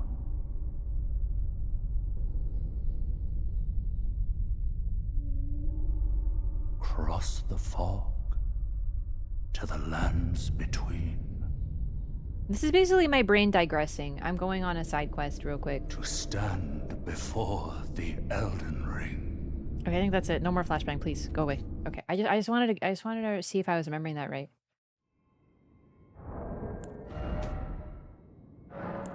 Goodbye, test.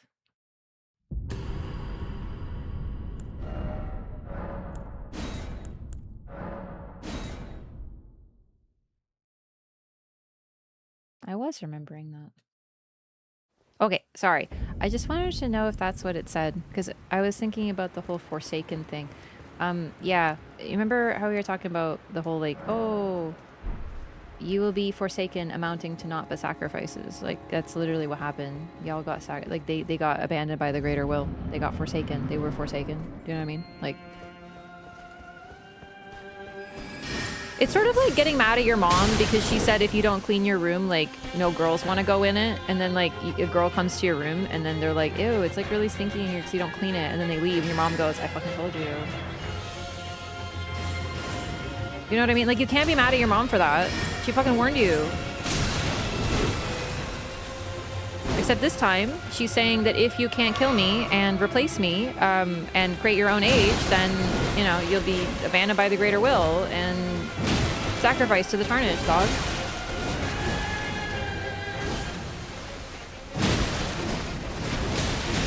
I just wasn't sure if I was remembering it right, but what can I say? That voice going, a war leading. A war from which no lord arose. A war leading to abandonment by the greater will. Or whatnot, you know what I mean? Sounds like a huge stretch. Okay, then what does Forsaken mean then? Does it mean abandonment? Or like, are you just like two in the anti-Marica camp that you can't see like lore? You know what I mean? Like, that's literally what happens in the game. Like, the game opens by telling you that's what happens. Woo! Fuck, I got needled on. God, I love this fight. It does get a little crazy! But I wouldn't have her any other way, baby.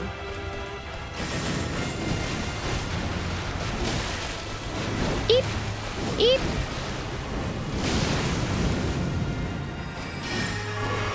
Ooh, I love when she points at me. It's so attractive. Ah!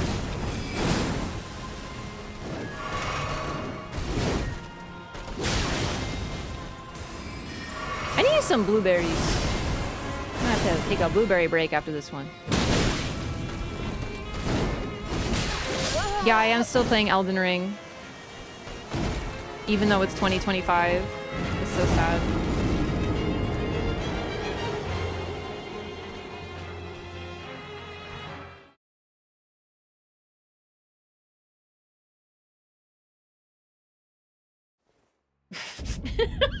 Sorry. I just saw that. Tests lived shortly, but served a noble purpose. That's true. That's exactly the case, yes. Wraff is 2026? Okay, but like, I was referencing someone in chat, bro. They said it's 2025. You wanted me to call them a liar? I can't do that.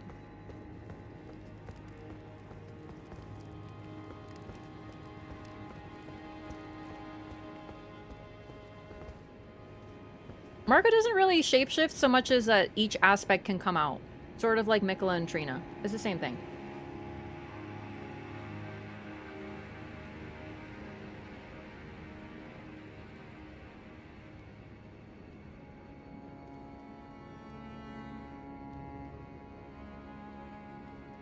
Wanna have some bloobs.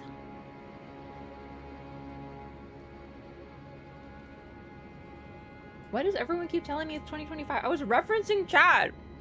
Like,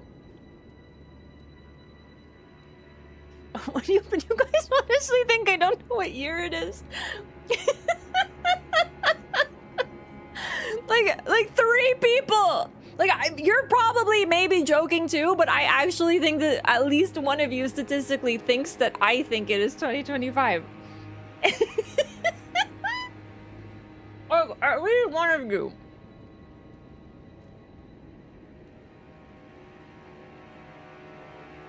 I never play games when they get too old. I can't. That's why I'm playing Dark Souls, because it's from 2011.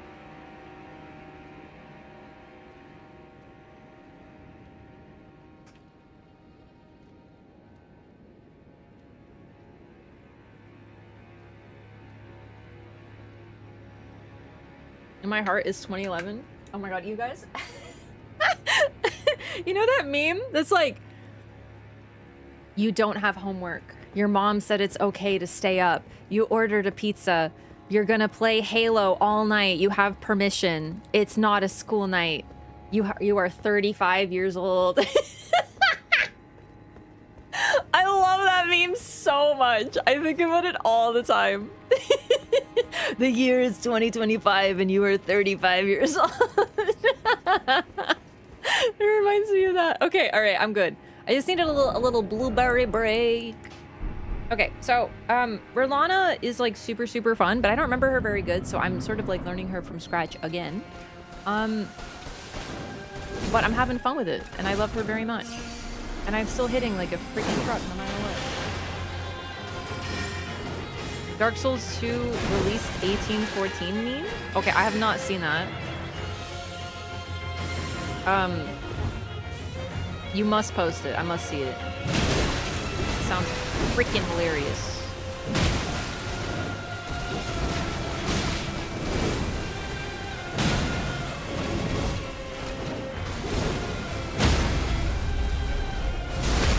Okay, so there was a chair. Do you see the chair? So look at that chair right there. And we are right now in a moon viewing pool. Do you remember the moon viewing pool from base game? It's in the Karian Royal Manor.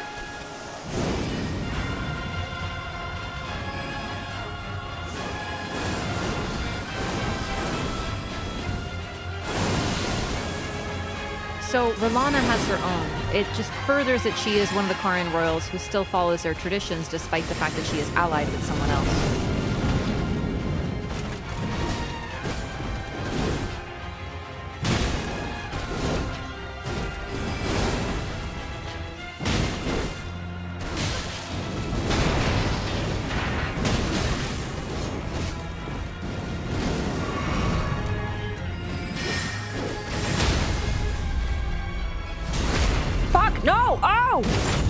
Her damage. No. Sorry. It's not time yet. I'm not done yet. Oh my god, baby girl, drop those fucking moves. Oh, yes, mommy. Oh, baby.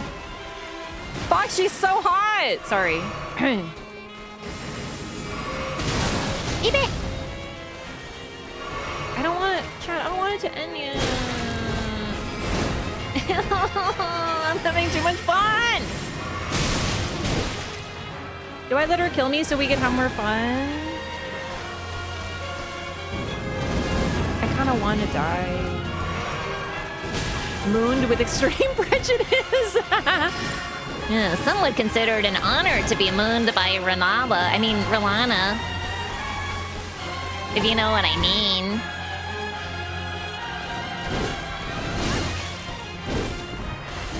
Oh! That's what I wanted secretly. Yeah, so, the moon viewing pool, basically what it's for, if you remember, it's Loretta's arena. Yeah. So, it's literally called the moon viewing pool, but the reason for it is because, when the moon, it's perfectly aligned that when the moon is, like, at its peak or whatever, it will reflect perfectly in the pool, so you can actually look at the moon by looking down at the pool, right? So that's what the purpose of it is. And if you remember, there is a ton of chairs around the moon viewing pool where you fight Loretta. Tons of them. Because a lot of people could sit and watch. Here, there's only one chair. Because she is alone here. She's the only one, other than like her knights. But she's alone. She chose this path. but it left her alone. So she watches the moon. She's looking up at the same moon, or I guess looking down at the pool, the same moon that her family and everyone that she loved, that she left behind, looks at, but she does it entirely alone.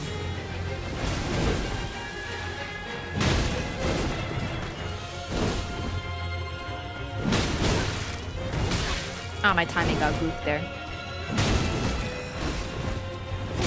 Oh, she switched her moveset. Oh, God, I love her. She's so hot when she does that. Love her.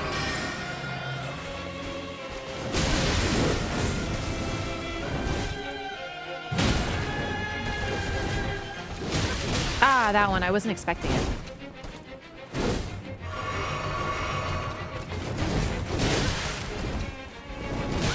Aw, man.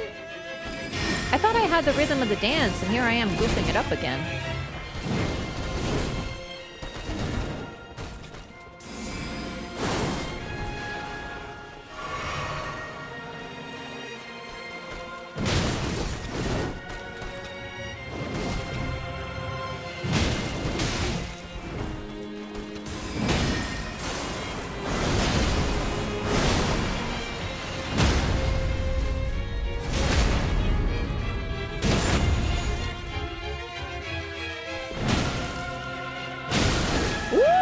God, the bleed proc is like so unexpected.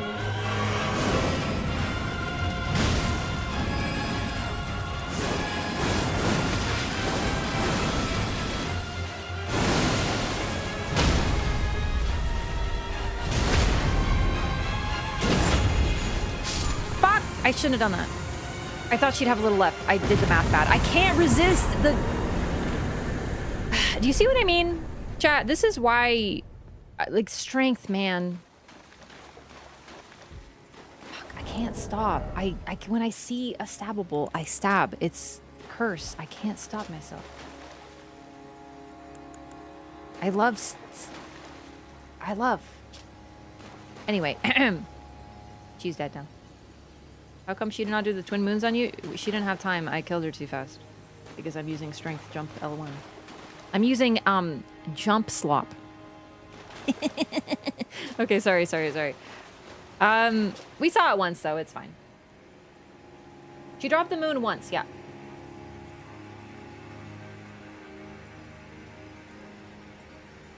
Also, one of her moon moves, by the way, is that of Millennia. She does one of Millennia's moves. The, when she does, like, the jump and slash, the movement with the attack, that's straight out of Millennia's boss fight.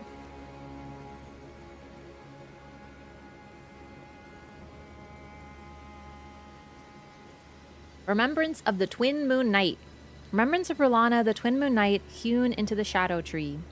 Once a Carian princess, Rana disavowed her birthright and chose to stand at Mesmer's side instead, knowing full well that not even the brilliance of the moon could grant him succor.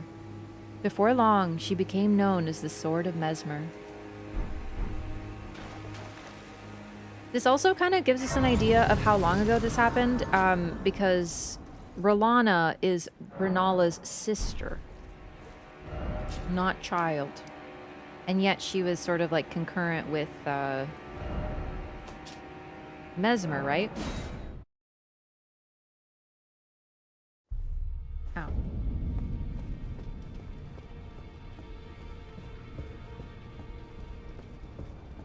So I forgot to go read the Divine Beast Warrior stuff, and I feel like I forgot. Oh my god, I didn't even read Marica's garb, or Godfrey's, I think. We got a lot to catch up on.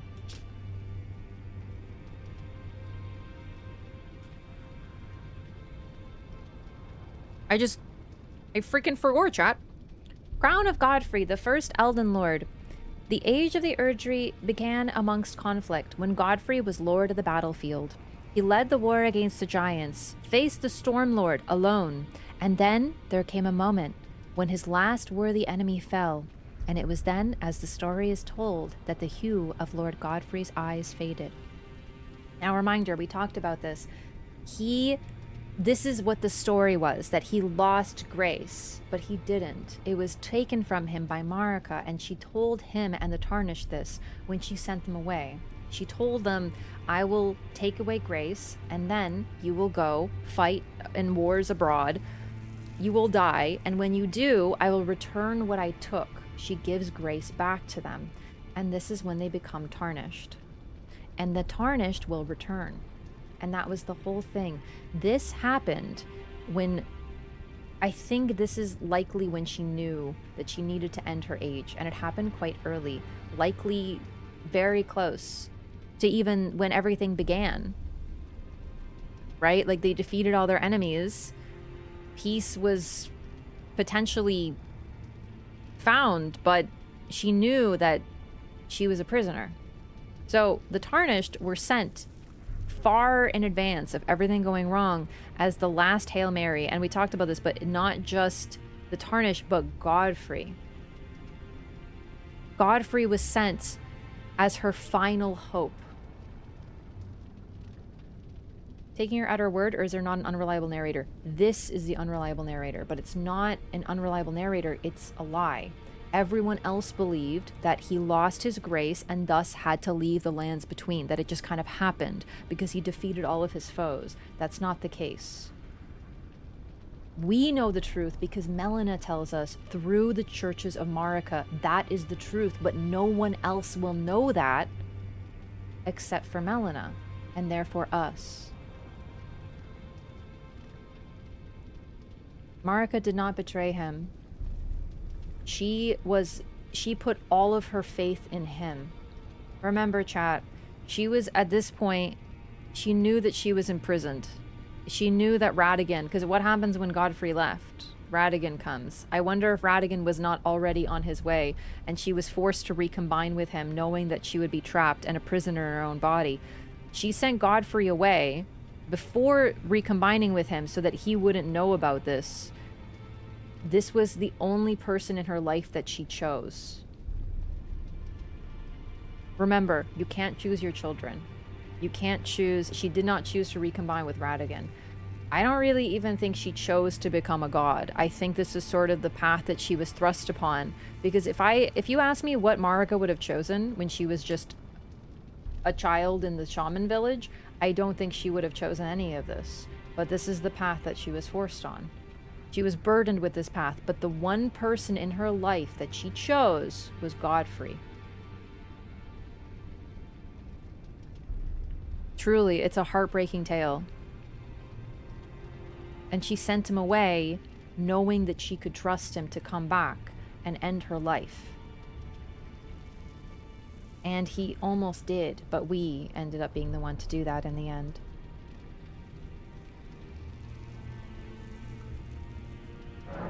So that's why it says, as the story is told, because that's true. That is the story that was told, but no one else knew the truth. It was a very well-kept secret.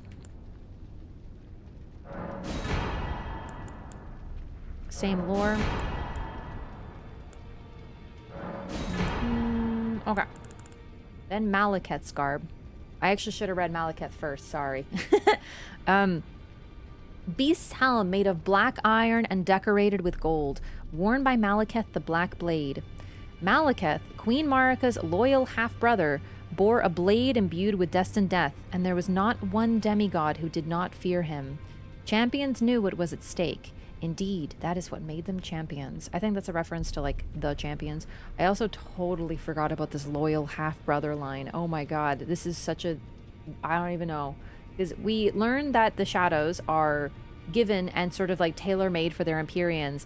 But Malekith is interesting because we also know that he's of this, like... Well, he's a beast, right? So, with the beasts, they have a whole race and civilization. They were granted intelligence by the greater will, and they followed the Dragon Lord back in the day, like during Farum Azula's prime. And he also ends up at Farum Azula, suggesting that he has a link to them. He uses the same weapons of the priests there. He dresses as one of the priests in the end, right? He pretends to be as Garunk. He dresses like the ones who worship the dragons. It's his penance, but nonetheless, he has a strong tie to this culture. So I definitely think there's a little bit more to Malekith, but we don't know too much about the shadows. All we know is from him and from Blythe mainly, and Ronnie. However, yeah, It also says that this is her half-brother. Also, the black iron and gold, her colors. Same as Mesmer uses.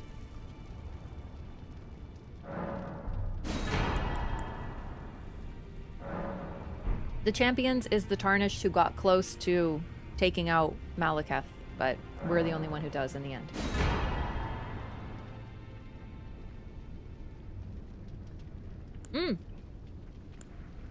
I do plan to do YouTube videos. I'm just doing this run also as like practice for myself and a reminder of all the lore and if there's anything new I want to talk about. Mainly DLC. Because I'm a little more rusty on the DLC. I haven't done it as much. But that is the goal after I'm done this lore run, is to start doing some proper lore videos, like scripted ones. I've been meaning to do them for a long time, but I just really want to do them, so I'm going to do them, even though it's 2025. 2026.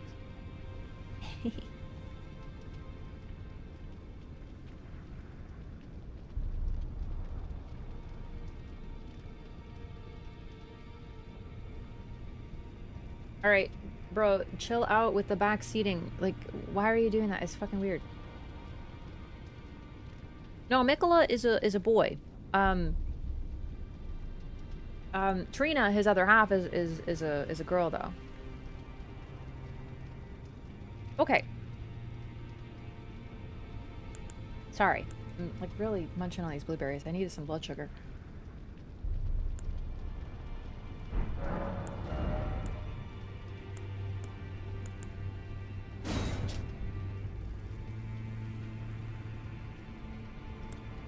I don't even think I read this.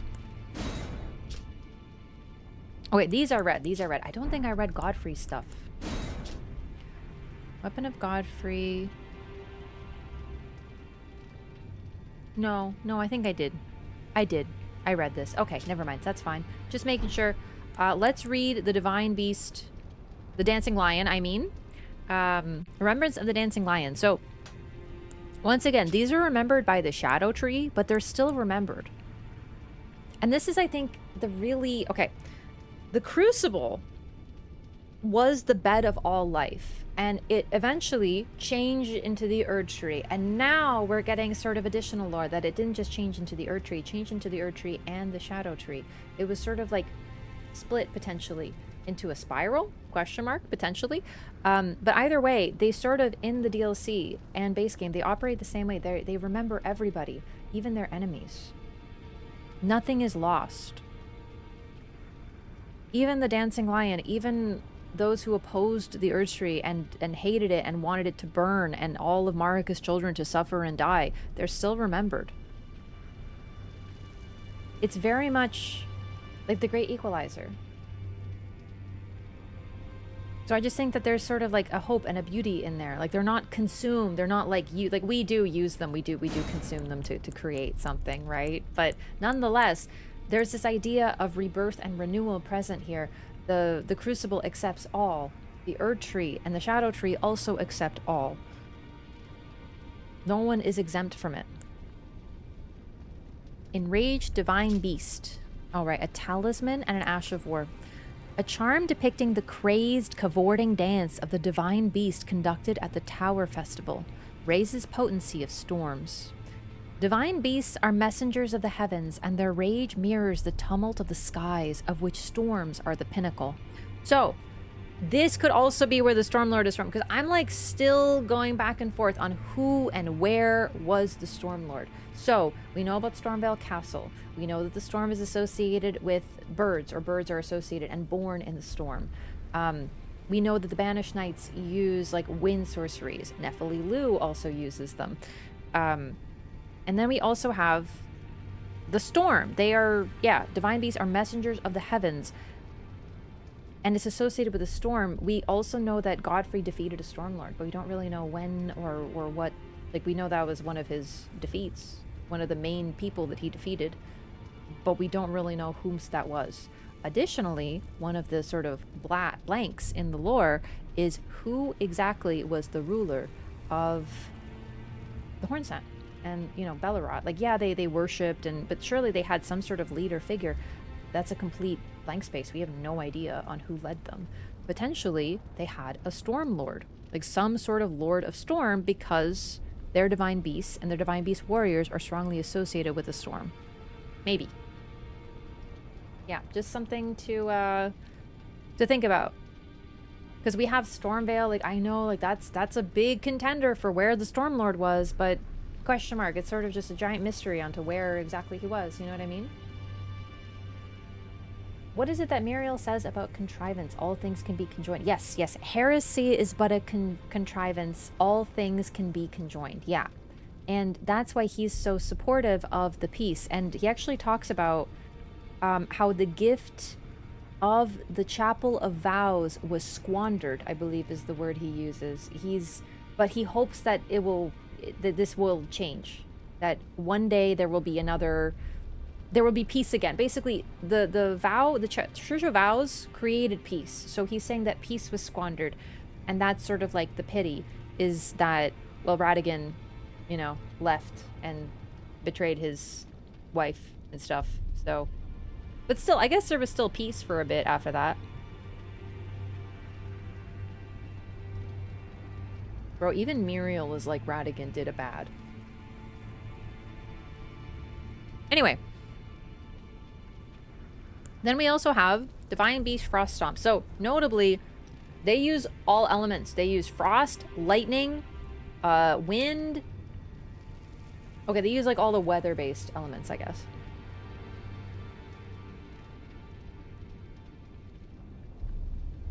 The cold affinity and the following skill. Divine Beast Froststomp, a skill which imitates the wrath of the Divine Beast dance.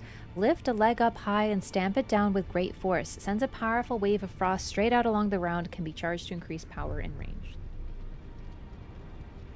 Except fire. To be fair, it's more about like weather, like real weather. So storm, wind, lightning, and frost. There's not really any weather associated with fire. Like, you know what I mean? Like, it's not like, oh boy, better get inside. It's raining fire today, you know? So I think that's sort of why, but still, it is notable that that's not one of the elements used, but the Inquisitors do use fire. Yes. Okay. Rana's Twin Blades. Carian light greatsword embedded with blue glintstone. Weapon of Rana, the Twin Moon Knight. 2 swords as a single armament. When two-handing, a straight sword engraved with golden flame will be carried in the left hand. Here, and here alone, were moon and fire ever together. Unique skill, Moon and Fire Stance. Assume ready stance, swords imbued with magic. Follow up with normal attack to cast glintstone light waves, or strong attacks to perform a spinning attack that bathes the area with flame. Light waves can have up to 2 follow-up casts with additional inputs. So I said magic, but like, yeah, technically it's light. Well, it's magic, but it's glintstone light because that's sort of like what the moon uses. It's like light waves. Also, a straight sword engraved with golden flame. In the left hand, I also love. So, yeah. It's very cute. They were very cute. Mesper and Rana. One of her weapons is fire for him, and one is the moon for her history. But here it says that the moon and fire were only together here because we have the sword of night and flame, but that was the stars. So this is the one time that, you know, fire, although it's a different fire, but still, it just sort of makes us remember the fact that, like, we always saw the Carians as enemies of the Erdtree before Rennala married Radigan, right? But that wasn't entirely true. All along, there was a Carian who sided with the Erdtree. Way back when. So, it's just a reminder that not everyone is just one solid mass. Like, there will be a Carian who sides with this person. There will be a astrologer who sides with the Erdtree. Like, that sort of stuff is normal. Not everyone believes the same thing. That's why it gets so complex. Because everyone believes a different thing. 72 int. I think that's higher. Oh my god. Sorcery of Rana, the Twin Moon Knight, associated with a Carian princess. Incarnate overlapping twin moons which strike the ground one after the other, violently shaking the earth with moonlight. In her childhood, she and her elder sister Ranala met these moons, overlapping as though nestled against one another.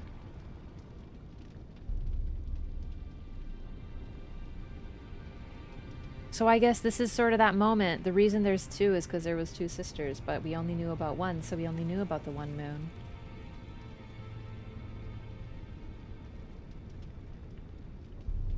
Moon and fire, not to be confused with night and flame. Yeah, it's true. We find the sort of night and flame in the Carian manor, though, but that is from when they were astrologers. So, this spell does not do any frost, so this is not associated with the dark moon. It's literally just 2 full moons.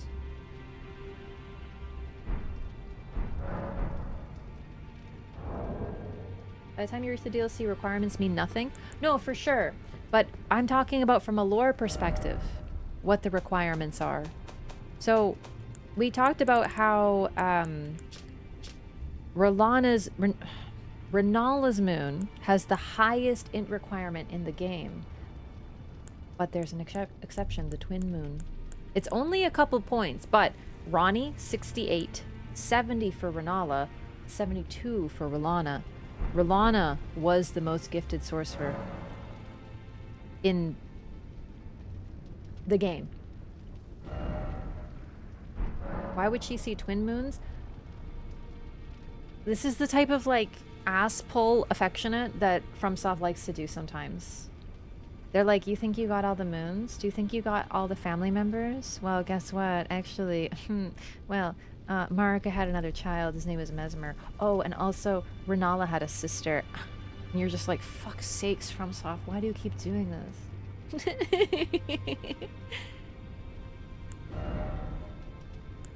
They love it.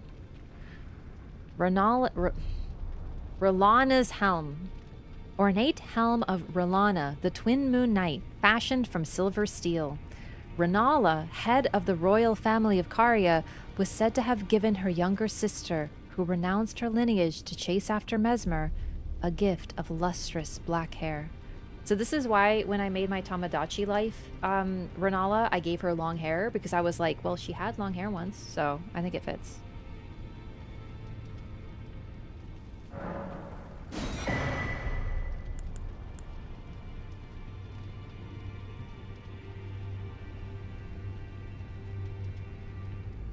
Maybe the moon manifests different for some. It's true, but the thing is, we know that these moons are like... They exist, because we have the dark moon, we have the full moon, and we also have the black moon. Like, the memory stones are made of it, so at one point it existed. So, when they're like, oh, it's totally a different moon, they actually mean it this time.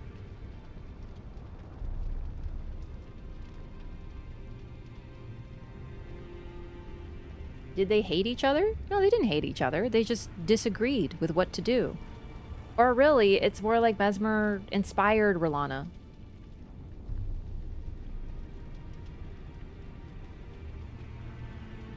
The thing is, we know they're not twins. Why twin moons? Yeah, maybe she has astigmatism. Like, that's finally an explanation that makes sense. It is odd. I'm not really sure what to think about the twin moon, because it really is just the full moon twice. Also, notable, this moon, it's probably just a balance thing, but this moon does not, what do you call it? Not the homing. It doesn't debuff your magic damage negation like Rana's does. Ranala's. Oh my fucking god. These fucking names. I'm sorry.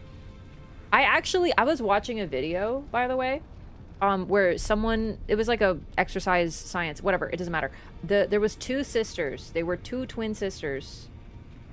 And one of them was named Paula, and the other one was named Paola. Like, Paola and Paula. And I was like, these are real people. And I was like, who the fuck did that? to their kids. That's insane. Imagine. And then there's this. This might be... I think the Paula thing might be worse, though.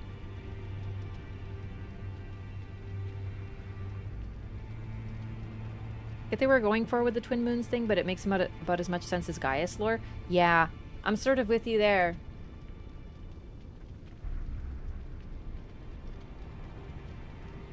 It's weird they didn't even give Rana a face model under the helmet. I feel like they usually don't give face models to bosses, so that's not unusual. Did George R. R. Martin come up with all of this? Probably not. This has FromSoft DNA all over it, dog.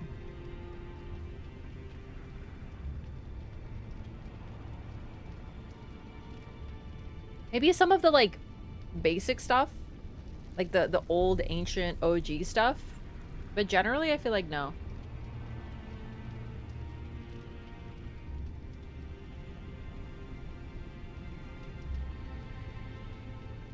Something has DNA all over it? It has DNA all over it, dog.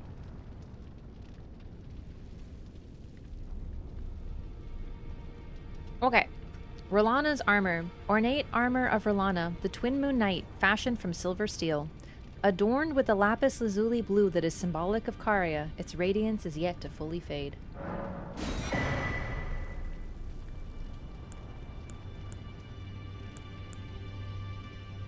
Gloves of R'hllana, the Twin Moon Knight, fashioned from quality leather. Silver steel and quality leather. She was a princess after all. She chose her fate. She chose it. She saw Mesmer and she's like, damn, and she wanted to follow him, so she chased him, sided with him, became his sword, and yeah.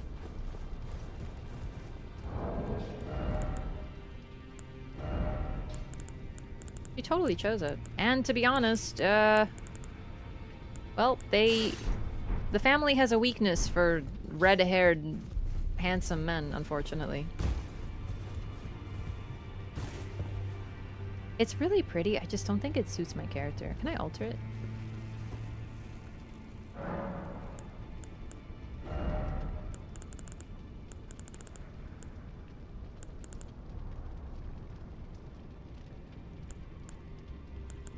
I feel like no. No. Oh well. Mesmer is the lankiest dude alive? I know. Hot.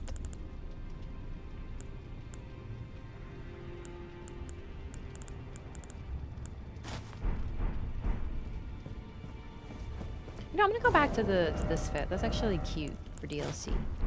Yeah. Okay. Read everything, bought everything. I kind of want to get her swords, but I'm probably not going to use them. But what are the stats?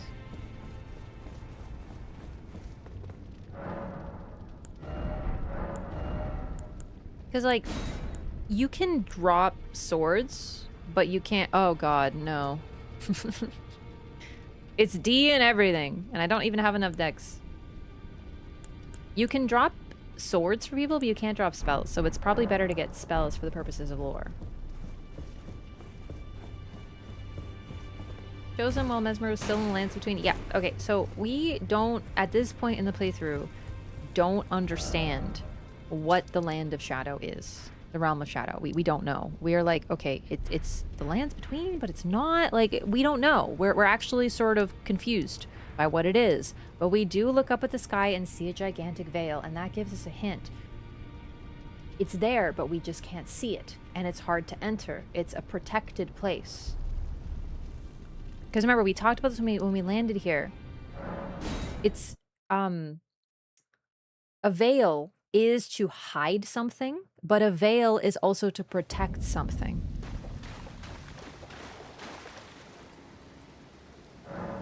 So this place is hidden away and protected and sealed. So we just don't understand it yet. So we'll get to it, but we don't know yet. All right, so I really wanted to do this because this is like the Path of Mikola. We're going to take a little pause here and go talk to Ansbach because he wanted us to tell him where crucifixes are. Also, I want to take this path because I think it's time for Dragon Town. Hey, JD, thanks so much for the super chat. It's very kind of you. Feels like Mesmer was a cool dude before the war. He was very cool. He's still cool. Really, like he's depressed, but he's incredibly charismatic and he truly believed in what he was doing. That's why he won so many people over and disparate people over to his cause. But we'll get to this. Tarnished. What brings you here? I found a quas. What? I can't tell you? Righteous Tarnished. What brings you here? Oh, I guess I can't tell him because this one's already marked. Never mind. I like finding things for you, Lady Leda, her allies, and the forager brute. Things bring joy to all.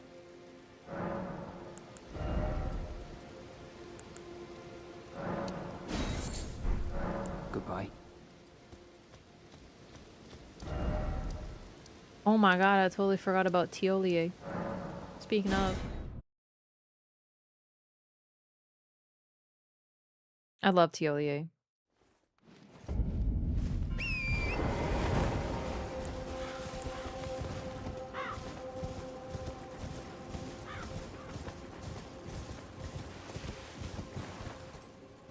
Fuck, I don't remember how to get there, actually.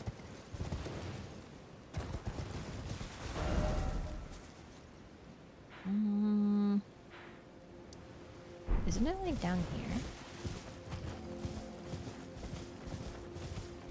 No, that's that. Go up here, up here. It is up here, I think.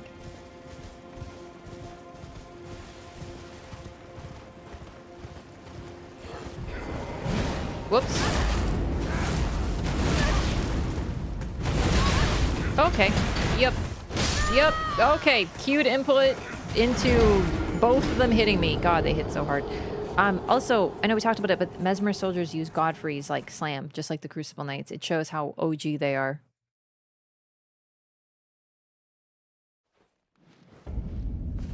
Does Mesmer suck in the realm of shadow? Yes, but it's not just that he's stuck here, it's that he's sort of bound by his duty. So, could Mesmer leave if he wanted to? Possibly, yes. Possibly. However, just like Hugh, he won't.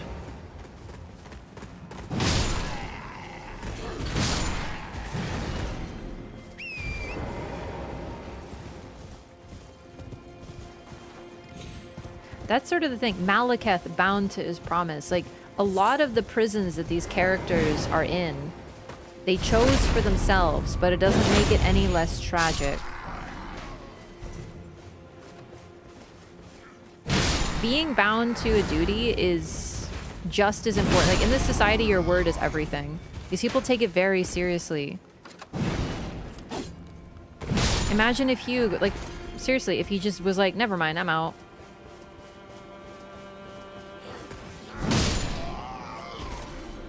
Who the heck would be able to beat the Elden Beast and beat this entire game without being able to level up your weapon? And I know, EG, but at a certain point, EG dies. You got no one left.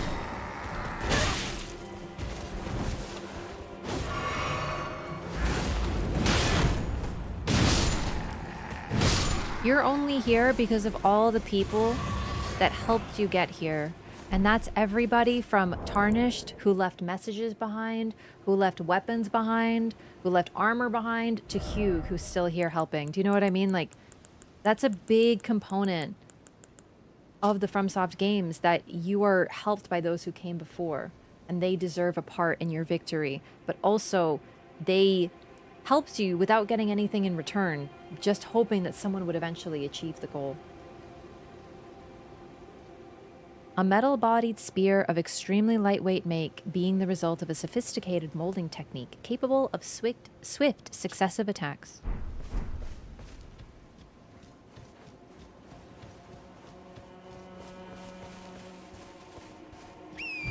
Really? I didn't realize Teolia hit some anti-fans. I get it. He's not my favorite. He's just like a weird Trina guy, but I like him just fine.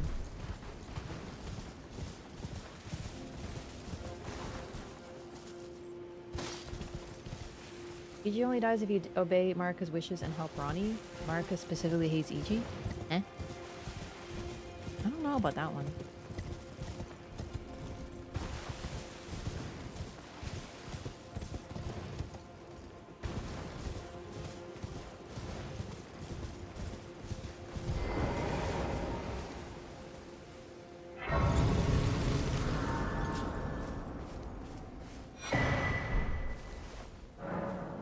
I abandon here a part of the flesh of my body. So, another Miquella cross, another sign that Miquella was here. Oh, hello there. Are you the Tarnished? Lady Leda spoke of you. Another Tarnished. Guided here by Miquella the Kind. My name is Teolia. I too am Tarnished, and here on kindly Miquella's account. So, well, here's to new beginnings, I suppose. I'm sorry. But, well, I'm not much good at anything is all. I'm as weak as a kitten and thick as two planks. I've always been this way, since the very day I was born. I'm afraid the only thing I'm proficient in is poison. Sorry. Bro is ready to be an anime protag at that point. Looking at that, like, look, he's like, I suck at everything. I'm a loser. Everything's bad for me. No, brother, you haven't just uncovered your secret power that's gonna make you the ruler of everything or whatever the fuck, because you're an anime protag or something. Also, I love weak as a kitten and thick as two planks. Although you have to remember, this is British thick, and British thick means stupid, not he's got a fat ass. Complimentary, just to be clear. I'm translating from British. Hope that helps.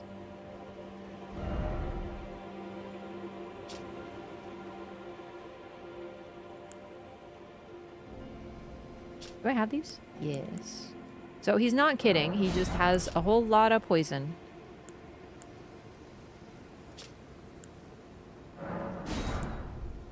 Toxic mossling found in poison swamps. A large moss animal glutted with poison. Found in poison swamps. Round and plump like a darling infant. Bro, it looks like a larval tear. What the frick? He might also have a fat ass. I don't know. We have to check.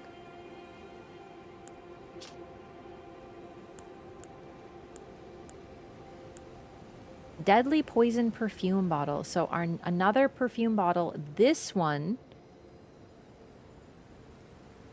Wait, attributes scaling, attributes required. That's so interesting. It's like different from scaling and requirements. Maybe the other one was like that. I didn't notice. Another perfume bottle. This one has poison in it. So everything here is used for poison. We also have a Trina's lily. Hint, hint.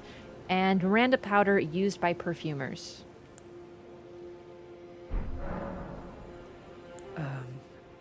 Just give me the word if you need any more poison. So, what can I help you with?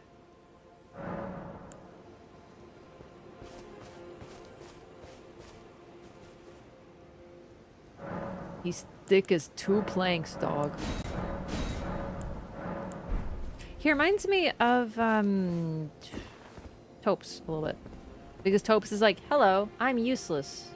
So, what can I help you with? And surprise, he's not useless. Gonna buy stuff from him. Just give me the word if you need any more poison. Okay.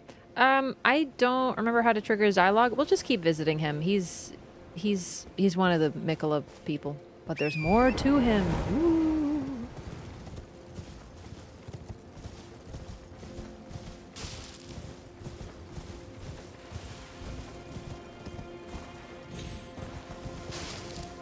Sorry.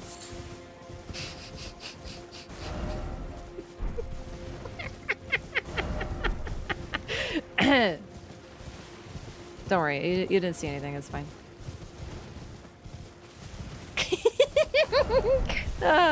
Thank you for that, thank you, appreciate that. Sometimes, even if they're funny, they must be removed. I have a sick sense of humor, so. It's normal Twitch chat things, it's okay. Hey, just, this is a good moment, chat. Remember, stay humble, okay? I know we give YouTube chat some shit. But it's not just YouTube chat where people can be, you know.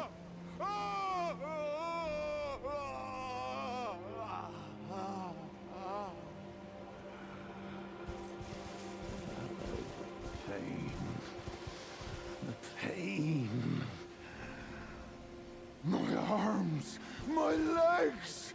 Each lies a bloody ruin! The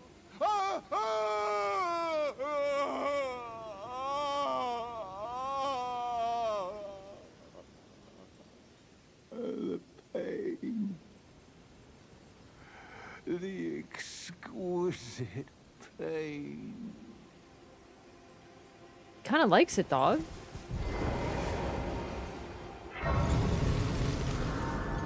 Okay, so I have a big soft spot for this NPC for one reason and one reason alone. And it is, okay, two reasons. Fine. Oh god, he's starting again. The way he says, "A hail of harpoons!" I find it really funny. Number two, he is the literal only NPC in this entire fucking godforsaken DLC that doesn't say the name Mikola, and that's it. Please, no more. I am sorry. I repent. That's it. Come no closer. Oh, the horror. Please, savage me no further. Oh.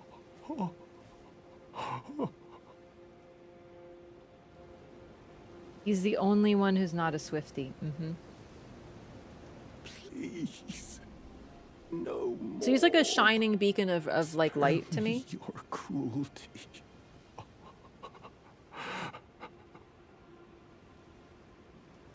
Please, no more. Spare my... Okay, so his legs don't be working because they got like goofed up. His arms are probably gone, at least one of them. He's super fucked up and he's just like, owie, owie, it hurts real bad. Etc, etc. So we're on a new mission. Oh. Real quick. Yeah, Egon, yeah, sure. Oh, also the earthworms again, the spirit earthworms. We see them around like graves and stuff.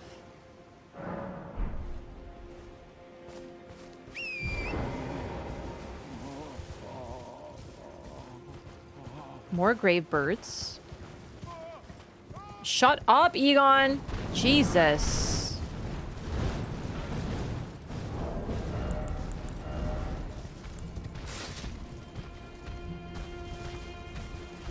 Grave birds are ancient golems created to guard the spirit graves built where all manners of death ultimately drift. So, just a reminder.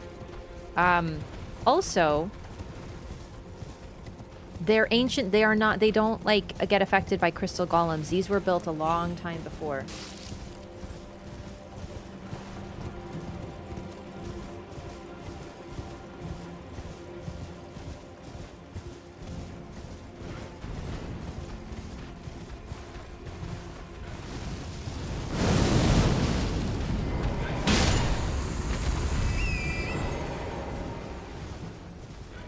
I don't think there's many NPCs that I don't like, personally. Like, I can always find something to like about them. But I gotta admit, I find that, like I said, Egon is my beacon of hope. He's, like, the only one who doesn't talk about Mikola in the entire fucking DLC. He's the only one who never mentions the goddamn name. And has nothing to do with it. But unfortunately, I just, like, I get it. He's, like, he's Captain Ahab. But a dragon instead of a whale. I get it. I know the reference. I haven't actually read the book, though, so maybe I'll put that on my list. But, you know, it's not my favorite thing.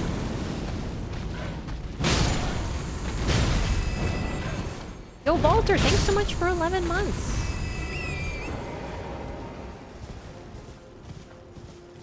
A moon pool at the stairs? I don't think so. I think it's just like a regular pond.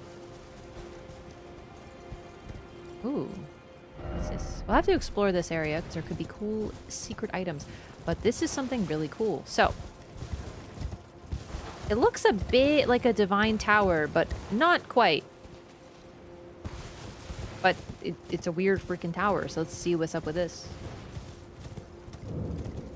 Suppressing pillar.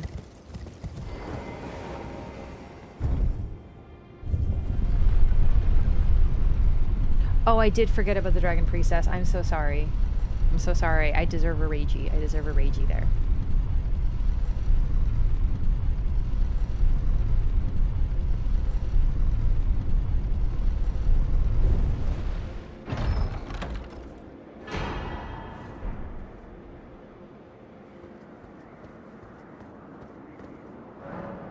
The very center of the lands between. All manners of death wash up here, only to be suppressed.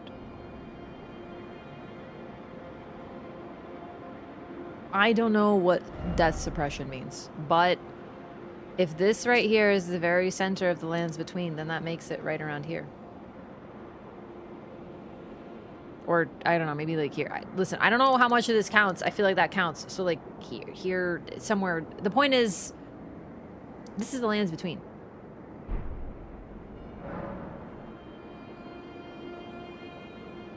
The lands between are a place where all manners of death wash up. But this particular aspect of it, the realm of shadow, is where that happens and has always happened. And now they are suppressed. But this is the very center. So all along here, this is basically your moment of like, you are in the lands between. This has always been here. You just didn't know it was.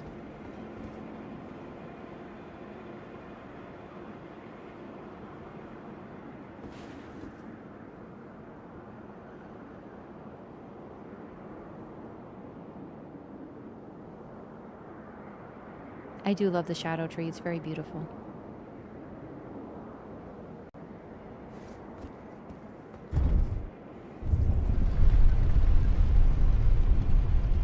Lands between are the afterlife? Not quite. It's definitely some sort of weird liminal realm, though. I mean, it's literally called the lands between.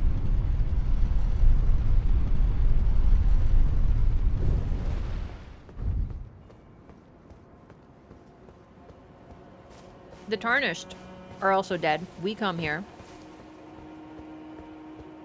And that's sort of the thing, is like, it's a land at some point without death. It just sort of fulfills the role of like weird magical place where important things happen. All the games have one.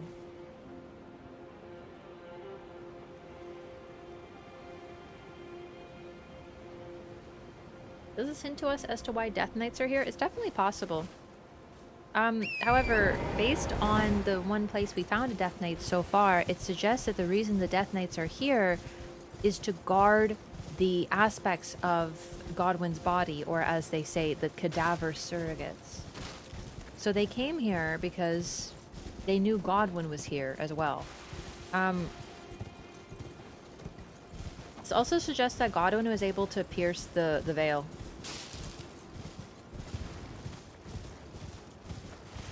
Because this whole veiling likely would have happened a great deal before Godwin was killed.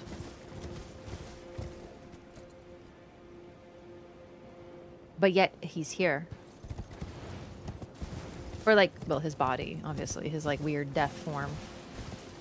Godwin as the Prince of Death, that is. And there's multiple versions of his body. There's multiple cadaver surrogates.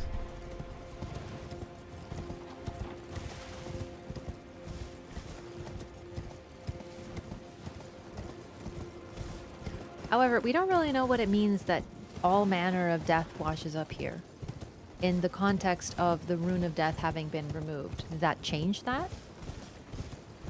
Or did it not?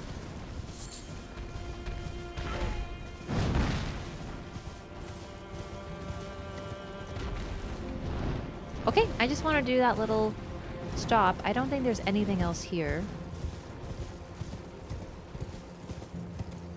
Suppressing pillar. You know what? Now I think about it, the suppressing pillar could be why there's spirits everywhere. It's like the death linger here, that even, you know, even stones become spirits in this place because death has been suppressed. And this is very ancient. It doesn't even spiral. I think this might even predate the Hornset. In fact, it's likely. It could have been built by the ancient civilization.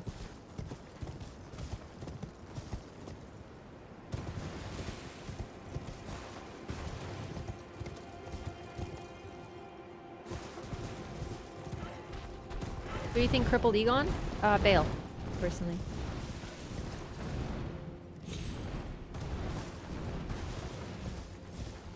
it could be sort of like purgatory. Like you could definitely argue this is purgatory, but purgatory is Ancient Dragon Man. I forgot about Ancient Dragon Man. Ancient Dragon Man, my favorite superhero.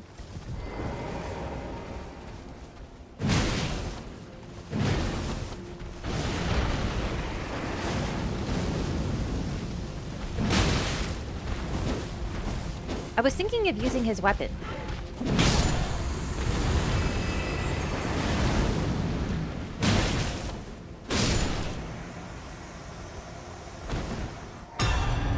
Ancient Dragon Man.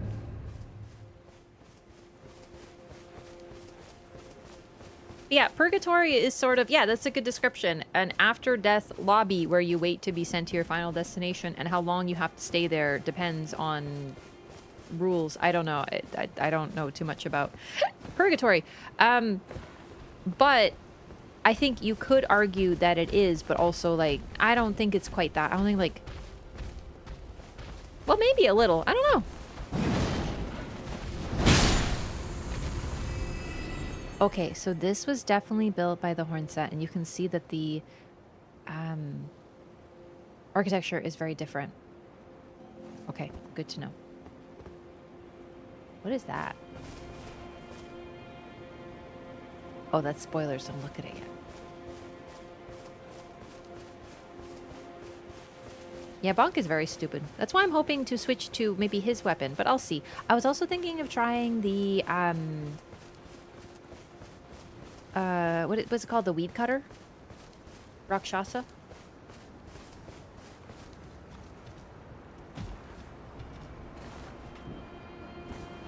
As you know, chat, my goal for this run was to basically use strength and beat the shit out of everything with abandon. I wanted to destroy everything very easily and quickly, so I selected strength weapons, and because I like symmetry, I decided on the Great Stars, because you can get 2 of them in one playthrough, etc., and holy fucking shit, they are so strong.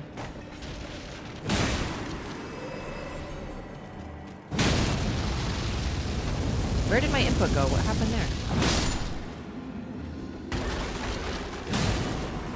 So, dragon worship. Defaced dragon statues. We have seen these at the sites of Dragon Communion, and we're starting to see Farum Azula architecture as well. And bestial those who live in death, just like we saw at Farum Azula. There are dragons around here, ancient dragons specifically, and those who worshipped ancient dragons. My favorite build to play. Wait, did I? I think I just went in a big circle. Yeah, I sure did. My favorite build is, I don't know, it depends. I love curved swords. I just love them. They're my favorite weapons. They're not the best. Like, they're strong, but they're not, like, strength bonk. But I like them.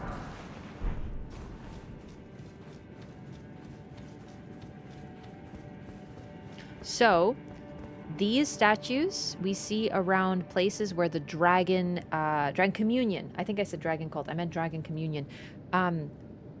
These are ancient dragon statues. They have arms, they have legs, right? They have 4 legs and they have the wings, but they're defaced, which means that, well, some salty folks, perhaps some dragons, have been like, hey, stop eating us. We saw this in base game.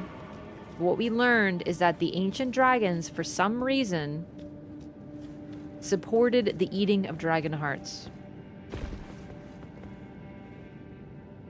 Speaking of dragon communion.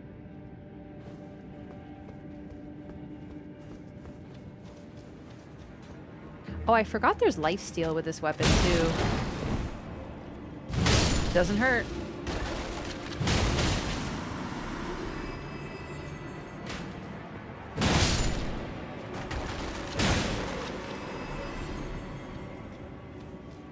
I think there's a great dragon thingy here, and it's like really fucking annoying, but...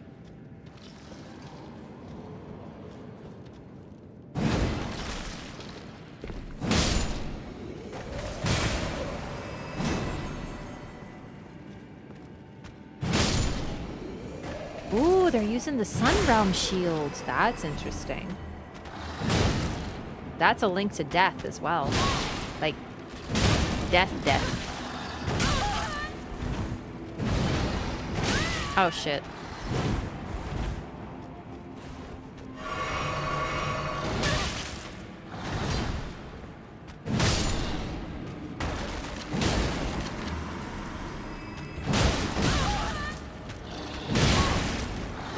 Ah, he swung faster than me. Dang it. I wanted to see if I could trade with him. I can't trade with him. Yeah, I think curved swords are good. It's just, I don't know. Sometimes it feels like you don't even have time to use those weapons. And they don't do as much stagger, even with jump attacks. So you end up just kind of like R1ing.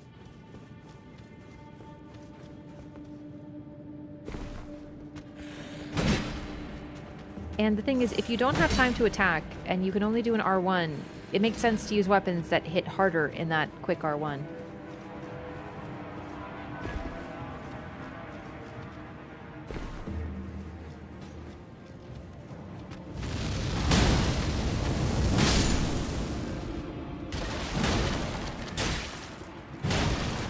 Ooh.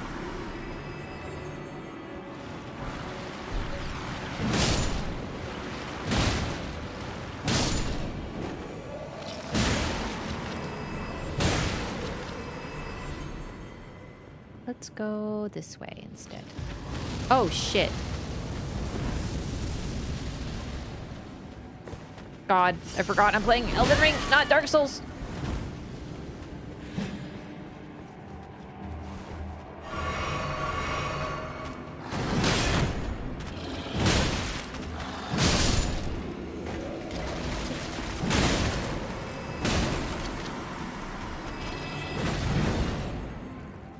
Well, that was just embarrassing.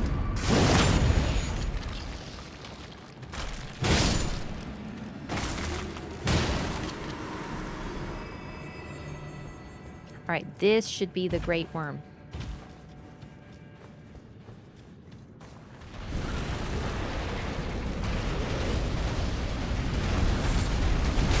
Fuck, as if there weren't enough of these goddamn creatures in base game. They had to give me another, huh?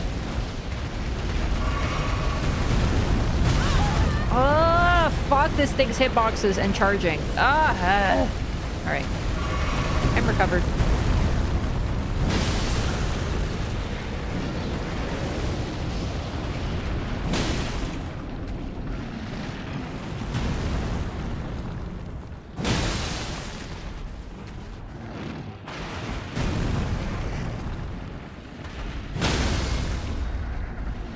Swing.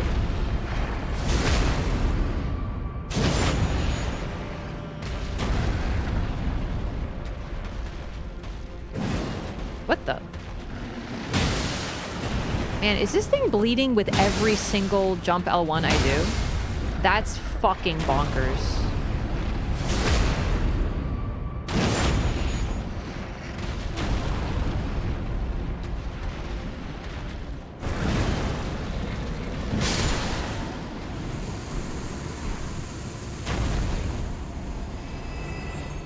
That was very different when I did it with Dex weapons. I can tell you that. Use your ult to stop him from running. I was literally thinking, oh, better use Executor ult. So, Dragonheart, yet more signs that we're dealing with the Dragon Communion.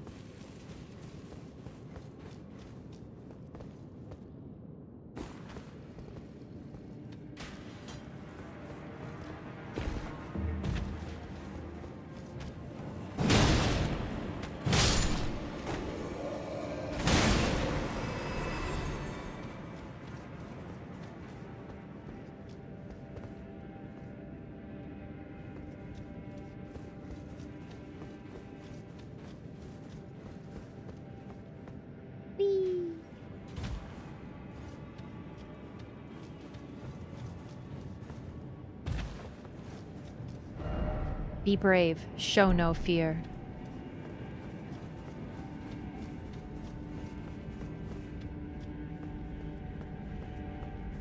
Is the note telling us to be brave, bold, and blonde?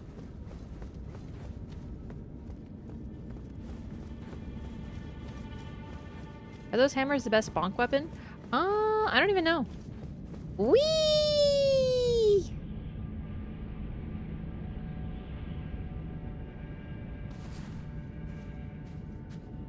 We land on some soft ash.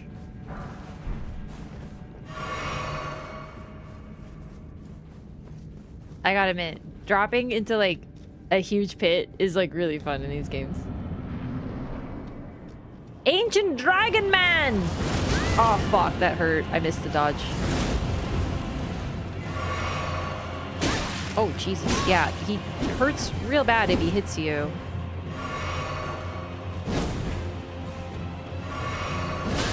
Fuck. Eh.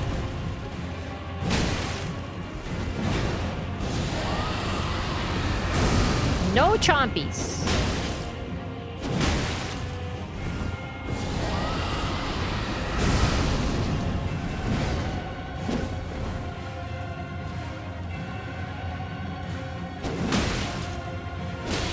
He hit me in there. No. My greatest weakness.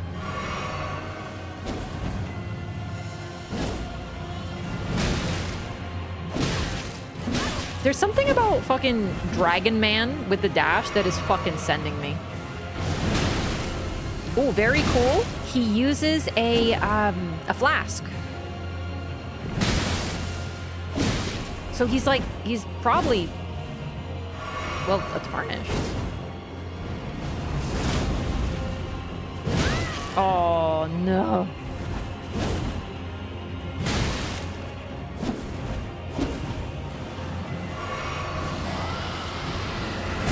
Oh, I missed the dodge. Fuck. Oh well. We'll get him next time.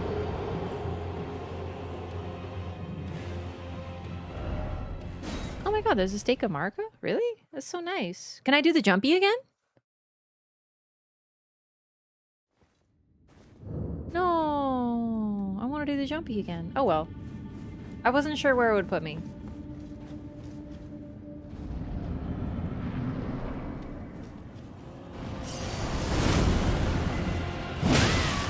Yeah, I remember this weapon being very, very, very good. I didn't use it myself, but in the sort of like discourse on Elden Ring DLC, a lot of people said this weapon's really, really strong. The Ancient Dragon Man's Great Katana, that is. And I thought it'd be fun to try it out, since I don't want to use greatswords the entire time, even though it is kind of comforting.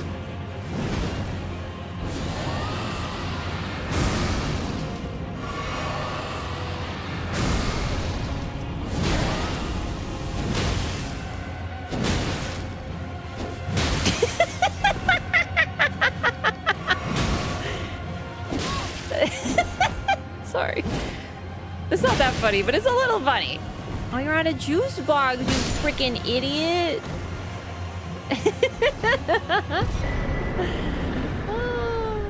Dragon Hunter's Great Katana. That's what I was looking for.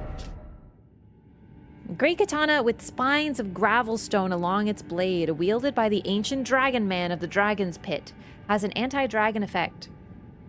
Formerly a dragon communion warrior, the ancient dragon man was once arbiter of those worthy to devour the dreaded one.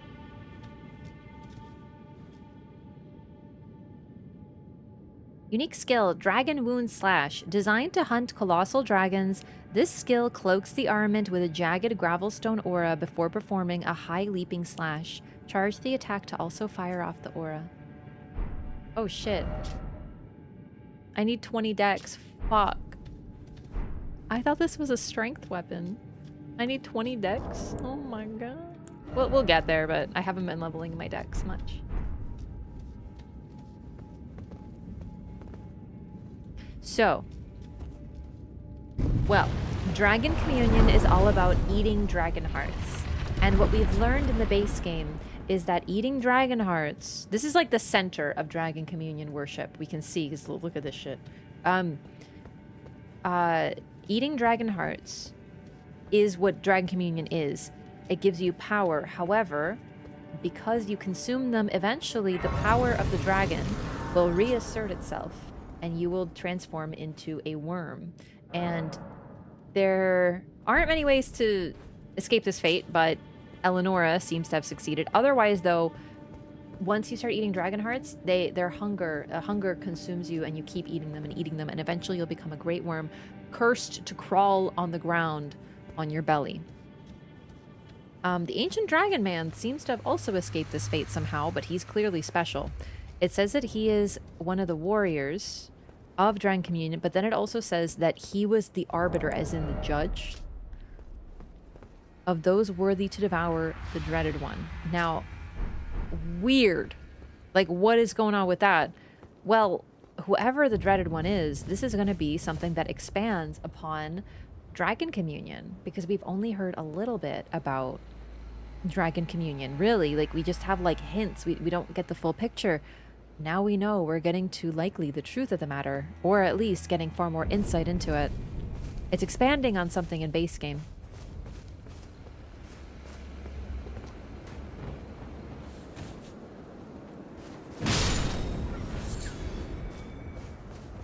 So yeah, we don't know who the dreaded one is. But if there's anything similar here, devouring him has a cost. Okay, I would like to actually maybe... no, let's go here first. Actually, hang on. Well, first I need the dexterity to use the new weapon anyway. I thought it was Bale.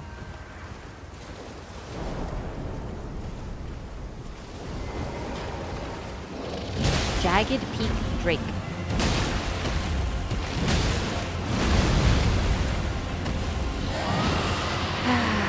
If I didn't fight enough of these in fucking base game.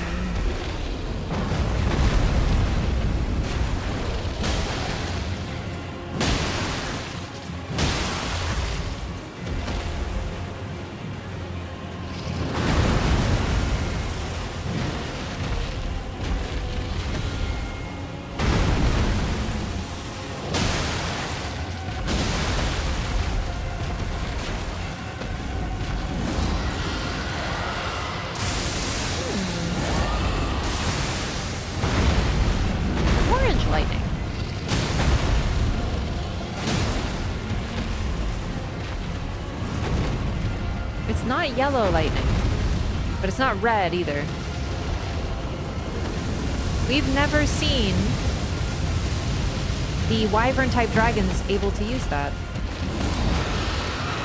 It's not as strong as the ancient dragon lightning.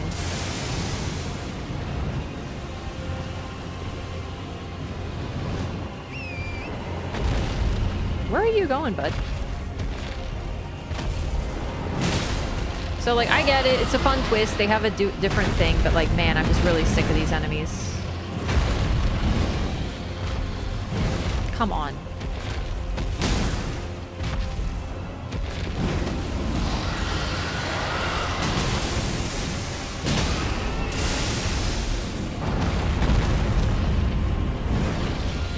What is happening here?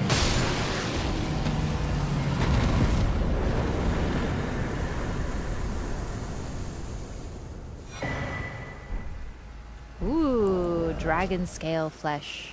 A lump of hot flesh carved from beneath the inverted scales said to grow on aged dragons. When ingested as is, it boosts vigor, endurance, strength, and dexterity at the cost of gradual HP loss. To the Drake warriors, there is no more intoxicating liquor than the heat of dragons.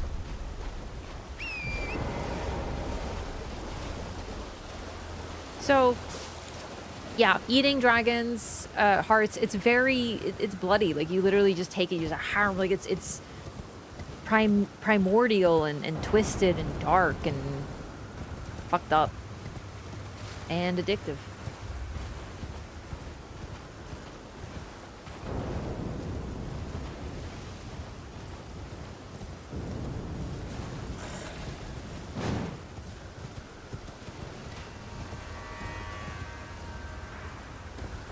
More of the Farum Azula enemies that we've never seen outside Farum. Well, okay, there's a couple of exceptions. We do see a couple outside Farum Azula, but generally we don't.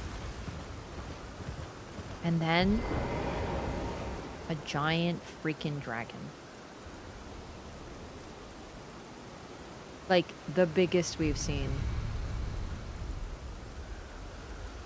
I think even Grail is dwarfed, or Grail. No, Grail. Grail is dwarfed by this one. Egon's Cookbook. A record of crafting techniques left by a warrior who challenged the vile dragon Baal, only to be grievously injured and broken by fear. Contains details on how a mere mortal can fell a mighty dragon. Acquire the knowledge to craft the following: Dragon Communion Grease, Dragon Communion Harpoon. Well, we basically got Egon's whole story.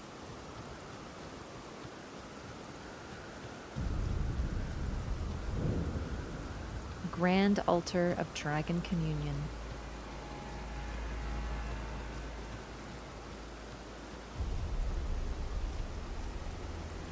I'd love to see a size comparison to this one and the Ancient Dragon at the at Lane Dell. Please explain the giant-ass dragon. It's a giant-ass dragon. It sort of explains itself. Really though, it's a big-ass dragon.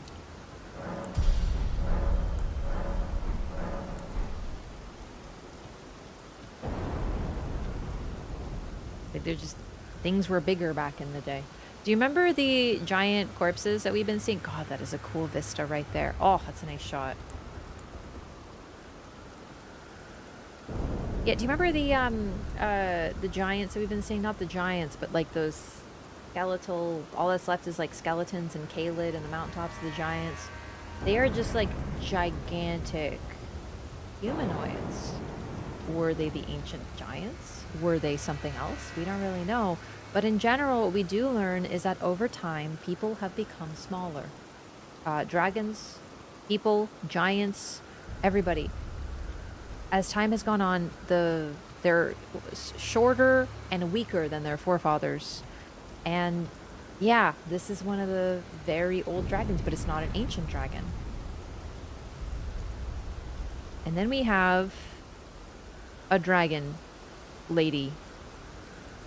Warrior true, picture yourself feasting upon a dragon's essence, on the throbbing heart of the oldest, vilest dragon of them all. It would be the purest form of communion, the fullest sating of your hunger and your consummation as a dragon whole. Do not partake. Perhaps you have yet to feel true warmth. I am patient. There will come a day when hunger knocks. I'm so fucking hungry. I could eat a dragon heart right now. Why is she so quiet?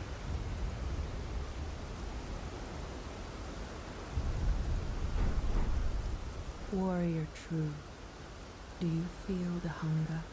Then why not feast upon a dragon's essence, on the throbbing heart of the oldest, vilest dragon of them all?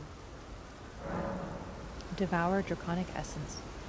Yes, as it should be. Now, seek the jagged peak. There you will find Baal, the oldest and vilest of all dragons, land-bound warrior. Follow your desire and slay the foul beast. Devour its throbbing heart. I will grant you the strength required. In the name of my lord, Placidusax.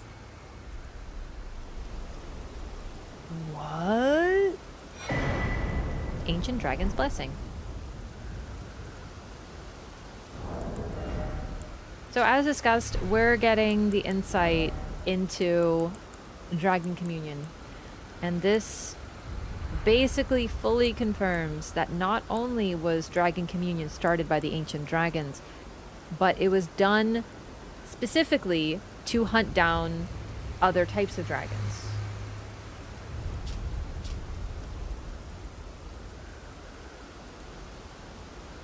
Here we go. Dragon Communion Harpoon. Harpoon bristling with sharp gravel stones.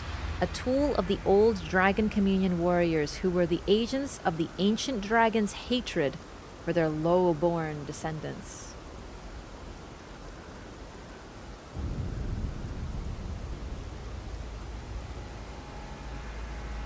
The ancient dragons hated their children, basically. It's twisted, and they killed them, and they got humans to kill them and eat their hearts so that they could then become worms and then be killed and further this twisted cycle. It's like, it's not just low-born, it's descendants that is so twisted here, but they just, yeah. It is super distorted to have these largely immortal beings, because the ancient dragons were long-lived. As far as we can tell, they were immortal. Despising their descendants, their children, and wanting them killed. It's the most backwards, fucked up thing. Because you should always want, really, like, all anyone should want is to pass on the world to those who come after, right? And to understand, like, you can't live forever, right? But what if you could? What if some people could live forever? What if they decided that those who come after aren't worth it and they don't deserve it and they should be killed? It's fucked. It's so fucked. And this is the moment that we're, like, realizing just how twisted the ancient dragons are. And, well, this was an aspect of the dragon cult. We don't really know. Like, was Fortisax or Lanciax, were they about this? We don't really know. But were they in a different camp? It's possible. Not all the ancient dragons were like this, presumably.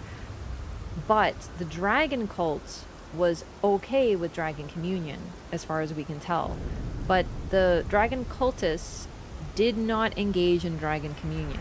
Still, it was likely accepted by them. So it's sort of interesting here. The dragon cult basically was the blessing of dragons given to humans. Dragon communion, though, was okay with them. Like, I don't know. I guess we'll find out. I don't think there's anything that really says that the, like, Fortisax and Lanciax were against it.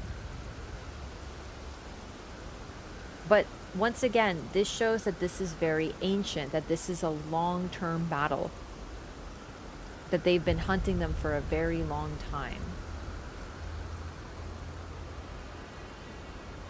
Because everything in the DLC is much older than everything in base game.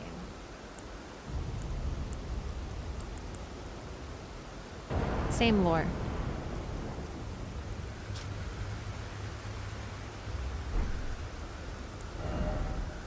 And then we got the Ancient Dragon's Blessing. Favor bestowed by the Dragon Communion Priestess in the name of the Dragon Lord Placidusax. Consume FP to increase all forms of damage negation, including physical. This also increases damage negation while guarding as an additional effect. Each night, the priestess offers her own sleep to her lord, and in turn receives the power of his favor. So, a lot of lore here. Placidusax's whole thing, he started Dragon Communion. It doesn't mean that the dragon cult disagreed with it, though. We really don't know. But they were distinct. Either way, this is a very, very ancient thing. Like, it actually makes sense that the Dragon Communion is significantly older than the dragon cult. The dragon cult is basically human becomes friends with dragon, they're cool, right? This is kind of fucked up. Dragon Lord is just trying to kill his descendants? Something is going on here, but we do know about this Baal. We've heard about Baal, the oldest and vilest of dragons. And this was probably someone who was contemporary with Placidusax. We also get some really interesting lore here that she directly serves Placidusax, and the reason that he is always sleeping is because the priestess offers her own sleep to him. So we see Placidusax, he's beyond time. All he does is sleep, wait for his god to return, and he's also in that spiral. But no one ever comes, but this is how he's able to wait so long, because his servants grant him their sleep, and then they get his favor, which is a really cool buff, actually. Warrior true, what is it that you need? Ask about Baal. In a time long past, Baal turned upon the Dragon Lord. The foul traitor assailed our master and inflicted a grievous wound, only to make a hasty retreat, becoming a sworn enemy of the brood. Since that day, Baal and his bloodline, the Drakes, have served as sacrifices for Dragon Communion, land-bound warrior. My lord, Placidusax, has shown your kind what must be done. Seek communion. Sate your boundless appetite. Feel the euphoria over Dragon's essence taking root in your meager frame. In a time long past, Baal turned upon the Dragon Lord. The foul traitor becoming a sin's land-bound. Feel. Well, so is it like vengeance, or is it despising the lowborn kin? Which is it? And I think it's a little bit of column A and a little bit of column B. It's an exceptionally violent vengeance, and immediately if you're sitting there being like, okay, wait, so Placidusax is trying to get vengeance on Baal and his entire bloodline forever because of this betrayal. Okay, maybe we can take that at face value, but doesn't that kind of sound like what we've been hearing so much about Marica, how she betrayed the horn scent, how she's a rotten strumpet, and how it's all about, you know, getting vengeance on her?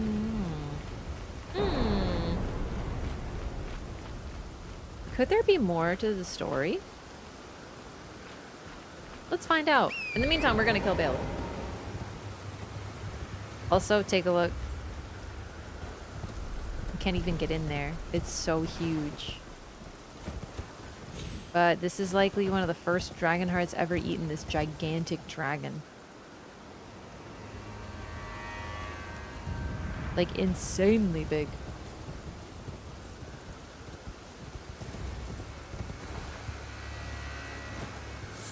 Sharp gravel stone. The scale of an ancient dragon that is supped on the blood of lesser dragons.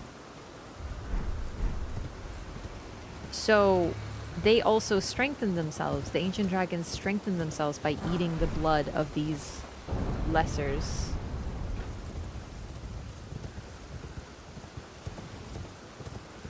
Rotten strumpet. Yeah, it's what the Hornsent Grandam calls Marica.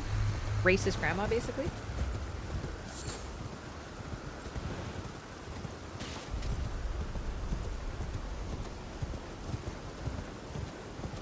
But yeah, we're learning a little bit about Placidusax for the first time. And also... Oh, sorry. We're learning for the very first time... Well, this is an ancient dragon. Warrior. Dragon Communion Priestess. This is the very first time that we've seen the human form of the ancient dragons. We've heard that they could take human form, but this is the first time that we've seen it.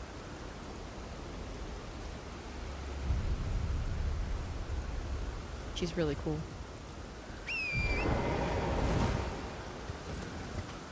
Riker, some connection to this? Possibly, but it's really just more the overarching theme of Elden Ring. It features consumption a great deal. So, people eat dragon hearts and then the dragon heart consumes them. Riker allowed himself to be eaten by a dragon, sorry, by a snake, and then he sort of asserts himself in the snake the same way. So he is the snake, but he is Riker. Godric grafts people onto himself, the Tarnished,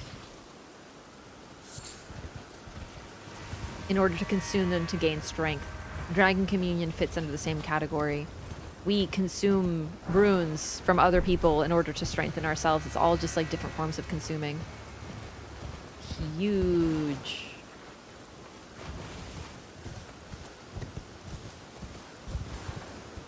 Ah. And look at this dragon communion harpoon. That is a gigantic harpoon.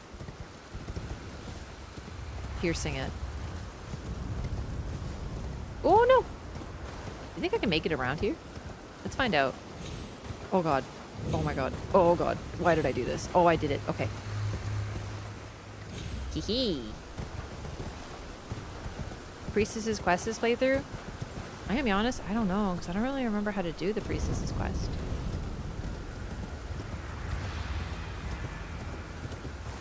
But I think I want to give her the Teolier poison, but I don't remember how to do that.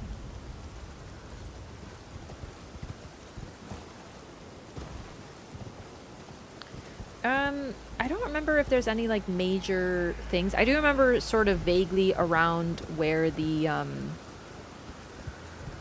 charm breaks, but other than that, DLC is really fuzzy.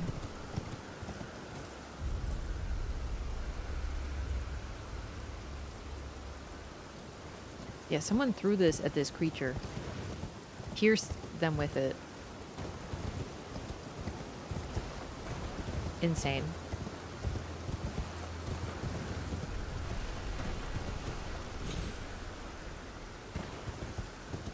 Oh my god, I don't know how to get down now. Charm can break at 2 points? Oh dang, really? I've only ever known one. I only did the DLC like twice. Ooh, look at the eye. Ooh. Cool. One tooth is like the size of our character.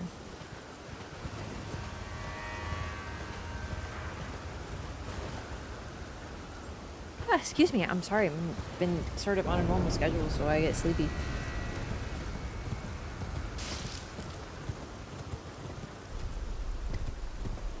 Miyazaki teasing another game with Titans as he did with Kayla in DS2. Kayla in DS2 was Tanamura. But yeah, I think that's actually a good time to bring up the fact that, chat, in Dark Souls 2, there is a god known as Kayla, who I believe is the god of dreams, who is said to be a young boy who encountered a spirit tree in his sleep.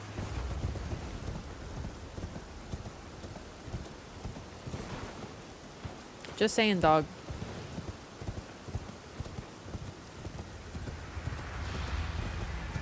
Yeah, Miyazaki wasn't involved, so that was Tanamura.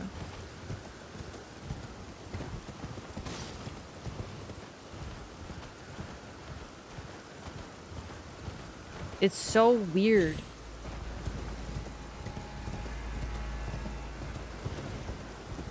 Okay, so I don't want to go that way. I want to focus the dragon thing.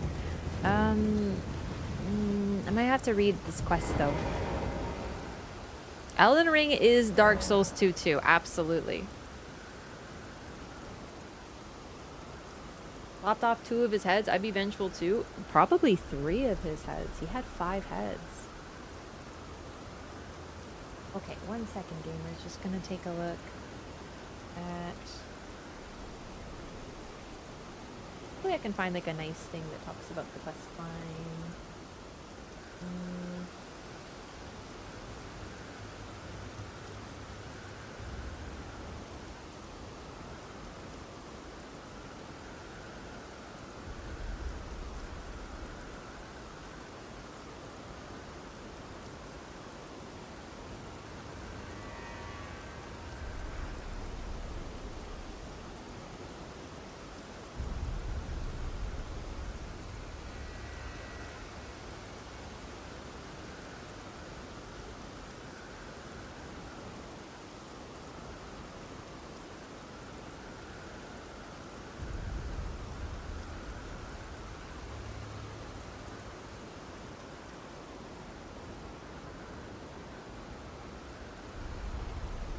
Ah, yes.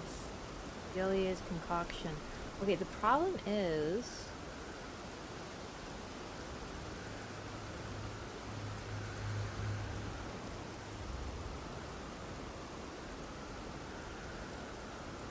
Yeah.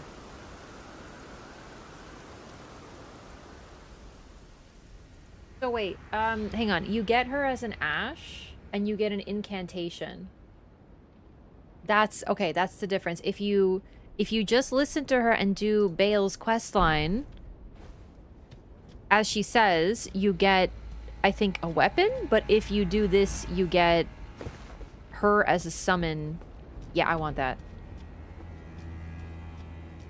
Things betwixt equals lands between. Yeah, it's true. In Dark Souls 2, the place you end up is a liminal realm, and it's called Things Betwixt. However, apparently, I don't like fact check this. I don't know. Someone in chat was saying that George R.R. Martin came up with the name The Lands Between, and it's like the one thing he asked them not to change, which I find really funny because it's like, yeah, but they already did Things Betwixt. Like, they do this weird liminal realm shit. So if that's true, like, bruh, you know?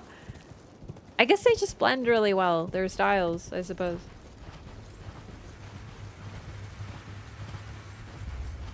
Oh, right, and her heart. What do you get? What do you do with the heart?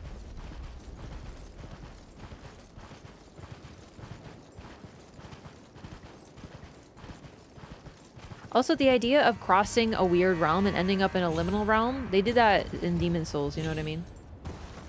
Transform into her. Oh, shit. Cool. Okay. Oh, right. That is what you do at Dragon Hearts, huh? So, let's see. Wouldn't the dreaded one likely be Bale the Dread? I know that was a while ago, but, like, I'm just... Remember, we don't know who the dreaded one is. We're pretending until we hear the name, until we get it confirmed, you know what I mean? We're like, we're doing it organically. Who's the dreaded one? I don't know. Bale the Dread. Oh, now we know. You know what I mean? It's one of those.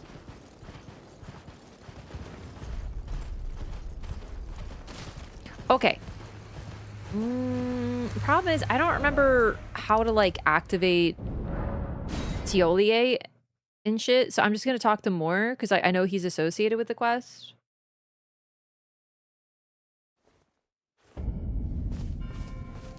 Welcome.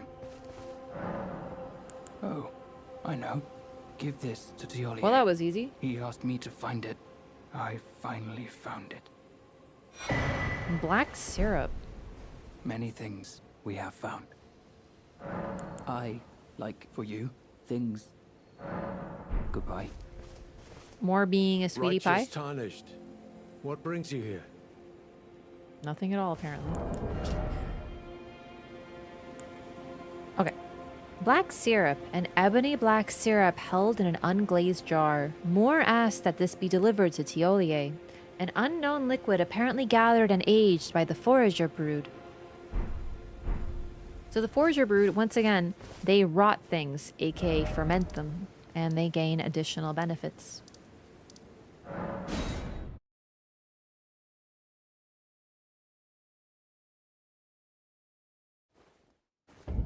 Rotting can be beneficial after all. Hi, Tio. So, what can I help you with? Give black syrup. Oh? What's this? I have to say, Sir Moore has an awfully sharp eye, doesn't he? It's wonderful.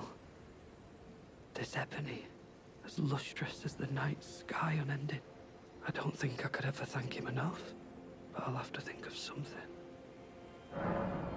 So, yeah, Tiolier is good at nothing but poison. That's all we know about him. We know that he's one of the, you know, Mikola followers, but other than that, we get nothing on him at all.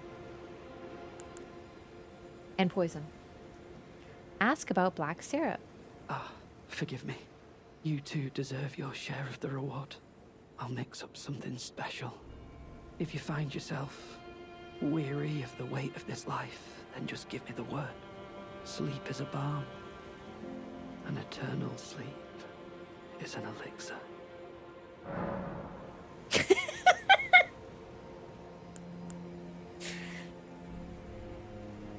This reminds me of the granny in Bloodborne where we could say, I have my share of woes, and then she gives you fucking drugs. Yeah, okay, fucking weirdo. I'm weary of life. Is that so? Then take this. This concoction can coax even the oldest of dragons to sleep. For you. It will grant the sweetest slumber for all eternity.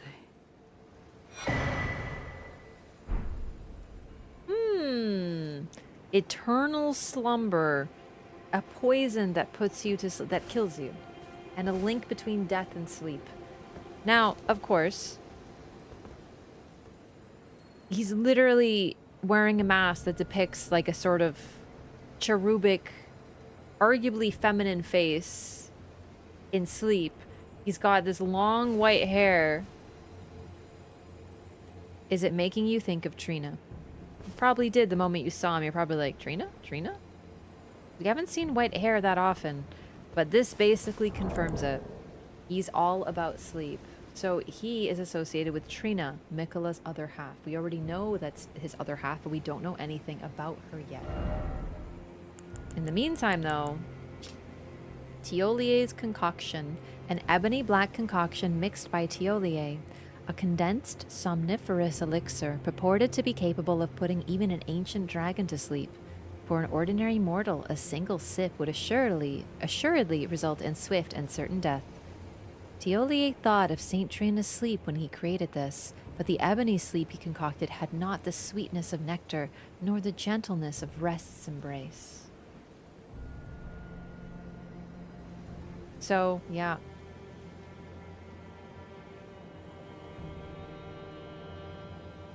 Thought he was being Miquella because Trina has purple hair.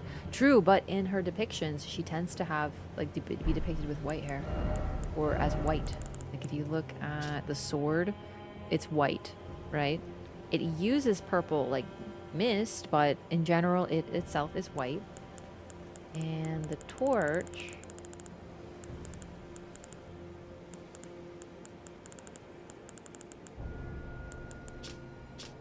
The flame is purple, but the depiction itself veers toward like white or gray stone.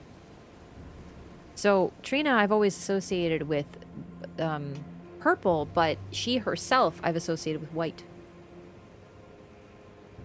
It depicts Saint Trina and she's all in white. Versus Miquella's depictions are always in gold. Well, not necessarily. All of his stuff is gold though, right? Not hers though. Either way, this basically confirms it. He thought of Trina's sleep. So he tried to create something similar, but it's not the same. It's, it didn't have the sweetness of nectar, nor the gentleness. Trina is gentle.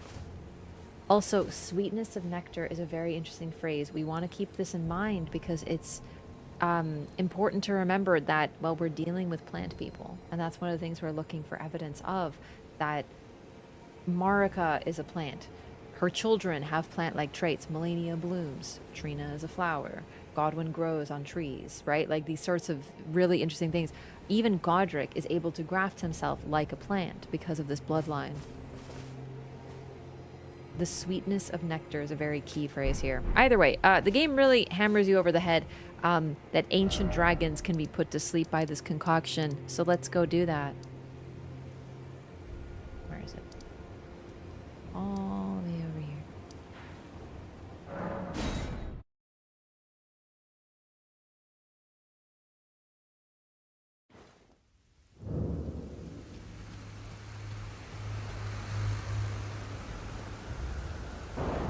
Where the heck is she?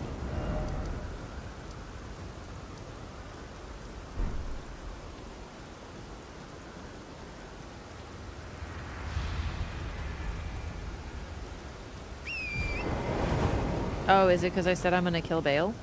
Oh no. Oh no, maybe I made a choice without meaning to. Oh wait, I can actually use this as a Dragon Communion? Communion with Bale. Oh! Oh, cool! Ghost Flame Breath, one of the incantations of Dragon Communion, transforms caster into a dragon to spew Ghost Flame Breath from above. The land of spirit graves is home to all manner of dead, and even the corpses of fallen dragons found their way there.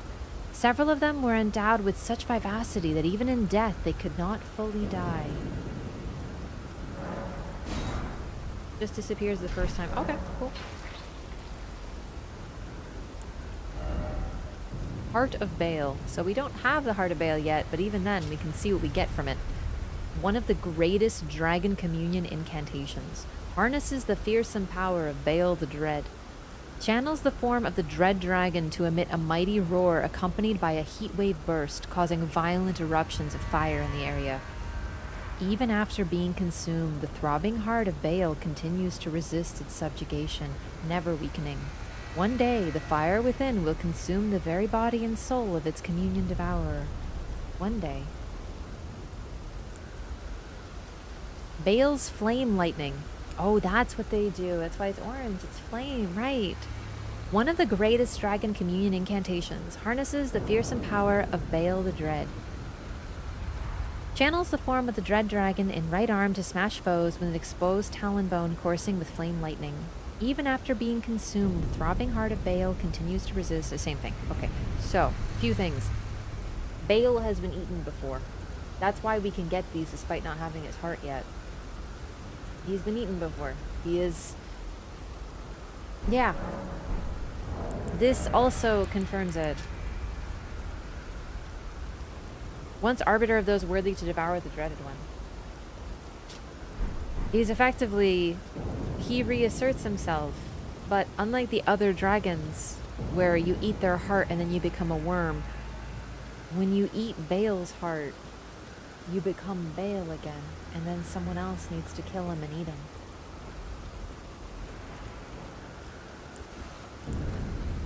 Now, I talked about this during the first playthrough,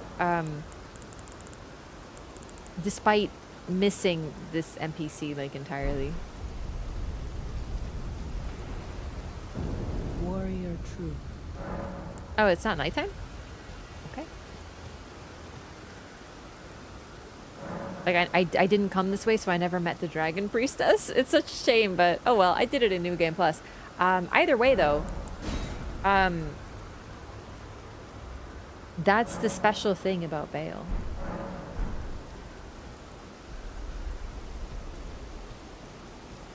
My dear Lord, Esidusax, tonight, like every night, my solace is yours.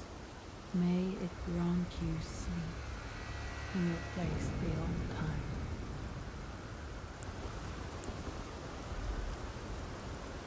Sleep grants solace, and she's bestowing it upon her lord.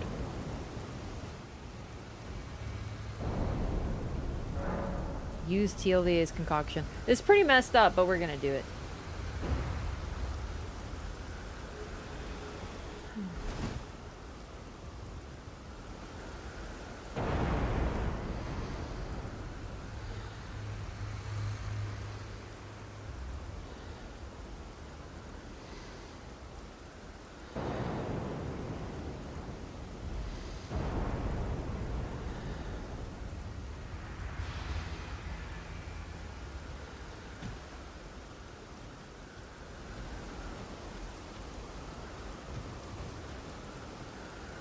What a weird quest.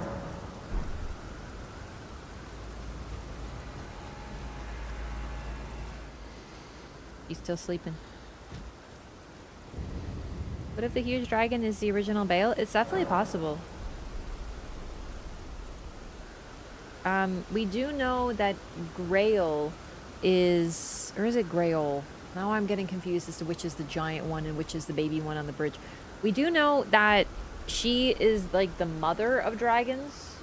Pretty much all the dragon, like she's like credited with all of them, and this dragon is dead but just about her size. So it's possible that she's been she's like grown that big, that she wasn't always that big, but it's possible that this is her mate, that this is the father of all the dragons, and thus that suggests that it's Bale of the bloodline. As for why he looks different, well, they didn't want to make a giant version of the Bale model. I don't know.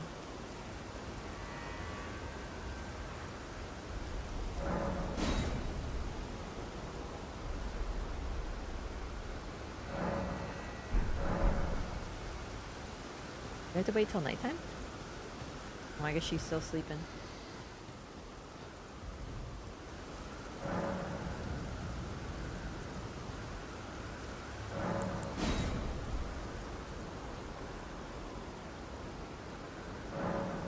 There she is. Hi. I have broken my pledge.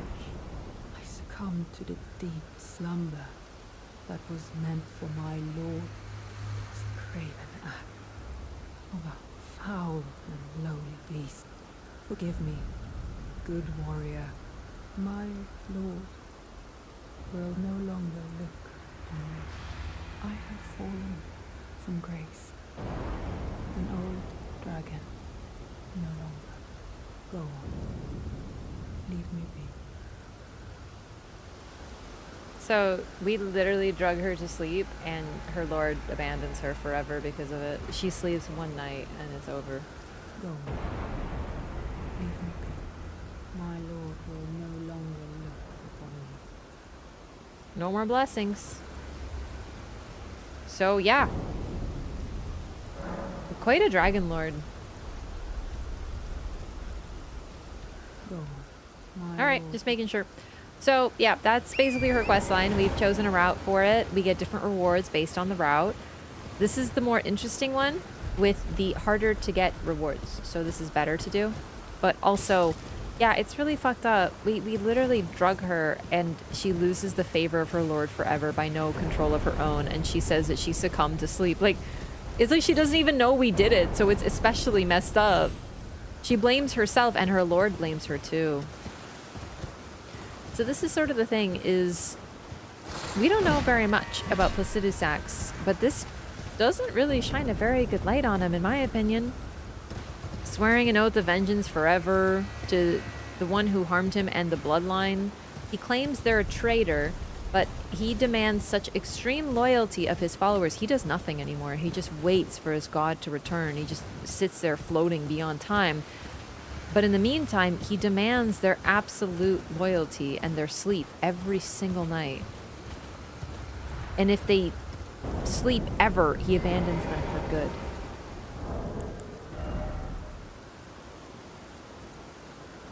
So basically, this is one of those moments where you're looking, you're like, did Vale have a point?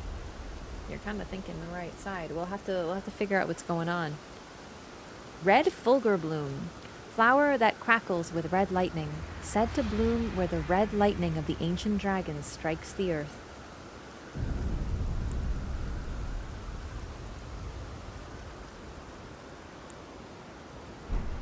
An older version of the Fulgur Bloom. That's actually a major theme of the DLC as well, is like you should question all the information. We really have to reassess a lot of characters after the DLC. In fact, Teolia makes a potion like that. Well, in defense of Teolia, he's not making it to like make someone go to sleep. He's making a potion to kill them. I really don't know if that's better. To be fair, he does tell you that's what it is. Like, he literally says, like, listen, if you want to, let me give you a potion. It'll, like, it is creepy, but, like, this is a land where it's very, very hard to die. And a lot of people do seek sleep as an escape. Trina was popular after all. So don't think of it as being creepy. Think of it as being murdery, is what I'll say.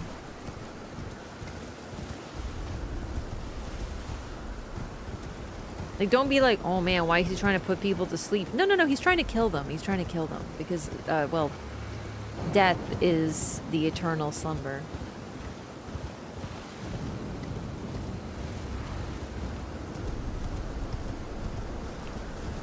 I feel like eventually there's gonna be something here, but like, it really do be just you keep on running, huh?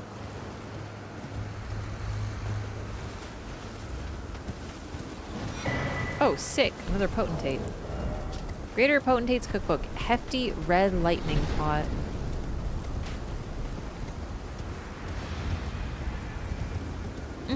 Yeah, and it's not an unusual concept that death is related to sleep because in, like you're saying, in Greek myth, yes, Thanatos, death, is the brother of Hypnos, sleep.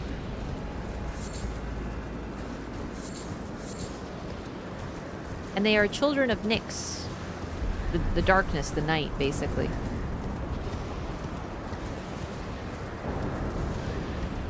It's pretty funny.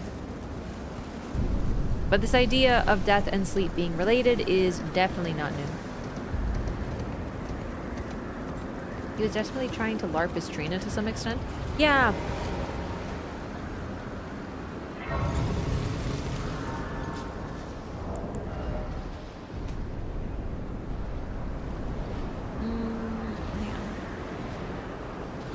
What was I gonna read? I don't remember. Well, let's go back to Tio. I don't remember where the map is here. It's not even marked. I think it's up ahead, though. I think this one's tricky. You just keep going forward. However, let's go tell Tio that his poison worked really well, and we managed to, you know, screw over an ancient dragon. Eternal life isn't great, it seems. No, it isn't. No. Stagnant. It's the most stagnant thing. Mm-hmm. So, what can I help you with? Oh my god, we can buy more? Causes immediate death if imbibed by an ordinary human. Hell to the yeah, dog. Just give me the word if you need any more poison.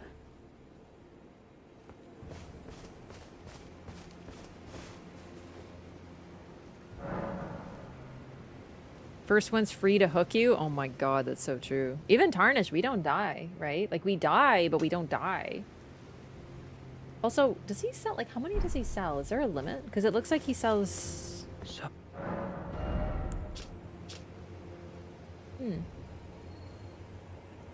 Interesting. Okay. I think this is one of my favorite things in FromSoft games when there's just, this is an item, it fucking kills you, and then if you drink it, it just fucking kills you. It's just my favorite. I love it very much. I think it's, like, toward Bale time.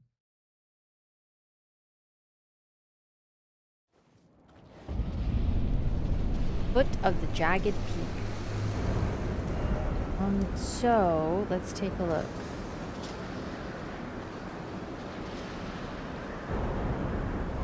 If this is the center of the lands between-ish, like here, we are now heading southeast, which would put us around here in this part of Caelid, where it really just looks like something is missing. And remember, the very interesting part of Caelid is the Bestial Sanctum. Okay, this is more the Dragon Barrow, to be fair. It's still Caelid, but it's like a different area of Caelid. The Dragon Barrow is where the dragons went to. And this part, the Bestial Sanctum, has this Farum Azula architecture, as if Farum Azula came from this area as well. But it's sort of weird because it's just this area. And if you look at the DLC map, we're heading in the right direction. Although, to be fair, this is the center. So, yeah, like we're heading, you know what I mean? Actually, you know what, real quick, I'm gonna use the restroom. Give me 1 minute, be right back.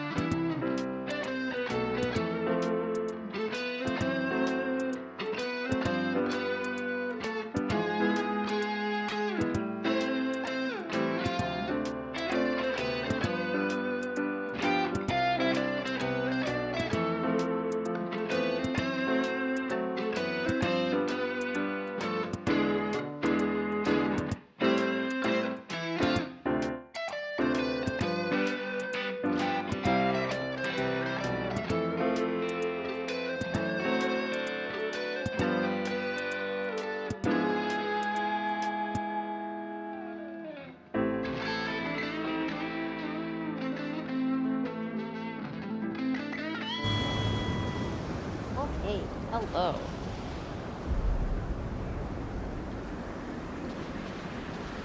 Glean your knowledge of Elden Ring lore from particular books? Oh god, no, I just play the game. I don't read lore books. They're no fun. I mean, so, no, sorry, I should clarify. I like getting my lore from the source. So it's like more fun to find it myself, right?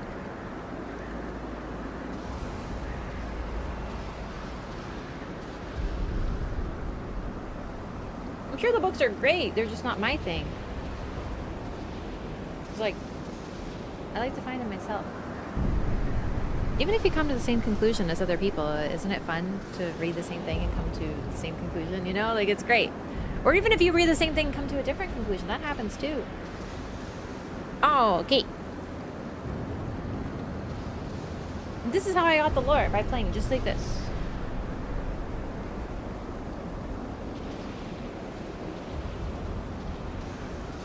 Lip gloss you're wearing? Yeah. It's, Harry Para. It's not gonna focus. It's just like a...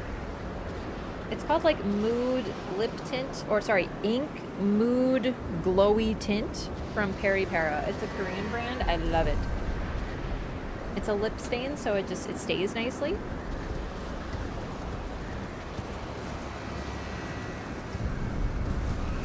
What is Lore Run DLC edition?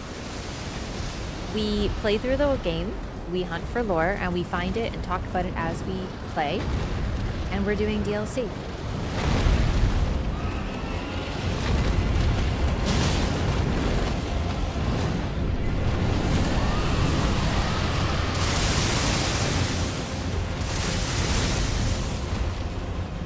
I understand that it's like very, you know, ambient, but I cannot see shit, gamer.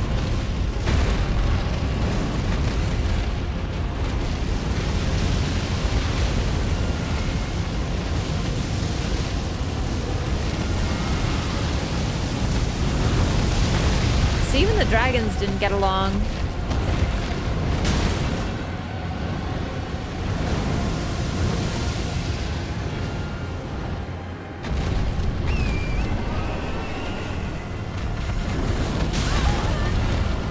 Okay, that's the wrong one.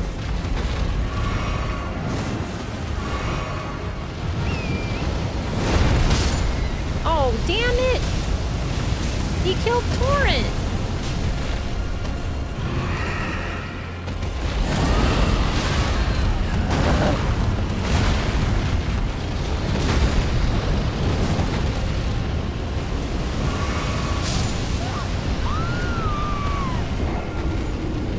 Oh well.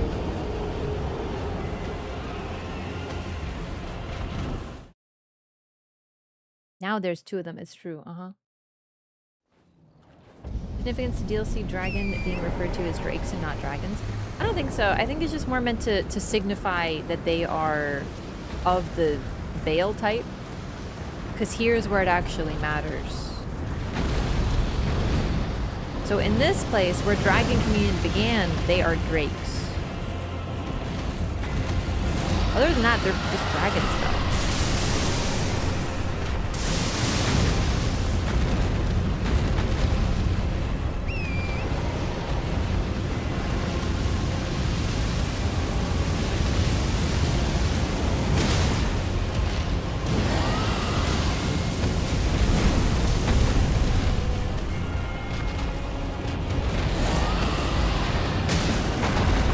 Generally, the game hasn't differentiated between them. Oh, shit.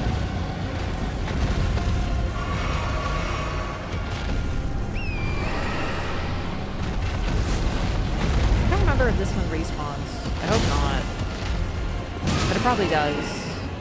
Because the DLC hates me specifically.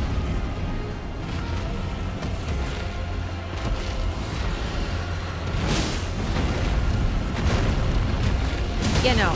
Drakes don't have the body, they don't have legs, they're not like the ancient dragons. However, in the base game, they're still called dragons, and they also are the descendants of dragons.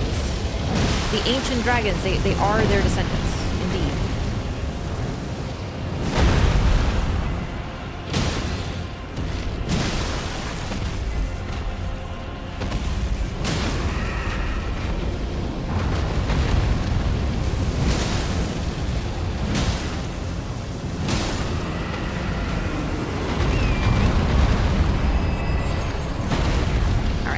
focus on just the one.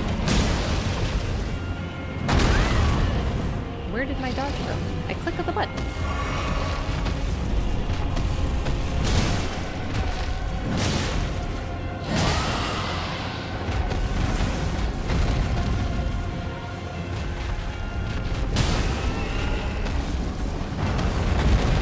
Oh great, I'm trapped in the grundle. Dragons have 4 legs? No, dragons have whatever legs they have. This isn't like... This is Elden Ring / Dark Souls. It isn't like... Oh, well, technically they're wyvern. No, it's not like that. They're dragons. They can call some dragons. And so they are dragons.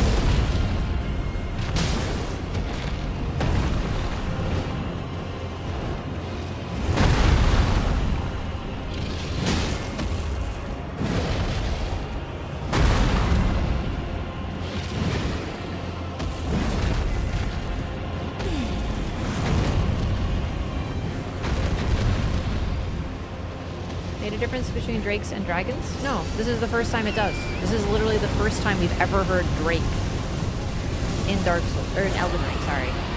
This is the very first time. Okay, I shouldn't have looked at chat there. But in my defense, fighting dragons is hell.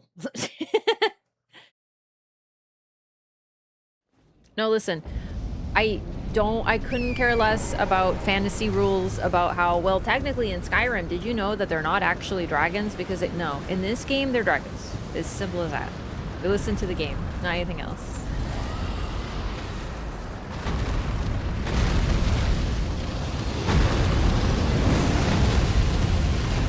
Dark Souls is similar, they have distinctions, but they're not, they're like more species or age.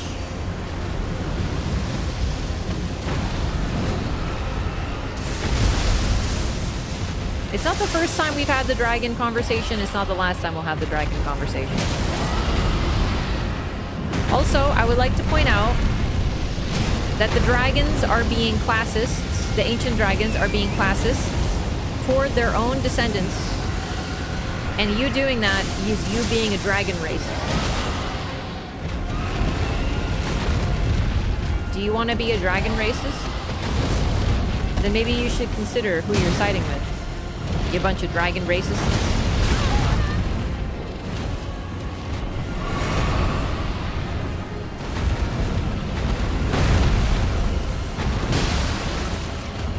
And classists.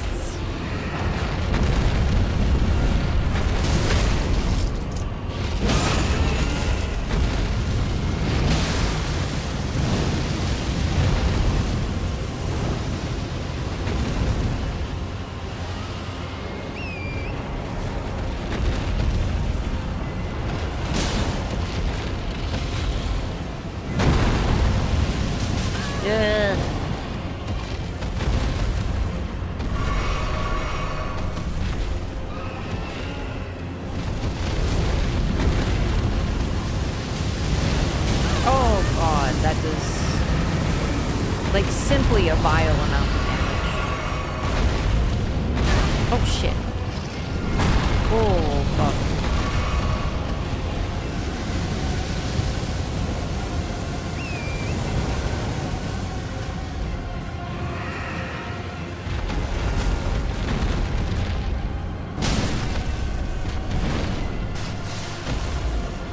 Wait, what was that? Oh, was that just lightning? I thought there was another dragon there for a second.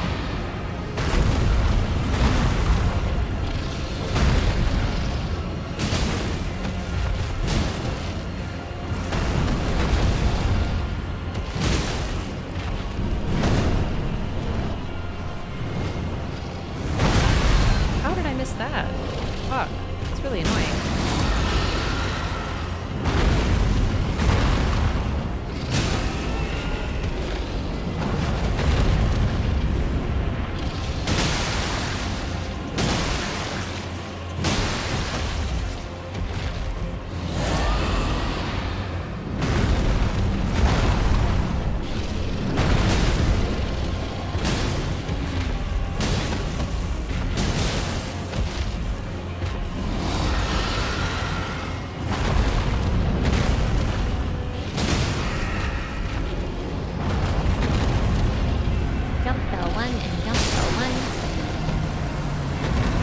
everything dies before you.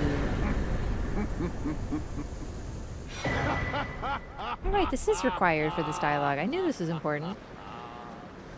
What a sight.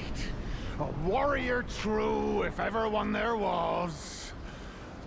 A fellow Drake warrior. Egon. Piteous Egon. Do you not remember? Conjure your past. How once you were. When fear was yet foreign to you. To you?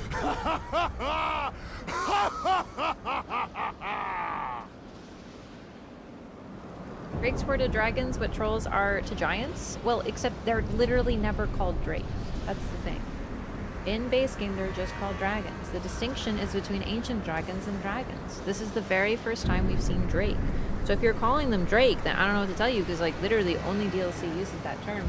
And we're using that term in the location where these people have decided that they're gonna, well, these dragons have decided that they're gonna make people eat dragon hearts to get rid of their lowborn kin.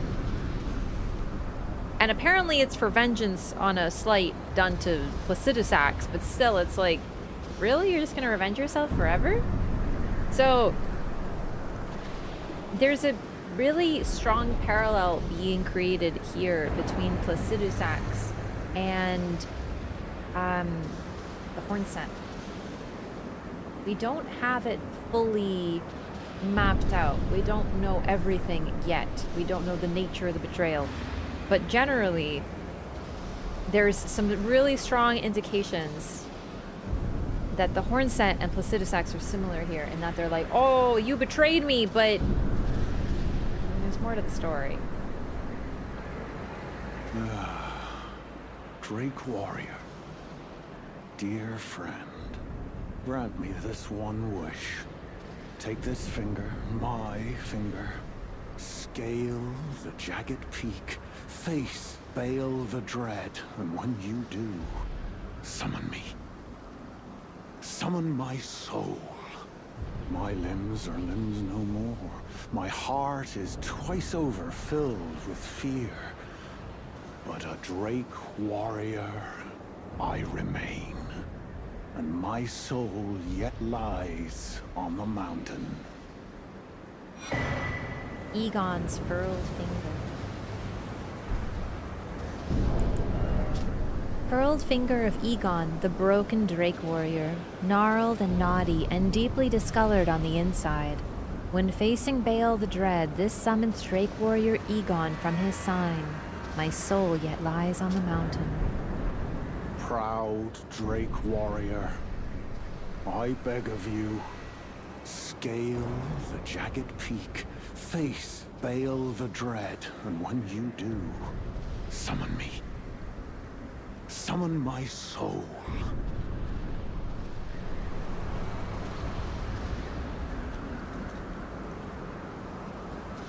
How did he get here?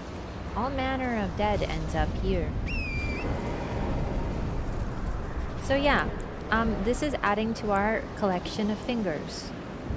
So the furled finger, this is actually very comparable to the recusant finger, because it is one finger that we use over and over again, or also the tarnished furled finger. This is the most comparable one. This is some tarnished finger that allows you to summon other people. The finger of someone who came before was left for you so you can summon help. If you've ever summoned help, if you've ever summoned an NPC for any of these games, that was someone who came before helping you through their finger. The invader fingers operate similarly, but opposed, in that you enter someone's world to try to harm them. The really interesting one is the bloody finger. This is actually our finger that has the blood, Moog's blood within it. Yeah.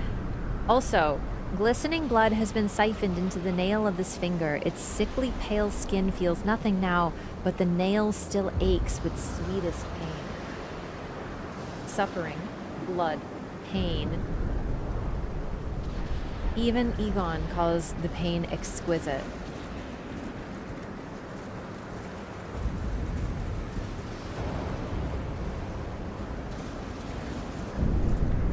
cries in pain and he still says the pain is exquisite. It's yeah. Suffering is integral to this. Dragon's Kaler Bloom. Flower with an uncanny shape, coursing with hot blood. Exceedingly rare to find. A single flower is said to blossom only once from the hearts of dead warriors who oft partook of the dragon communion. And yeah, it's coming out of a body. Morbid. So is carrying amputated fingers. That's an excellent point. But have you considered that? I have no defense. This entire game is pretty freaking gross. But the bloody finger, or the fingers in general, are really there. They were left to help you. You use them to write notes. You use them to summon help. You use them to bring in more people. It's weird. But yeah, the bloody finger, it's actually our bloody finger. If you remember how you join that covenant, Vare literally puts the blood in your finger and he just like goes like, and then you go, and that's your finger now. This is actually why also Yura says that he cut off Eleonora's finger, right? He says like, oh, I've severed the finger. He's talking about her bloody finger, so presumably she'd be free of the bloody finger curse. Because it drives people crazy usually. Oh damn, I totally forgot about that. I was just exploring. That's lucky.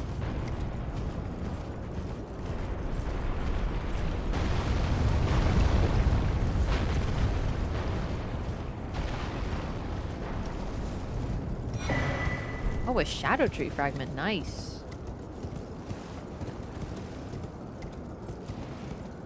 So this is literally Mohg's blood and or the Formless Mother's blood. Oh my god, this fight made me lose my shit a little bit. Ancient Dragon Senisax.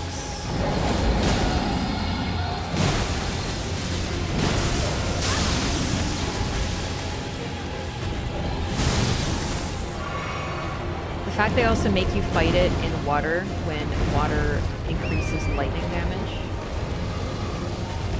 Oh.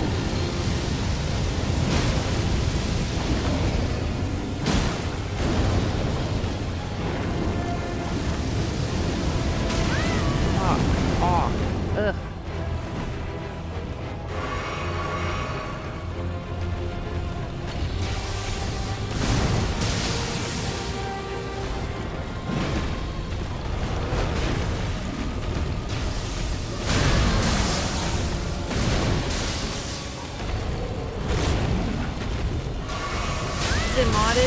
Yeah, it's, I'm using seamless co-op, that's it.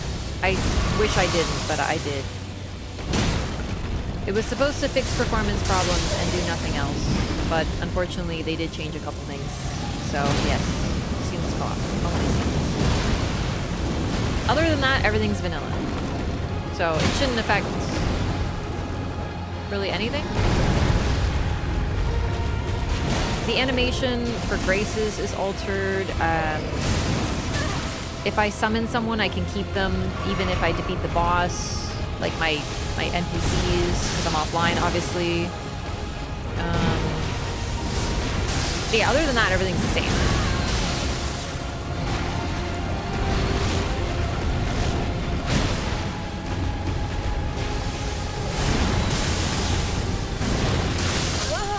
Oh, wonderful. I love being able to see. This might be the worst fight in the game because it's an ancient dragon, but it's just scaled really high. Mark availed to place a common name for flying dragons was drakes. I don't... Okay. Who has an interest in differentiating the drakes from dragons? The people who have you killing them and eating their hearts because they are lowborn, right? It's sort of like that's what I'm seeing here. Is this is a place where dragons are hunted for their hearts. These aren't even dragons, they're just wraiths.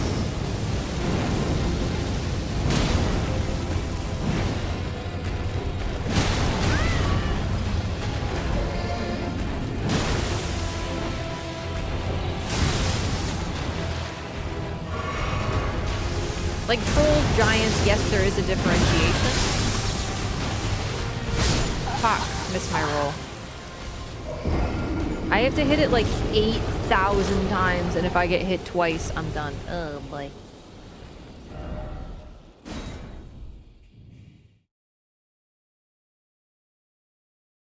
Even then, the distinction between trolls and giants isn't really that high.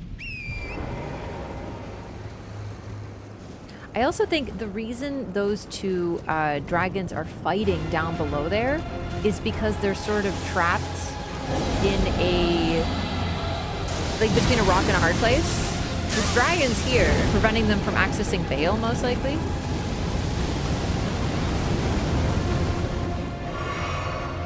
But I think they're sort of kept imprisoned, I guess.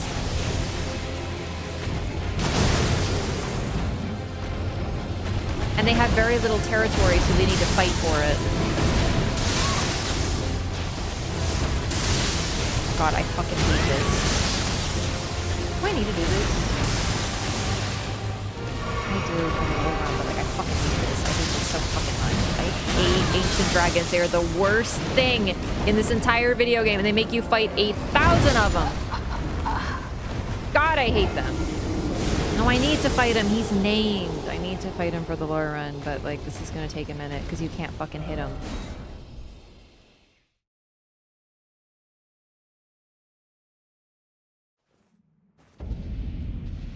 No, Sendisax has no lore, or it's just another ancient dragon with a name. It's really it. Although it does the spreading lightning that the lore describes as being unique. Fuck, what item was that? What the fuck? Shit, what even hit me?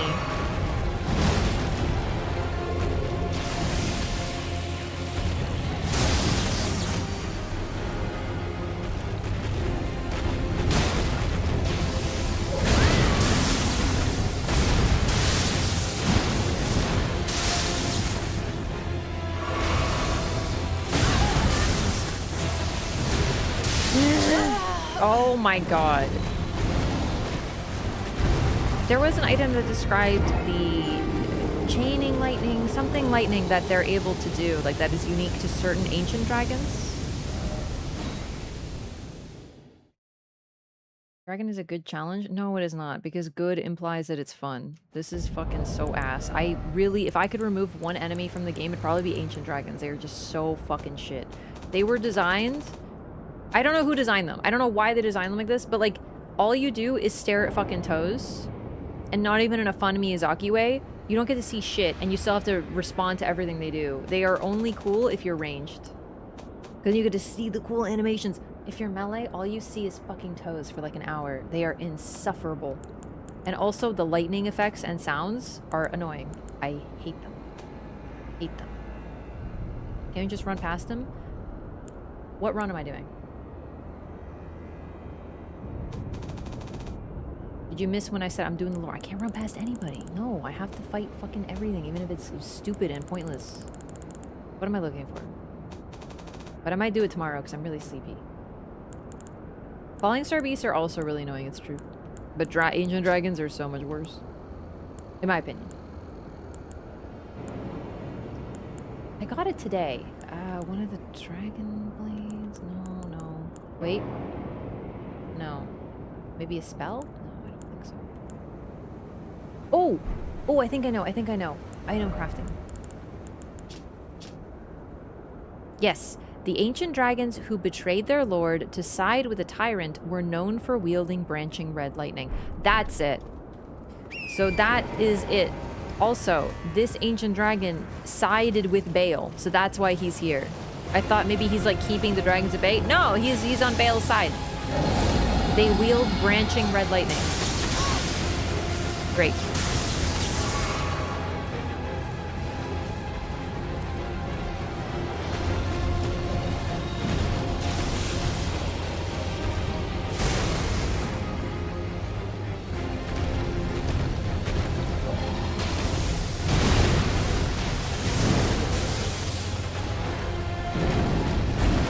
Also, ancient dragons like never stagger.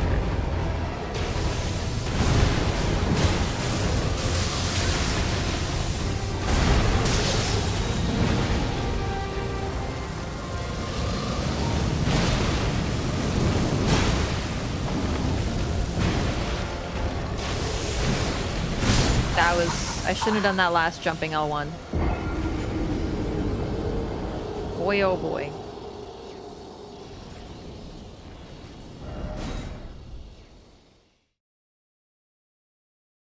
I know, this dragon sort of encapsulates a lot of my issues with the DLC, and that it's like, hey, you know that thing from base game?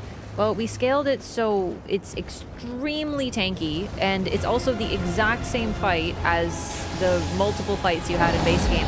But we gave it one new move that tells you some lore, and that is branching lightning. That's it. That's lore. Like, one new thing. It would be fine if maybe you fought one ancient dragon, but like, they're pretty ubiquitous in Farmagula. Like, I think there's like 4 on top of Fortisax and Lanciax.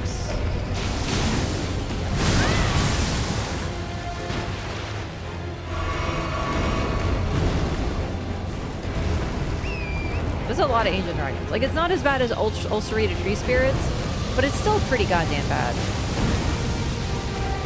Oh, and the tiny head that it holds like fucking 20 feet in the air is the weak point, by the way. Good luck hitting it.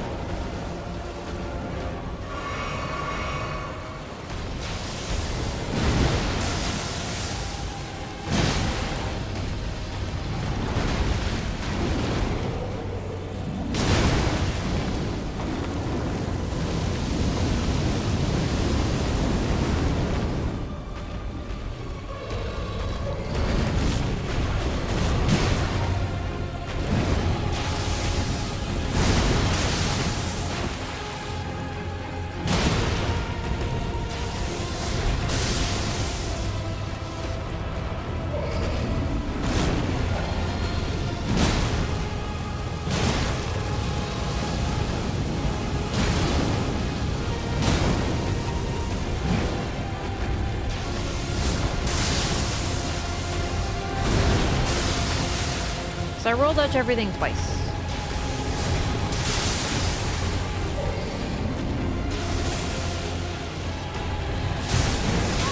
You're serious? You're fucking serious? Oh my lord. It's fine, we're already like 1/4 of the way.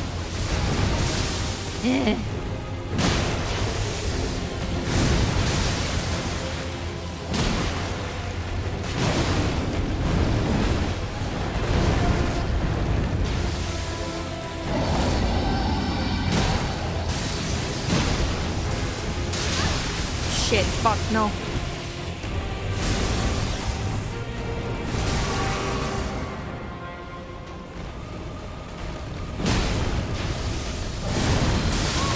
Oh, shit.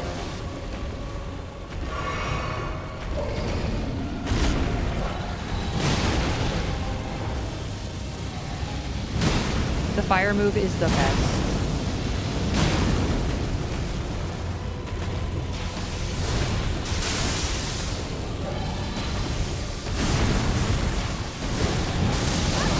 Fucking missed.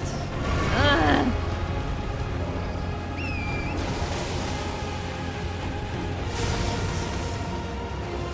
See, that looks very cool. You know.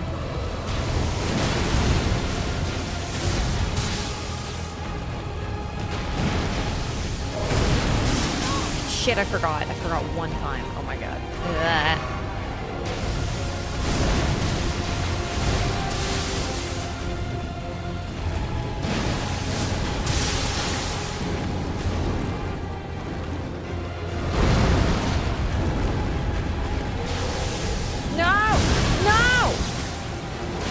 Let me hit you, you son of a bitch. I didn't have time. I did not have time to dodge roll twice there. That sucks.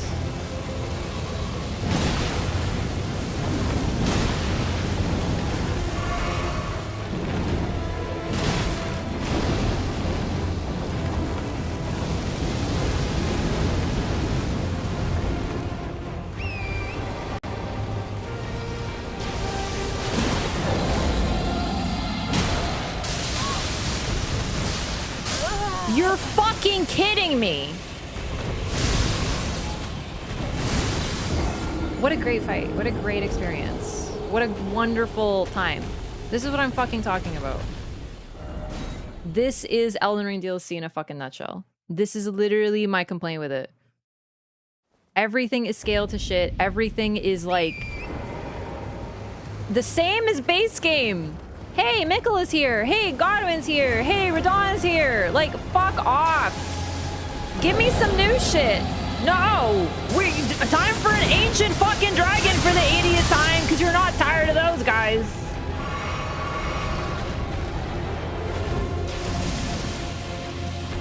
There's no new bitches in this entire DLC.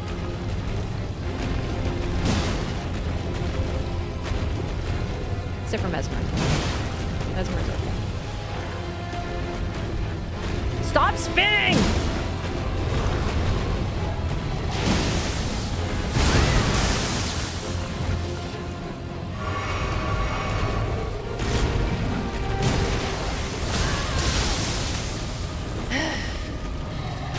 Yeah, less dragon, more snake. Exactly, precisely. You are understanding the equation.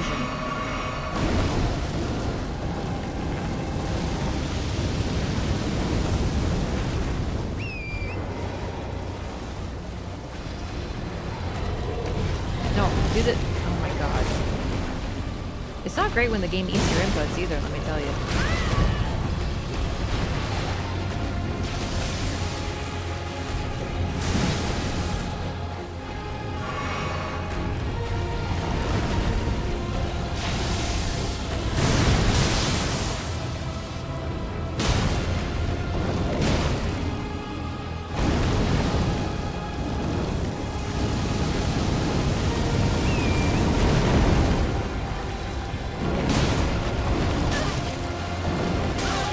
Yo, the input queuing is brutal.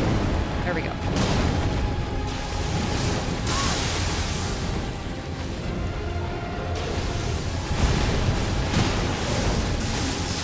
Ah, shit.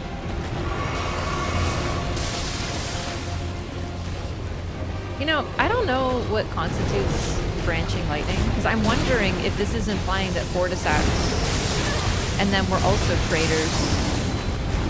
I don't really know what makes this branching, because like to me, I think it hits and then it spreads, but I thought Fortisaxes and Lanciaxes do that too.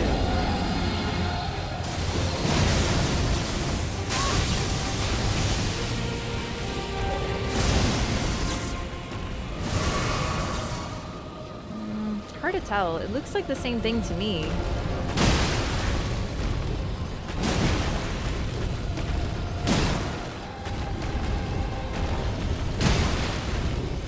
Ooh, there we go. We got him in like a turning cycle. Oh, shit.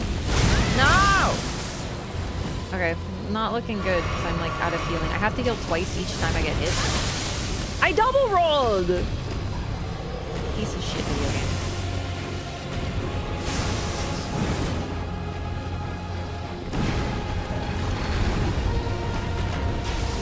I'm dead.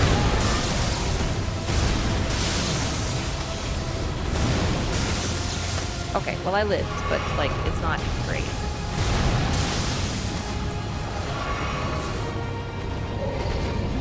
That's way too much damage to do with no healing.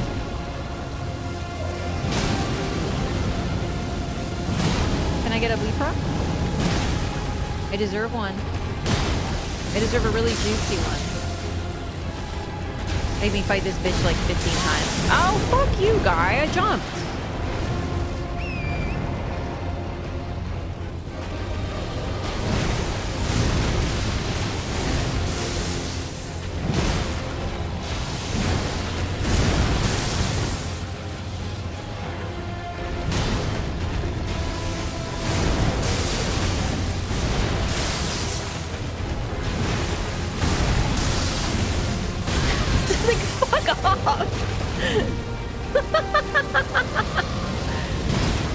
Like, you suck. I'm gonna get hit by some bullshit. I'm close again, but not close enough. Where is he? I thought he went the other way. No!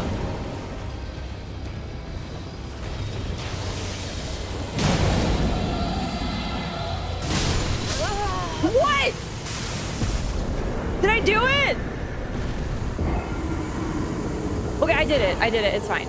It's fine. It's fine. Fuck off. Oh, God. I'm just so relieved that I don't have to fight him ever again. Woo, baby. He just hit me with some bullshit. Like, what even the fuck was that? What the? Why is he replaced with gooey lumps?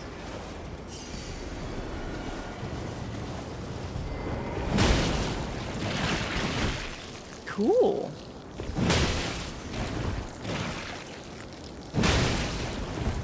Did he drop anything? I don't know. I think no. You can't get dragon hearts from those guys either.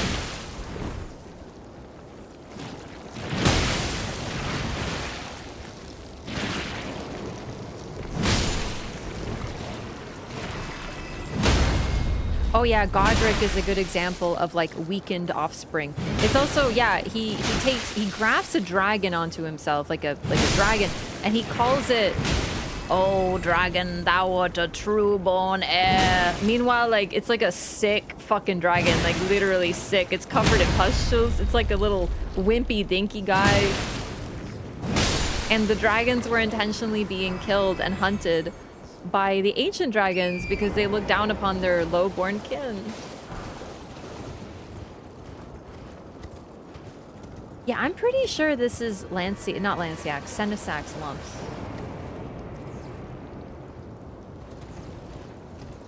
I actually don't remember this. I don't know if I ever came back here. Well, I probably ran through, but like repressed it from my memory.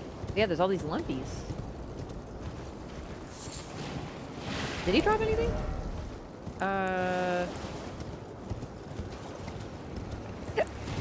Oh, I guess he dropped these because I wouldn't have had these. Yeah, I guess he dropped one of the max smithing stones of each kind.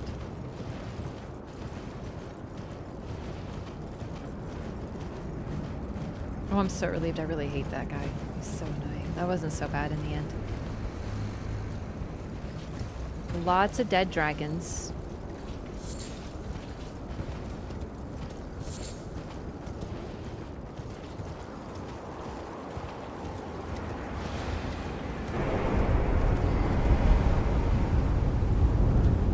Death one just being this, but with Deathblight. Yeah, there's also the Ghost Flame Dragons. I think the Ghost Flame Dragons are kind of a cool design, but it just in execution you're like, eh. All right, so my goal was to get 20 dexterity so that I could run the new weapon, but as it is, like I don't have enough still to run it, so I'm gonna need 200,000 to level now. So we might just have to do this with these weapons still. Makes you think of where you find those oozes in base game. Yeah, a lot of the time the goo people are just they're combined people. So we find a lot of them in catacombs because yeah, the people have combined and become just like an amalgam of like goo. Yeah. Gonna put on a dex talisman? No, I can't. I have all this in space. It's very important. I have I have the faith talisman. I need all this. It's important for my stuff, obviously. I wanted to use a spell like 5 hours ago, and I forgot to take that off. No, I need the Lord of Blood's exaltation, of course. Yeah, it's very important. My faith talisman. I have faith in myself, precisely. That's why I had to wear that, you know?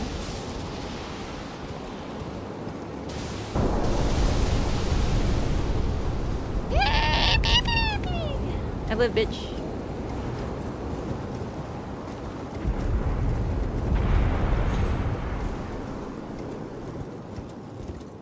Dude, my strength talisman, none of my talismans do anything for me, alright? Listen, you're like, you think I forgot about the dex talisman? No, I'm just not putting on the dex talisman because I like to do things raw. Also, no, your strength talisman is definitely doing shit for you.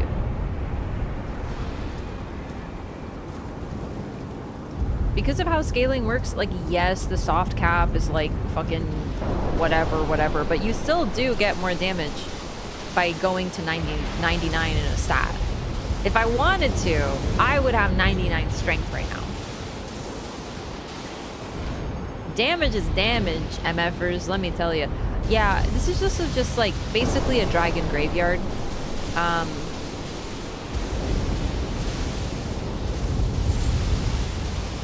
Yeah, if you get the feeling that you're like kicking a dead horse with these dragons, you maybe should a little bit. It's fucked up here. Hang on, I think I'm missing... Wait, oh fuck, I forgot about the... There's the map. There it is. Okay, hang on. This is Jagged Peak Mountainside. I think I can find that. I just forgot where it was on the map. Bale is unique. It's true. It is true. I don't love the Bale fight, I'm gonna be honest, but maybe it'll be more fun this time. He's a very cool design though.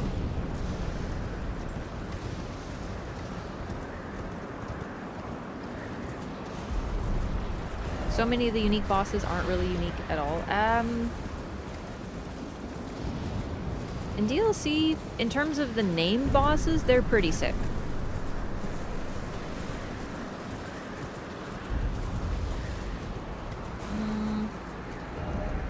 Oh, maybe it is up ahead, like at the very end. I just don't remember where the map is. It's been a while. But I do know that there's also, if I remember right, somewhere in this place there is one of Egon's cookbooks. He has 2 cookbooks, I believe. And I only found one.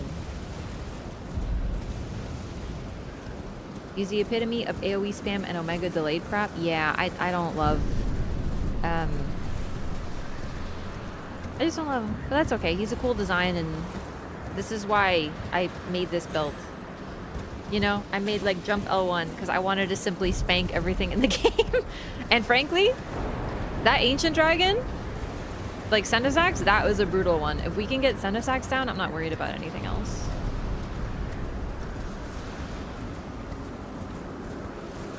It really just looks like it's in the middle of nowhere, huh? Maybe it is. Maybe it's even more up ahead. Maybe the map is like right at the end. I don't know.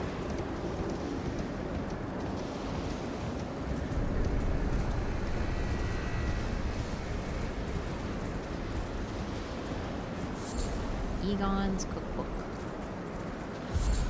Where is it?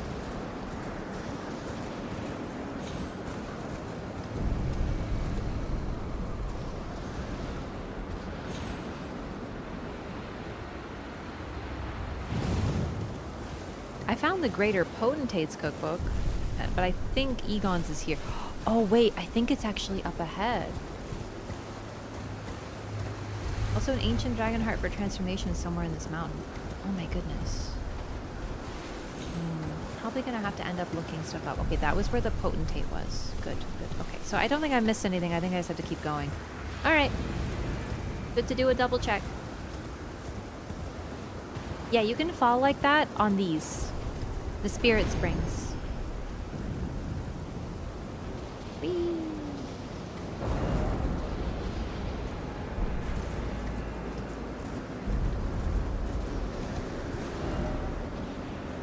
Let's try to find the cookbook.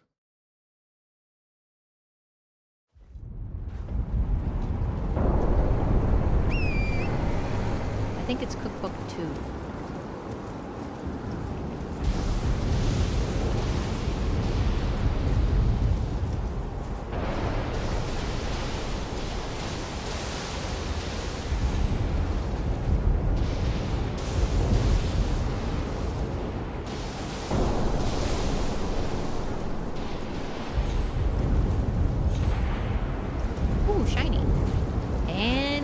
Piles. Oh, there it is. Egon's cookbook 2. Dragon Communion Flesh.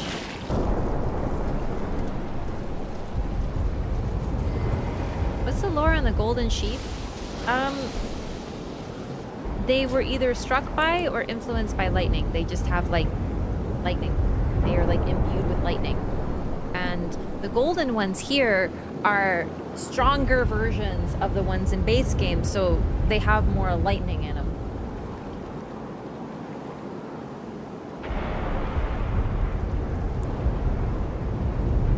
Dragon Communion Flesh. Oh, there it is. A lump of animal flesh with a heat that never cools. Boosts vigor, endurance, strength, and dexterity at the cost of gradual HP loss. An imitation of dragon scale flesh created by human hands, used to sate the hunger of Drake warriors, if only briefly. So, flesh, fruit that isn't eaten by people, rata fruit, sharp gravel stone, which is dragon flesh, and a flower that blooms out of Drake warrior hearts is the only thing that can temporarily sate their hunger. They have become practically carnivorous.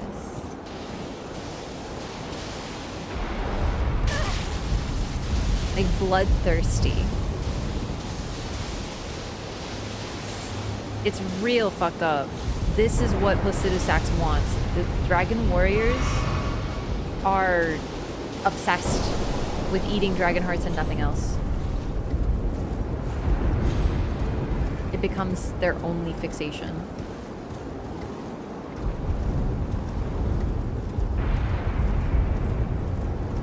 Very much like an addiction too, because it gives them power and also the feelings, intoxicating power sort of thing.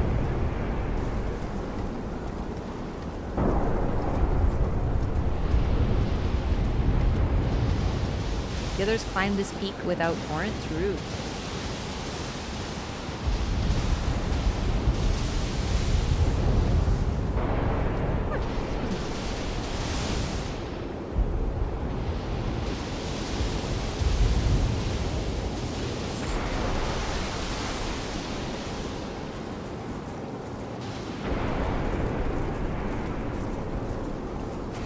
Oh my god. Dragon goo. Oh.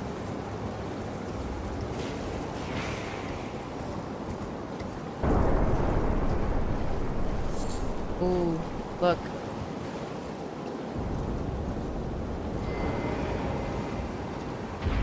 So many of these blooms.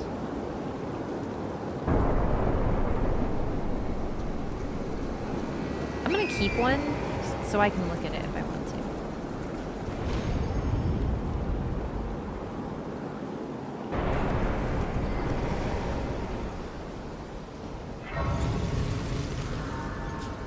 Oh my goodness, sorry. Omega sleepy. Gamers, I think I'm gonna call it here for tonight. I went a little past my bedtime. I've had a normal schedule, so I'm so sleepy. Thank you so much for watching. I'll be back tomorrow. Either lore run or maybe starting the horror game playthrough that I promised you guys. Not even 7 hours? I know. It's only 6 hours and 59 minutes and 20 seconds. That's crazy. But yeah, I'll be back tomorrow. Like I said, thank you so much for watching, everybody. I appreciate you guys very much. I hope you enjoy. I want to start a little earlier, but I went swimming. I went swimming is what happened. And I had to, you know, unswimify and whatnot. So don't worry, more stream will continue and the lore run will continue. I'm just leaving you guys in suspense. You guys are gonna have to wait for Bale. And also, frankly, I didn't find the map, you know, I have to clearly re-examine this whole area and whatnot. So thank you so much. Hope you enjoyed. Make sure to follow the channel / subscribe to the channel. And if on YouTube, go ahead and like the stream. It shows that I'm doing a good job. Thanks so much, gamers. Appreciate you guys. Have a wonderful night. Thank you for watching. Sweet dreams. Don't let the Teoliers bite.